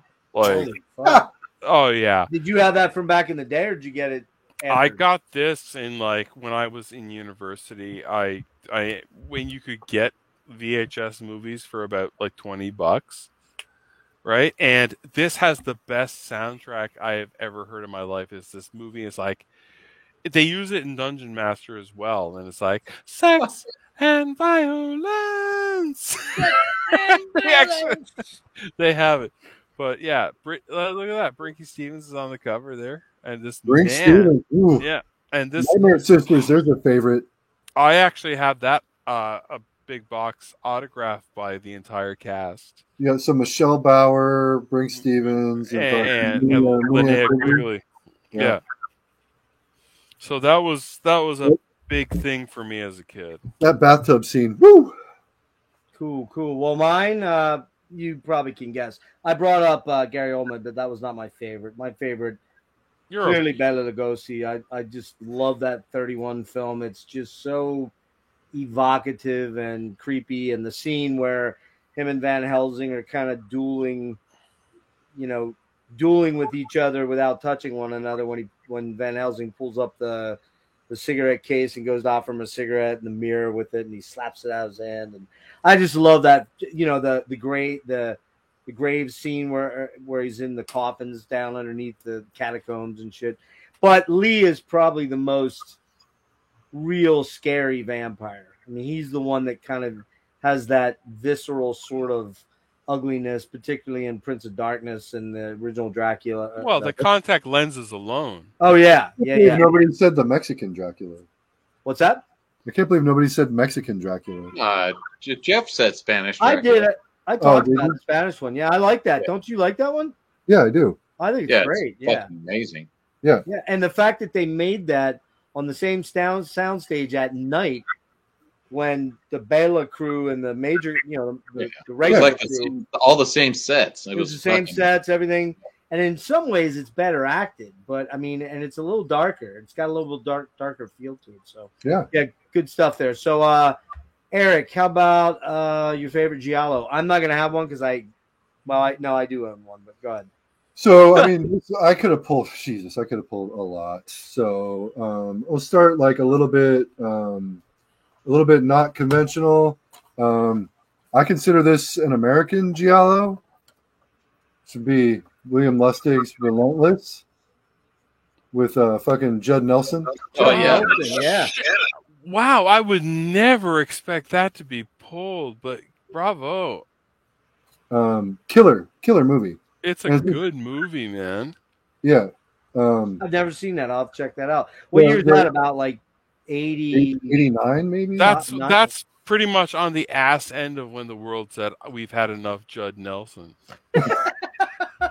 Yeah, there's like two or three sequels to this fucking movie. Yeah, that's William Lustig, right? Yeah, William Lustig. For whatever reason, it won't reissue this movie. Like he'll reissue Uncle Sam, but not Relentless. I don't fucking get it. But yeah, you got Robert Loggia, and then you got the dude from the hot tub in Halloween 2. I can't think of his actual name. Oh yeah, Hail Mary, come sit on my face. That guy. Leo Rossi. Yeah, Leo Rossi. It's really good though. Like as far as like it fits the Giallo template like to a T, from like the weird abstract like film compositions to the use of color and lighting. You know what, Eric? As far as that movie goes, it's super like 80s. It's like living in LA and like, definitely like those two like genres make that movie. You know what I mean? For sure. It has that Miami Vice feel to it. It's got the cover looks like a Miami Vice. Almost like definite like Manhunter vibe. Yeah, Michael Mann or something like that. Yeah. So who directed it? William Lustig, the guy who did Maniac. Maniac, yeah. Okay, all right. So then my second pick would be Amsterdam by Dick Moss. Ooh, look at that. What an unfortunate name. Fucking Dutch filmmaker. He did another favorite of mine called another favorite of mine called The Shaft, which is like another unfortunate name. No, dude, that's the Lift. It's the Lift. No, there's the Lift. Dick Moss and is the Shaft. The Lift and the Shaft. Yeah, The Lift is a remake of The Shaft. Oh, okay. So The Shaft is a Dutch movie about a haunted elevator shaft. Yeah. And then he did a movie in the 90s called The Lift, which is a remake starring Michael Ironside and Naomi Watts. Oh. Either way, that motherfucker's going to wear a condom before he. But this is about a serial killer stalking the Amsterdam canals. Does that just say Dick Moss? Yeah, Dick Moss. He really has no chance in hell. Look at this shot. My God. That is right there. That is what I think it is. That is so Dick Moss. So that's my number 2 pick. So then, of course, we've got an obvious pick, which would be we got to pull an Argento. So we got the Bird with the Crystal Plumage, which is my favorite Argento. Yeah, I got to pick that one up. I don't have that one. We've got Stage Fright. Yeah. The Michelle Soavi flick, or Mikel Soavi, whatever, however you want to pronounce it. Simon Boswell fucking soundtrack. Killer Owl with the chainsaw fucking rules. This movie's amazing. Haven't seen that one. What? Yeah, you gotta see. I don't know a lot of Giallo. You guys got to school me on Giallo. No, but I mean, that and Terror at the Opera right there. Those two. The Opera, I gotta see that one too. Yep. Yeah, Stage Fright is killer. It's not just a Giallo; it's a slasher movie. It's like a slasher movie. It kind of reminds me of what was that? Frightmare. Remember Frightmare? Yes, I know that name. It kind of reminds me of Frightmare. It has that same like actors. Yeah, it's got oh fuck! Everybody in this is stellar. And like, if you're familiar at all with any Italian movies that were coming out at this time, like you're gonna recognize half of the cast in this. Yeah, what year's that? 70s? Like 80, 86, 87. 80s, okay. It's also, I think, has a lot in common with Argento's opera, like Dennis said. Opera, yep. Terror at the Opera. But yeah, this movie's killer. This is one of my favorite Italian movies right here. And then, of course, we have my favorite Sergio Martino, Torso, which is an essential giallo and an Anchor Bay flick. Look at that. Oh, there you go. Yeah. Super sleazy. With giallo, like I tend to really like the sleazy giallos, which is why this is my favorite Fulci giallo, Lizard in a Woman's Skin. This Ooh, movie, look at that one. I've never seen that one either. this movie's great. It's Ooh, nice. got some boobs. Moves. Love them. Yeah, this movie's awesome. Super psychedelic, sleazy as hell. Like What year's really that one? What fucking year's sleazy. that one? 71. Yeah, I was gonna say that looks more 70s. Yeah, I gotta check that out. Really good. It's Fulci's second giallo after Don't Torture a Duckling. I think was his first, if I'm not mistaken. Yeah. Really great. Cool. Probably one of my favorite Fulci flicks for sure as well. But those are the giallos I picked. I had a whole bunch more. I was gonna say you probably have like 40. Or I 50. had to narrow it down, so I narrowed it down to 5. What you got, Dennis? Giallos. Oh, Giallos. I have this one. It's called Deep Red on Thorn EMI. Oh Jesus! Yeah, I didn't even know Thorn did a fucking deep red. Dude, I didn't know they didn't do anything else but Thorn EMI. I mean, obviously, like Argento's probably is like. I mean, even the fucking Goblin soundtrack on this. Is fucking good.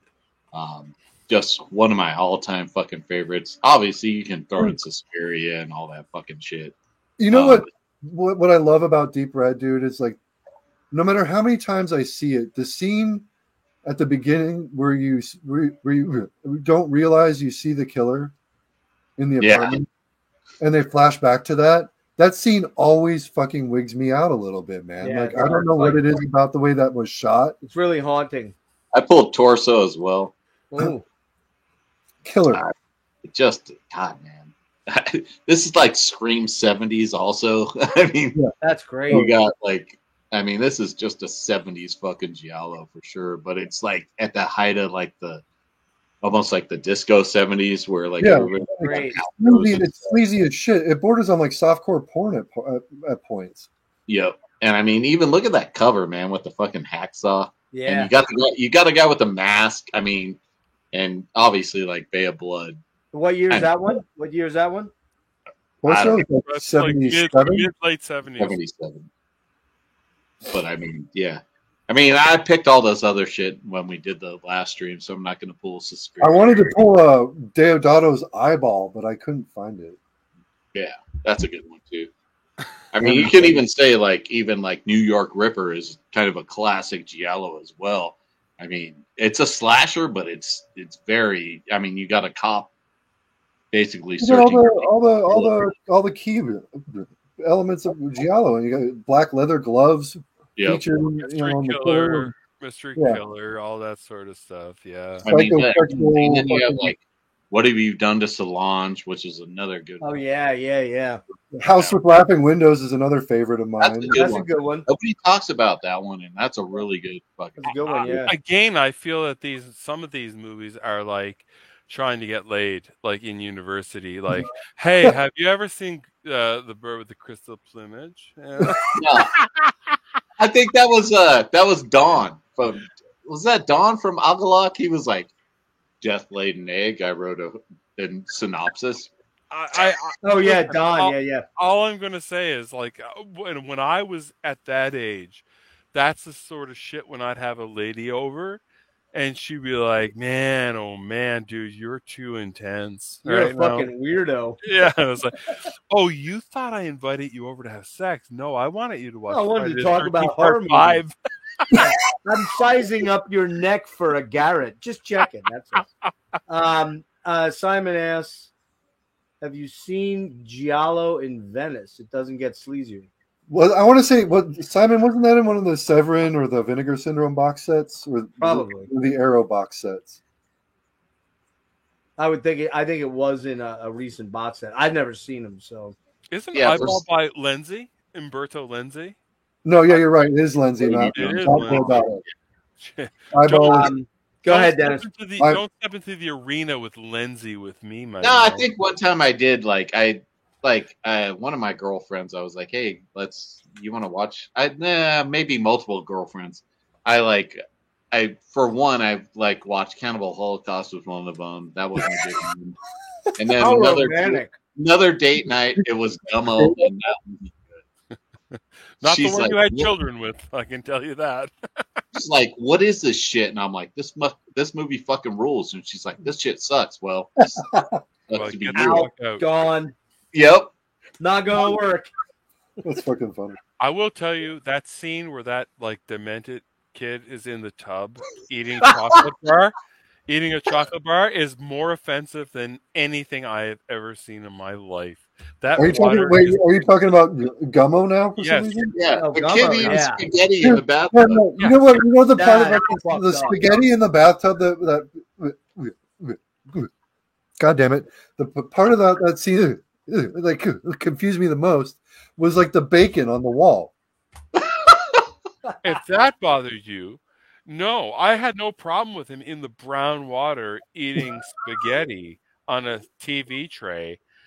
But when she gives him the chocolate bar and he eats it almost lustfully, I was Oh like, my god! And he's like, I was like, no, I would watch any Nazi exploitation, any rape revenge. Like that was so offensive to me. The best thing about fucking Gummo is when it's in that movie Belly with DMX and Nas. "Oh, dude, fuck yeah, man! He's like, what the fuck is this shit?" All right, Dennis. What else you got? You got another couple Giallo to show quick? Nah, that's all I got. That's it, Phil. got some- Yeah, Giallo. I do, and I didn't bring the VHS in here, but I will tell you, and you guys are going to shit all over me because it's like when you're talking about new wave of British heavy metal, too late to the scene. I really, one of my favorites is Pieces. What? And Okay. people don't even consider that. It is late to the scene for Giallo. But I think that is a great Giallo. There's the mask killer with the black gloves, and no one knows who it is. It's a giallo. It is, but a lot of people consider it like early, like almost proto slasher. You know what I mean? Like it Phil, is what's early. the name of it again? I missed it. Pieces. It's Oh, the same Pieces. thing as like New York Ripper. It's very like on the cusp of slasher, but it's still a there you giallo. go. There we go. Yeah, exactly. Oh, let me grab the VHS. I've got but you know I've got the cut version, Dennis. You already gave me shit about that. Fuck that shit. So go ahead, Phil. You can continue. Yeah, Pieces is up there, and I'm also a huge Deep Red fan, and one that I've never felt comfortable saying the name in public because I've never known how to pronounce it properly, which is Tenebrae. Tenebrae. Yeah. Yeah, but do you understand the courage? There it is, right there. But do you understand the courage it took me just to say that name right there, right now? I feel like Rosa Parks on the bus right now. Look at you. Look at you. Yeah. Phil's all grown up tonight. I'm just like Rosa I'll Parks. grab this version because I love this cover. Now I have never seen that version in the flesh, man. Well, here it is. I love the font. I've seen that only in magazines. That is cool, man. I like Pieces, but I don't love Pieces. Oh, I love. Oh Pieces. my god, Pieces is amazing. I love Pieces. I like the soundtrack better than the movie. Yeah, but no, hold up. Oh, can we expand on Dennis for a second, please? Let him blow that shit up for a second. Blow him up. What am I blowing up? Oh. That Denis. Put on Denis. Oh my. You know what? Where did you get that? I want to know everything about this right now.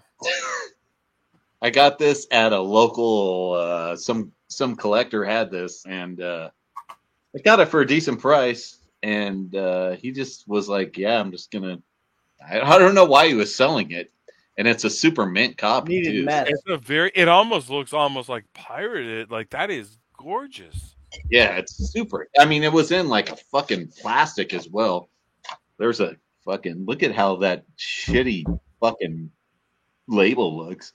Yeah, but everything about it is shitty. But that's what's so impressive. Yeah, because it's TZ Video. They were doing a lot of these. Like I think they did a zombie as well.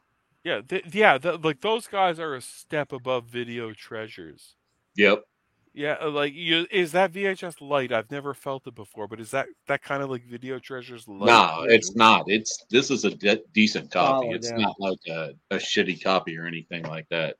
Oh my god! You have a few more there, Phil. You have a couple more giallos. I don't even want to talk about it. I want. Oh wait, we talked about pieces. Tenebrae pieces, and what was the other one? Who cares? Oh, Deep Red. Deep Red, yeah. Yeah. Yeah, Taurus, all those. Giallo was not a genre that I knew anything about in the 90s. I didn't know what that was until I only got into it in the last 10 years, and very, very sparingly.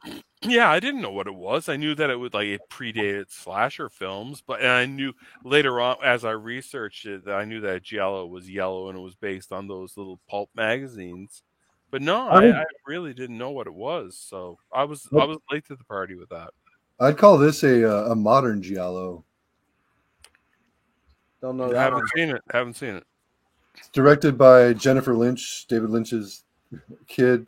Oh yeah. It's got Bill Pullman, Julia Ormond, Michael Ironside's in this, and French Stewart in a really crazy role. Yeah, his role in that is pretty fucking nuts. But I mean, anything with Michael Ironside's all good with me. Can I just tell you guys something here right now? Look at. I mean, you got the Mask Killer in the back. I mean, it's okay. That is Joe. Yeah, for sure. Did he have black leather gloves? Oh? I believe so. Well, creepy as fuck, and super disturbing. Like just twisted as fuck. I was at a Duff's Wings in Toronto, and Michael Ironside sat down next to me. And as a Canadian, we do not bother our celebrities. We do not, and I didn't. But I, like Rachel, who was my wife, my possession, I almost shit my pants, and I was like trying to look. I was like, right, and it's goddamn, and she didn't have a goddamn clue. And when I got inside, I was like, "That's goddamn Michael Ironside from Scanners," and she's like, "What Scanners? And What's Scanners? Yeah, I was like, "What's visiting hours?" Yeah, visiting. Yeah, the S&M bondage hospital film. You've never seen an S&M bondage hospital film with William Shatner as well? You idiot! Right. But yeah, he was eating wings, and you know what I found really disappointing about it? He was eating mild wings. Oh no! I was like, well, I mean, he was up there, right? You know what I mean? And you know who? As you don't know, but there was a show called Da Vinci's Inquest in Canada, and he was eating chicken wings with that dude. Like, it was so Canadian. I was just like, God damn, if CBC wasn't here recording this entire feast, right? It was like Hot Ones, but by Canada. We're just gonna do mild wings. It's all mild ones. All right. Jeff, you are looking perturbed right now. You look like a man who's no, I'm not. We can't afford this 35 millimeter film shenanigans. I'm not perturbed at all. I'm just looking at the clock here. I know Eric's got to kind of wrap it up soon. No, you're good. I'm just doing my thing here. Okay, you guys, man. When I have to go, when I have to go, I will go. Okay, well, we're gonna wrap soon, and then we'll jump onto a bullshit streaming. You just bolt. Real quick. Understand that it's like 2025 where I am right now. Yeah, I know. You're at least 2 years ahead. 2025. Did you bring a collectible that you want to show? It's kind of one of your prized pieces. Oh, me?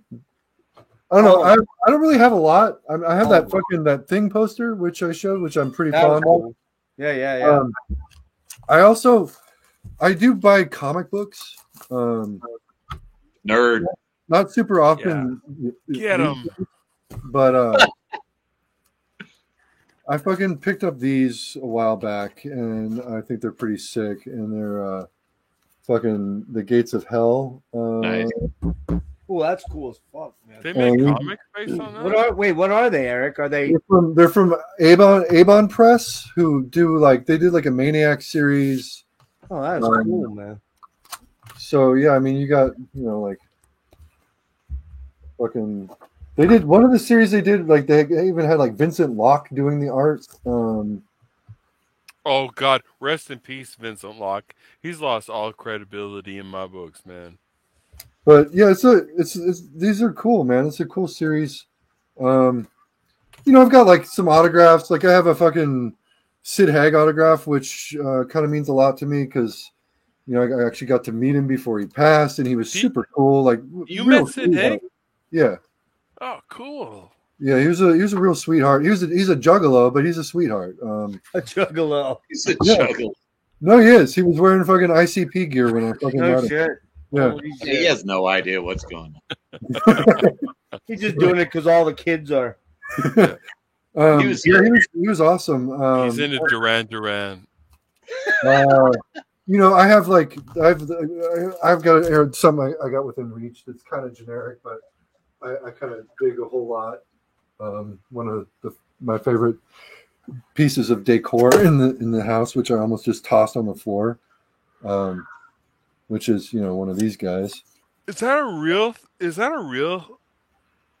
Oh wow! Yeah, it's a death's head moth. That's poor cool. Death's head moth. That's trippy, man.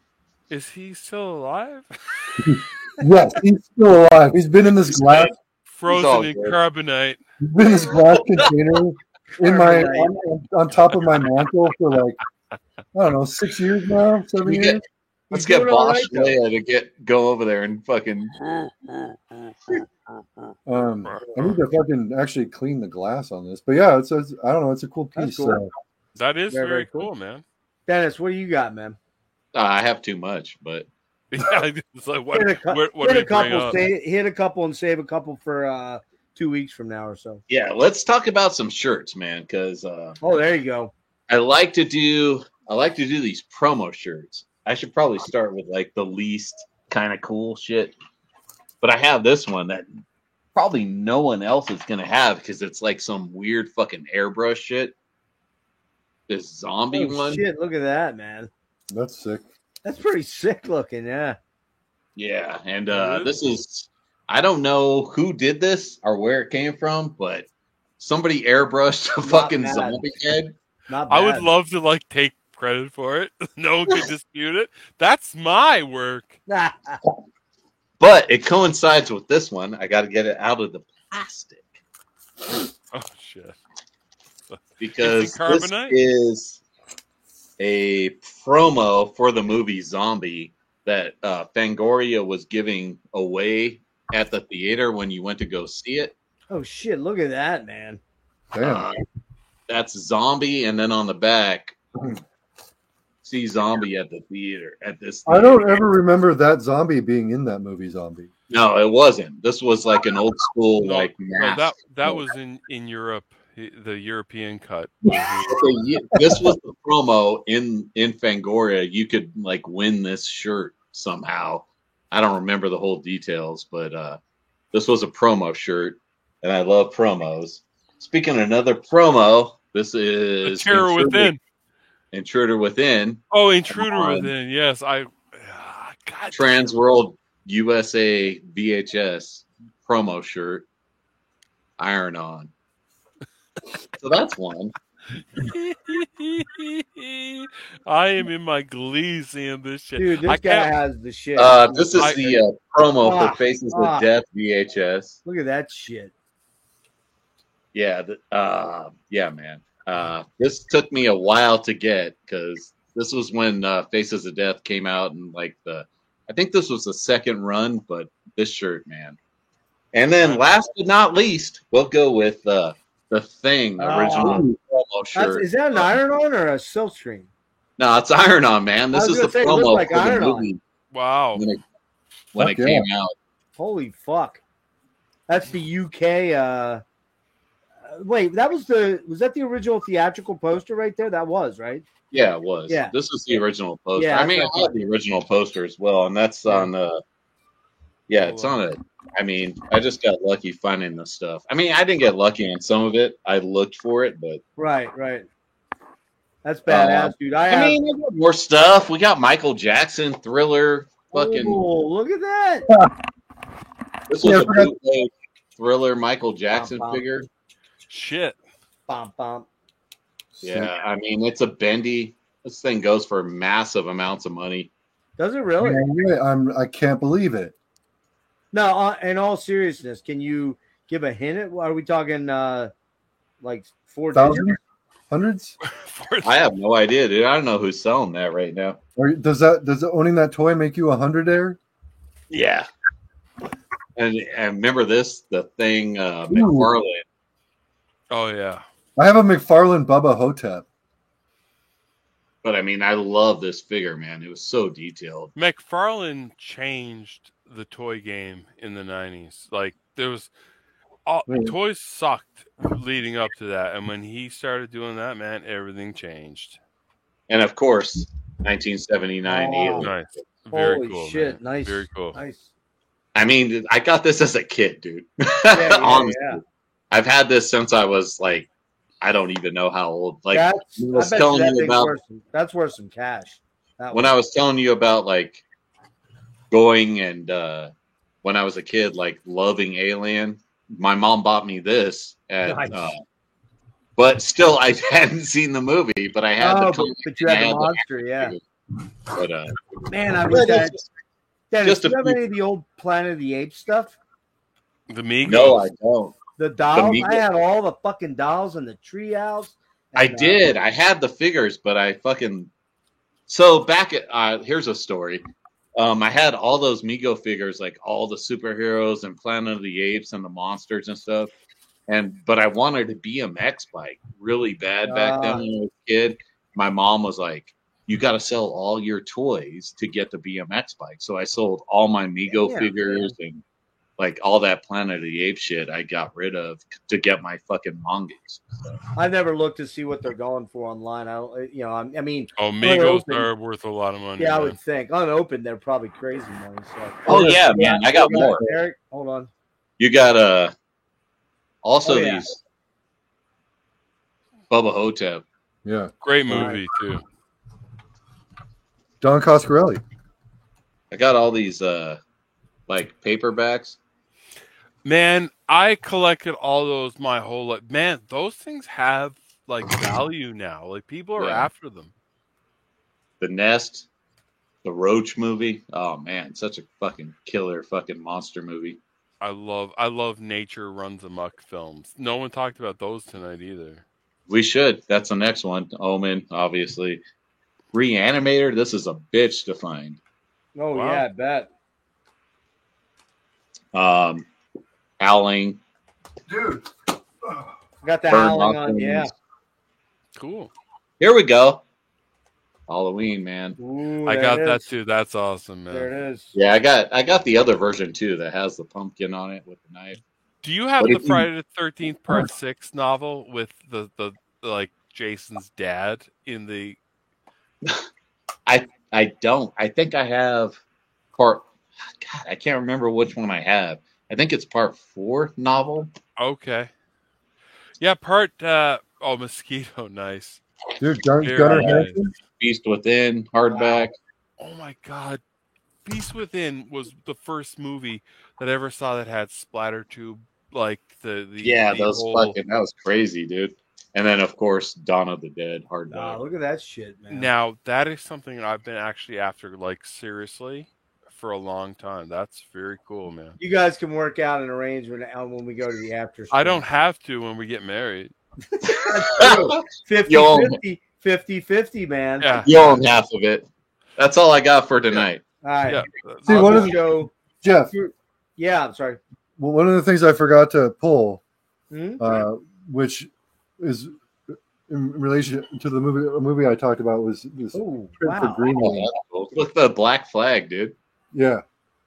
Yeah, that is. Oh, that is. That's killer, man. Cool. I've got to see this movie. It's a play on that now. Like I was like, When was that, Eric? What year did that come out? Maybe 3 or 4 years ago. Came out the same year as The Witch, whatever year that was. 16? Sound right? 17? I think 16 is correct. Nice. I got a couple quickies. We'll just hit this quick, and then Phil, I'll let you wrap things up. Okay. I've got, of course, this Second Sight Changeling box set is just fucking amazing. And not only does it have the 4, is it 4K? No, it's 2K, right? No, it is a 4K scan. I only have a 1080p TV, so I can't. It doesn't, affect me. But this thing comes with the creepy soundtrack, which has that moment, especially that moment where the fucking ball's dropping down the stairs and gets to him. It's so good. And then probably my favorite thing I own, as far as collectible wise, is Night of the Demon. Yeah, cool, man. That's the OG, dude. What's that? That's the OG. That's what I was talking about when Phil was talking about Night of the Demon. 57 Fuck you guys. I know. Fury of the 57 Demon. with Dana Andrews. Powerhouse Indicator. I believe this is their limited edition. It says there was 10,000 he's run. I think there was an error and there was only 6, but I have to double check that. But love this fucking thing. So cool. Yeah, dude. A couple of quick movies to touch on before we run. I don't watch a lot of new horror, and that's on me. I need to change that a little bit. But I got to say, this fucking movie was creepier than fucking shit, man. I mean, this movie got me. I didn't like the Midsommar. He's the same guy, right? Yeah. Yeah, a Midsommar really put me to sleep. I gotta try to go back to it, but man, the scenes towards the end, as this thing is just going out of control, man. We talked about, does things scare us still, and I didn't really answer that question. This got me, and there's scenes in The Exorcist, which I talked about before, and The Omen that still kind of fucking creep me out, man. You guys familiar with this one? It's almost like a comedy horror. No, I never saw that. The Old Dark House. Boris Karloff's the big name. Oh, man, that's such a good movie. Yeah, this is a good one. You know this one? Oh, I forgot to show you this, dude. Yeah, that one's good. That's a good flick. Yeah. That fucking Exorcist VHS box set. Oh, Jesus, balls. Oh, I used to have that. I used to have that thing. Jesus. Oh my god, those It's big got- boxes are hilarious. The super fancy So clamshell fucking in front of big, it. this shit. It's got fucking movie stills Yeah. and the Yeah. VHS. It's like, hey guys, do you guys live in a coliseum? Because we have a copy of The Exorcist. You want? Look how big this is. Just think, Phil, half of that's yours already. I Almost. know. I can't wait. All I right, can't wait. One we didn't really talk about. We talked about a lot of Carpenters, which is going to be a recurring theme here, but because it is what it is. But we didn't talk about this one that much, and I fucking love this movie. Oh. I think it's I talked about that in the last one. That's what You did. That's I love The Fog. And That's- Carpenter's like one of Carpenter's least favorite films he's That's made. my He's second. got- That's like my second favorite Carpenter flick after fucking Christine. Well, Yeah. is there anything more romantic, like in the traditional sense, than living inside like KAB, like in a lighthouse? I got a couple overlooking more everything? here. We were Oh, talking man. about Vincent Price. This is a really good one, man. House of Wax. Yeah. Not as 3D good as the version? Paris Hilton remake, though. What? The fuck are you on, man? You didn't know there was a Paris Hilton House of Wax remake? No, Oh, is it like really? a Canadian dude's probably on that fucking moose head. Yeah, it's Oh, a my thing. God. It's a thing. This is a There was great a- movie. I have the 3D version, but I don't have a 3D player. But you still kind of get sort of a 3D effect on the movie. But really cool movie. Love anything Vincent Price is. I'm in. I'll tell you, here's a sleeper. Both Bela Lugosi has a minor part in it, and for Karloff has the main role. But this fucking movie rules, man. The Body Snatcher. I've never Didn't seen see that. it. No. Oh my god, man. Karloff plays this creepy fucking body thief, and he steals bodies at night for the local, I guess the medical clinic, right? So they can do autopsies and shit. So he just steals dead bodies, or he just kills people and takes them over. So it's great. I forget the other actor is Henry Daniel, and he's great. But man, like I said, Bella has a small incidental part where Karloff does something to him, but that's a great one. You guys ever see this with Martin Landau? No, I haven't seen that But one. I do like Martin Landau. I got to be honest. He's great in this. It's just a spooky early 60s, kind of in the vein of The Haunting, if you know The Haunting. Yeah, dude. It's Love similar to that, which I pulled that, but I'm going to save it for another day. But what's interesting about this is it's Martin Landau, and he's a great actor. Very serious, stern sort of actor, but he's got a little bit of a sarcastic sort of style. Very, very creepy ghost story. Good one. And Send me that one, Jeff. Yo, Send me that one. What's that? Like just the name, like a link for that one. I want to watch that. Yeah, yeah, it's good, man. And then gotta pull this out. It's not really a horror movie. Oh, I love that. This fucking movie, absolutely. Speaking of John Carpenter got he took a lot of his pseudonyms from that. Oh yeah. But it's got fucking Andrew Keir, man. Andrew Keir is the bomb. That guy was such a great actor. Yeah, this one's a great one. I've got like 80 other ones pulled, and I don't want to keep going. Phil, what do you got, man, for favorite collectibles? Well, if you saw me earlier, I'm starting to yawn because, no exaggeration, guys. I know you think I'm going to lie to you right now.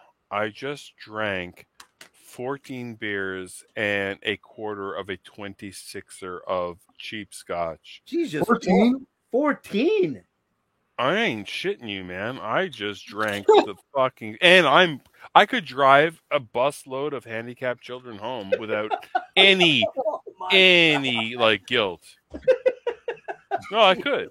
They could be mentally handicapped, paralyzed. I wouldn't care. I'd drive them home. I could get them home safe. I'm scared. But I drank a shitload of beer tonight, man, and Canadian beer. None of this watered down. We all know that Canadian beer is better than that shitty fucking American beer. I've learned over time that I have the power to drink. I can do it. It's a cool power. Well, Phil, hang on a sec. Hold on, Phil. You got to hang on a little bit here because we're gonna do an after stream. Dude, and I'm gonna. Dude, I've got another 9 beer left. I know, but I'm gonna see if Simon wants to jump in, and I got 1 or 2 people that are waiting. So don't get too fucked up. But I want to try to get Eric out of here at 4 minutes. To answer your question, if you saw me earlier, I was frantically searching for my entire Fangoria collection. I don't know where I put it, but that's not where you put an entire Fangoria collection? I'm going to show every episode, every fucking issue. You fuck you. But let me tell you something. Dennis, this is for you. If you and I decide to get married, Simon, if you want to jump on the after stream, give me a way to contact you, like on Instagram or something. I don't believe this is about Simon right now. I'm sorry. Me and Denis. My sweet Denis. Go to dinner. Okay. Denis, go ahead. This is what I have to offer besides my Dawn of the Dead shirt and my Day of the Dead shirt, which I have back there. I have the official and original size, and it's Beverly Hills Cop 2. Man, and driving a hard bargain, sir. And I'm gonna look. It even has like deodorant pit stains. It's got the pit stains. Nice. And I'm gonna tell you right now, if you guys want to, I'm sorry about that. If you guys want to hear a great song on the soundtrack by Kata Bill, "Hold On" during the strip scene, it is delightful. So this is what I have to offer you, Denis. Not part 1, and definitely not part 3, because this ain't an amateur hour. This is part 2, and this is Blue Grape, motherfucker. Oh, Blue Grape.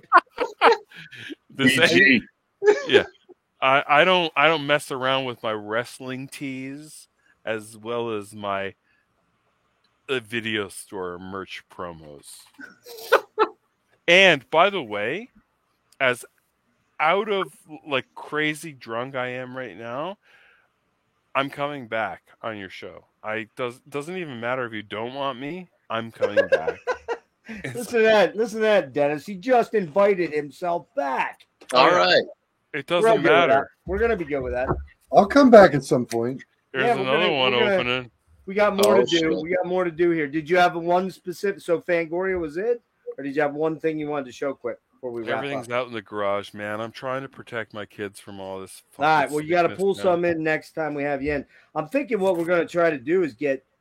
It'd be. Oh shit! I forgot to turn my cam off. I was taking a piss. What we got to try to do is maybe get like you and Eric and Tom and Simon on, man. That'd be a fucking killer show.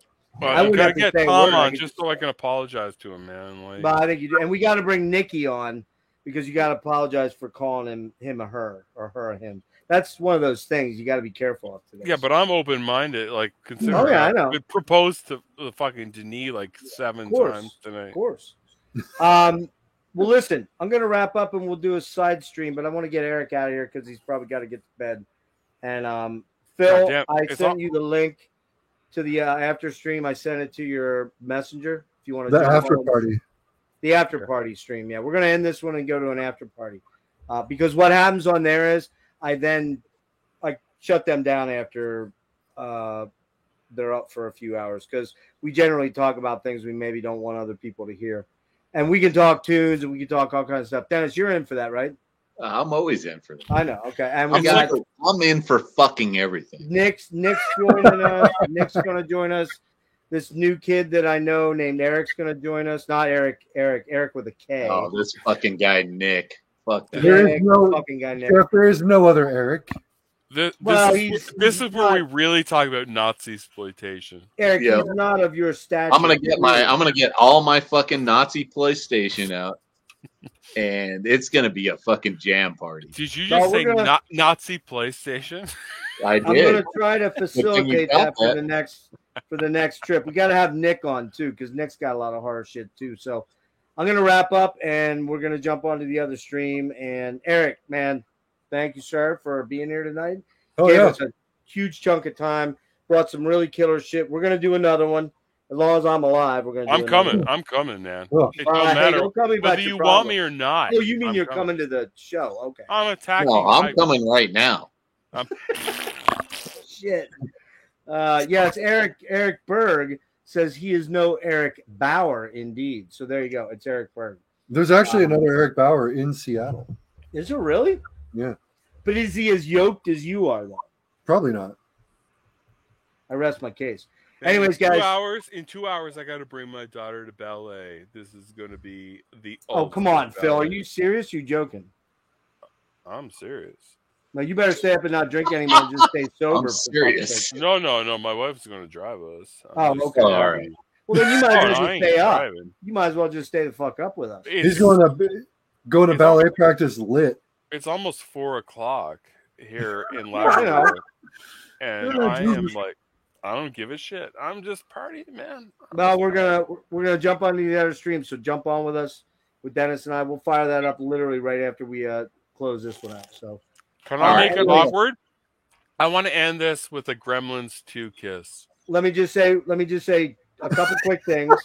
We're not quite done. You can do it in a sec, okay? We'll do it again. Okay, that was a practice. Do it Hold your again. horses, sir. Real quick, I want to thank everybody that popped in here tonight. We had 29 people, which is pretty cool for as late as we started on a Saturday night.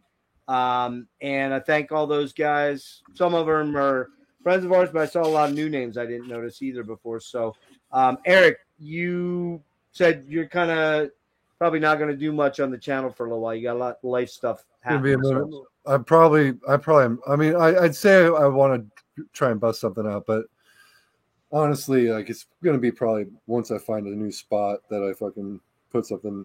you still up on you YouTube. still jazzing out? Yeah, man. Cool. Actually, I was at the record store today. I nearly bought a new Donald Byrd record that just came out from it was a live at Montreux set from '73. It's some dirty fucking funk jams on that thing, dude. It's sick. Very bitches brewy sort of kind of. It's more funk than Bitches Brew. Just kind of filthy sounding, like just synths up the wazoo. You and I got to do a little jazz episode. And by the way, I did want to say a very important thing to put out there right now.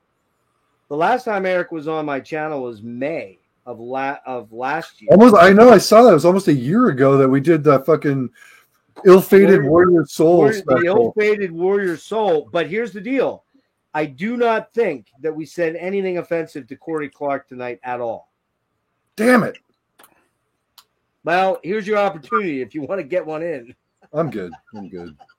No, I'll tell Phil that story later if he doesn't know. But Dennis, what do you got coming up? All right, next week over at what's the dude's name? Ken's Death Metal Crypt. Me and him are doing a fucking demo record thing. So that's gonna be badass. It's gonna be live. Sick. Yeah, and we're gonna do so here's the idea. We're gonna do like stuff we heard like when we were tape trading, and then how like we listened to that and bought the record from that, and we're gonna show the actual like Demos. tape that we tape traded, Yeah. and then either it's a demo or it's a full length. So That's fucking cool. Cool. Yeah. What else you got? that's it for me, man. You didn't figure out the Matt thing yet? Dark Path? You didn't figure out Matt? Oh yeah, me and Dark Panther and me and fucking Ground Zero, all those. We're gonna. You're in negotiations as we speak? No, I mean it's just time, man. I mean it's just YouTube. I mean, I think Well, like people. And you people and I take have it- and you and I have an upcoming episode of 80s. Ah, Christ, help me forget. Remember? Oh, dude, we're doing like a full metal fucking deep dive. We're doing. Yeah, but what's it called, man? What's the name of my show? Forgotten Metal Gems of the 80s and 90s, right? Metals of the Gems of the 80s who we and doing? 90s. What bands we doing? I think we're doing. Sleaze We're doing Warlord. I know we're doing Warlord. Warlord. No, I thought you were gonna do some Sleaze Bees. Fuck, who else are we doing? We're gonna go. We're gonna have We're to go doing- watch the We're episode. doing Killer Dwarves. Killer Dwarfs. Oh, no, hell. we're not doing Killer Dwarves. I just made that up. Oh, we're not doing Killer Dwarfs. You know, Canadian classics. You I said that to hang out incite with Phil. the Killer Dwarfs on multiple occasions. You said that to get Phil excited. I know you did. Yeah. We're Yeah, doing. 'cause I he's think trying, we're doing- I know he's sleaze. He's being sleazy right Here's now. the deal. We have to go watch. Dennis We're and doing- I both have to go watch the episode that we did about a month ago. Of I have a Last Thing. fucking paper here somewhere that Yeah, has I all forget the who it names. was. I forget. But anyways, I Warlord. think it's Warlord, Sirathon, Goal, and some metal. Right. That's Oh. right. We'll figure it out. There's like 6 bands. Razor X, is that the other one? Nah, it's not in there. Well, I'll go watch it and we'll figure it out. Phil, what do Tony you McAlpine? Well, I don't know if this is going to relate to anybody in your audience, but like downtown Nick's Cafe in Wabash, Labrador, we're doing a thing on National Socialism and the Nazi Party, and we're really trying to like really push that agenda. No, stop now. Stop. He is kidding. Oh shit! We're doing fucking Tyrant. We're doing Tyrant, and we're Tyrant's one doing of them. Vicious Rumors. Vicious Rumors. Vicious Rumors. That's right. Okay. We're getting there. Demon- Seattle band. Seattle band, right? demonetized. Right, Eric? Vicious Rumors? No. Oh, no, wait. They're San Francisco. Never mind. My bad. Warriors of the Night, that is not a Seattle band. No. Vicious Rumor. I know, but Vicious Rumors did Warriors of the Night. Oh, they did. Okay. First Vicious Wow. Rumors album, if I'm not mistaken. I think they're from guys- San Francisco. King Cobra. Guys. Yeah. Don't make fun of King Cobra or Killer. I'm not. Dwarf. We're doing Cobra. King Cobra. Denis, if you want to like lie spoons with me tonight, you better watch your fucking ass. Guys, listen to me. This is my turn to talk here right now. Besides the National Socialist Party, I'm going to tell you right now. Yeah, New Chromium is going to blow your mind. This is going to change everything. Every Changed my life. Chromium, What? every Chromium is mind blowing. Well, It if is. you lower your standards, yeah, I bet it is. I have the lowest of standards. Well, that's great. Welcome aboard.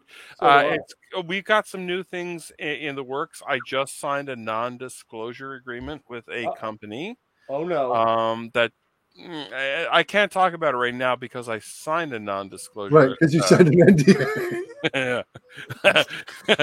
Talk about a dick tease. I feel like what Shannon Weary in those like 90s like titty titty fucking thrillers. But I've got something very big on the go. I just got signed, and can't wait to be bigger than all of you. And which NBA team signed you? All I can say is it starts with S and ends with Oni, and so it's Rice-A-Roni? Oh, it starts with an S. You said. All I can say is that I am going to be impossible to reach soon, and I will not acknowledge any of you except my little Chachka Denis, because you both are gone, but Denis is going to be part of my new empire. That doesn't surprise me at all. Oh no, exactly. So, anyways, I love you guys, and I want to thank you. This will be the second last time I'll appear on the show because I'm going to be too huge. I'm going to be in a hot tub with Neil. Jesus balls. I'm going to be. I gotta wax my shoulders before I get ready. So what you're saying is you're gonna be like the new Anthony Fantano replacement, right? Well, who is the biggest guy on that football team that's called the Buccaneers? That's Patrick Mahomes. That's who I'm going to be. Patrick. He's not on the Buccaneers, dude. Oh, no, I just made up something. I know he's not on the Buccaneers. I thought he was going to say, never mind. Tom Brady. No, I won't be that guy. But pretty much I will be like Boner on what's that show? Seavers, the Seavers show. Phil. Family Focus. Family. No, wait. Show me that smiling face. Growing pains. Growing pains. I am going to be the new Boner from Growing Pains. So Richard enjoy me now. Yeah. Richard Stabone. Yeah. Are you actually selling yourself short and saying that you're not going to be super rich and banging a Victoria's Secret supermodel as your wife? I've already. Did Richard Stabone bang a Victoria's Secret model? No, Tom Brady was. Oh. We're back to the Tampa Bay Buccaneers. All right, guys, I'm going to wrap it. We're going to jump onto the other stream. Phil, if you want to jump on or if you're going to crash, but try and jump on for a little bit with us. We'll talk some music. I'm still going, dude. I got another couple of beers. All right, jump in with me. I think Nick's going to jump in. I think Eric's going to jump in. We may get 2 or 3 more people. So, Eric, Mr. Bauer, I want to thank you very much for this. And I don't think we're going to I'm going to lose this stream because of no Corey Clark interference. But you never know. So wait, why would you lose this stream because of fucking Corey Clark? Well, because he might complain to like the Chinese or something. I don't know. You know, he put out that album. I think the correct term is Oriental. I think it's gonna, Jeff. I think it's going to be okay. You think I'm all right? I mean, he did put out that album, The Chinese Democracy, the Warrior Soul version. Yeah, but so did Guns N' Roses. So that's I mean, and look how it worked out for them. So, Eric, I love you. It's been a while since we've spoken. You also look like the guy from the Six Flags commercials now. And I don't know who the fuck you're talking about right now. You will. And I want you to eat more, like fatty foods, and I want you to party with me. I eat a lot, man. Well, you're going to come to Dennis and I's reception, so okay. Jesus, he's going to be the flower girl. As long as that's a fucked up thing to say, man. No, it's not. It's because I love you so much, and that I think that you're so masculine. That I tell you what, I'll be the flower girl. I'm cool. I'm a good 40 years younger than this guy. Yeah, but you got Which guy? Look like him right now. Which guy? All guys look alike. All right. The Six Flags guy. Anyway, we're I appreciate it. All right, dude. I will call it right now. Thank you to everybody that watched. Almost 5 fucking hours. Oh my god. Yeah. We're gonna go. Eric and I. Dennis and I for sure, and Nick. We're gonna go live on the other. Guys, stream. have you ever had a black guy on this show? What do you mean? There's nobody black that's ever been on your show. This is the second episode, and there's no. All right, okay. Hold on. We need to discuss. Hold on. To be very clear, I have asked Mike Seatown to come on and do 2 or 3 things with me, and he's responded and then never gotten back to me. So I have asked Mike. So there you go. There you go. Deontay's been on here, hasn't he? Deontay's been on. That's right. Yep. haven't seen him around. He's got a chick now, so I fully understand why he's not around. You know, A mega babe. Yeah, very much so. Yeah, I photoshopped her head on some porn pictures the other day. Right. All right, we're shutting this screen down now. All right, guys, I'm gonna cut it now. We'll come back. And Eric, thanks again. Yeah, of Phil, course. thank you, sir. Maybe I'll see you again. Dennis, I'll see you in a minute. Take care, Dennis. Yeah. All right, guys. Peace I out. love you. Later, Phil. Later, Jeff. Peace out. Great All right. talk.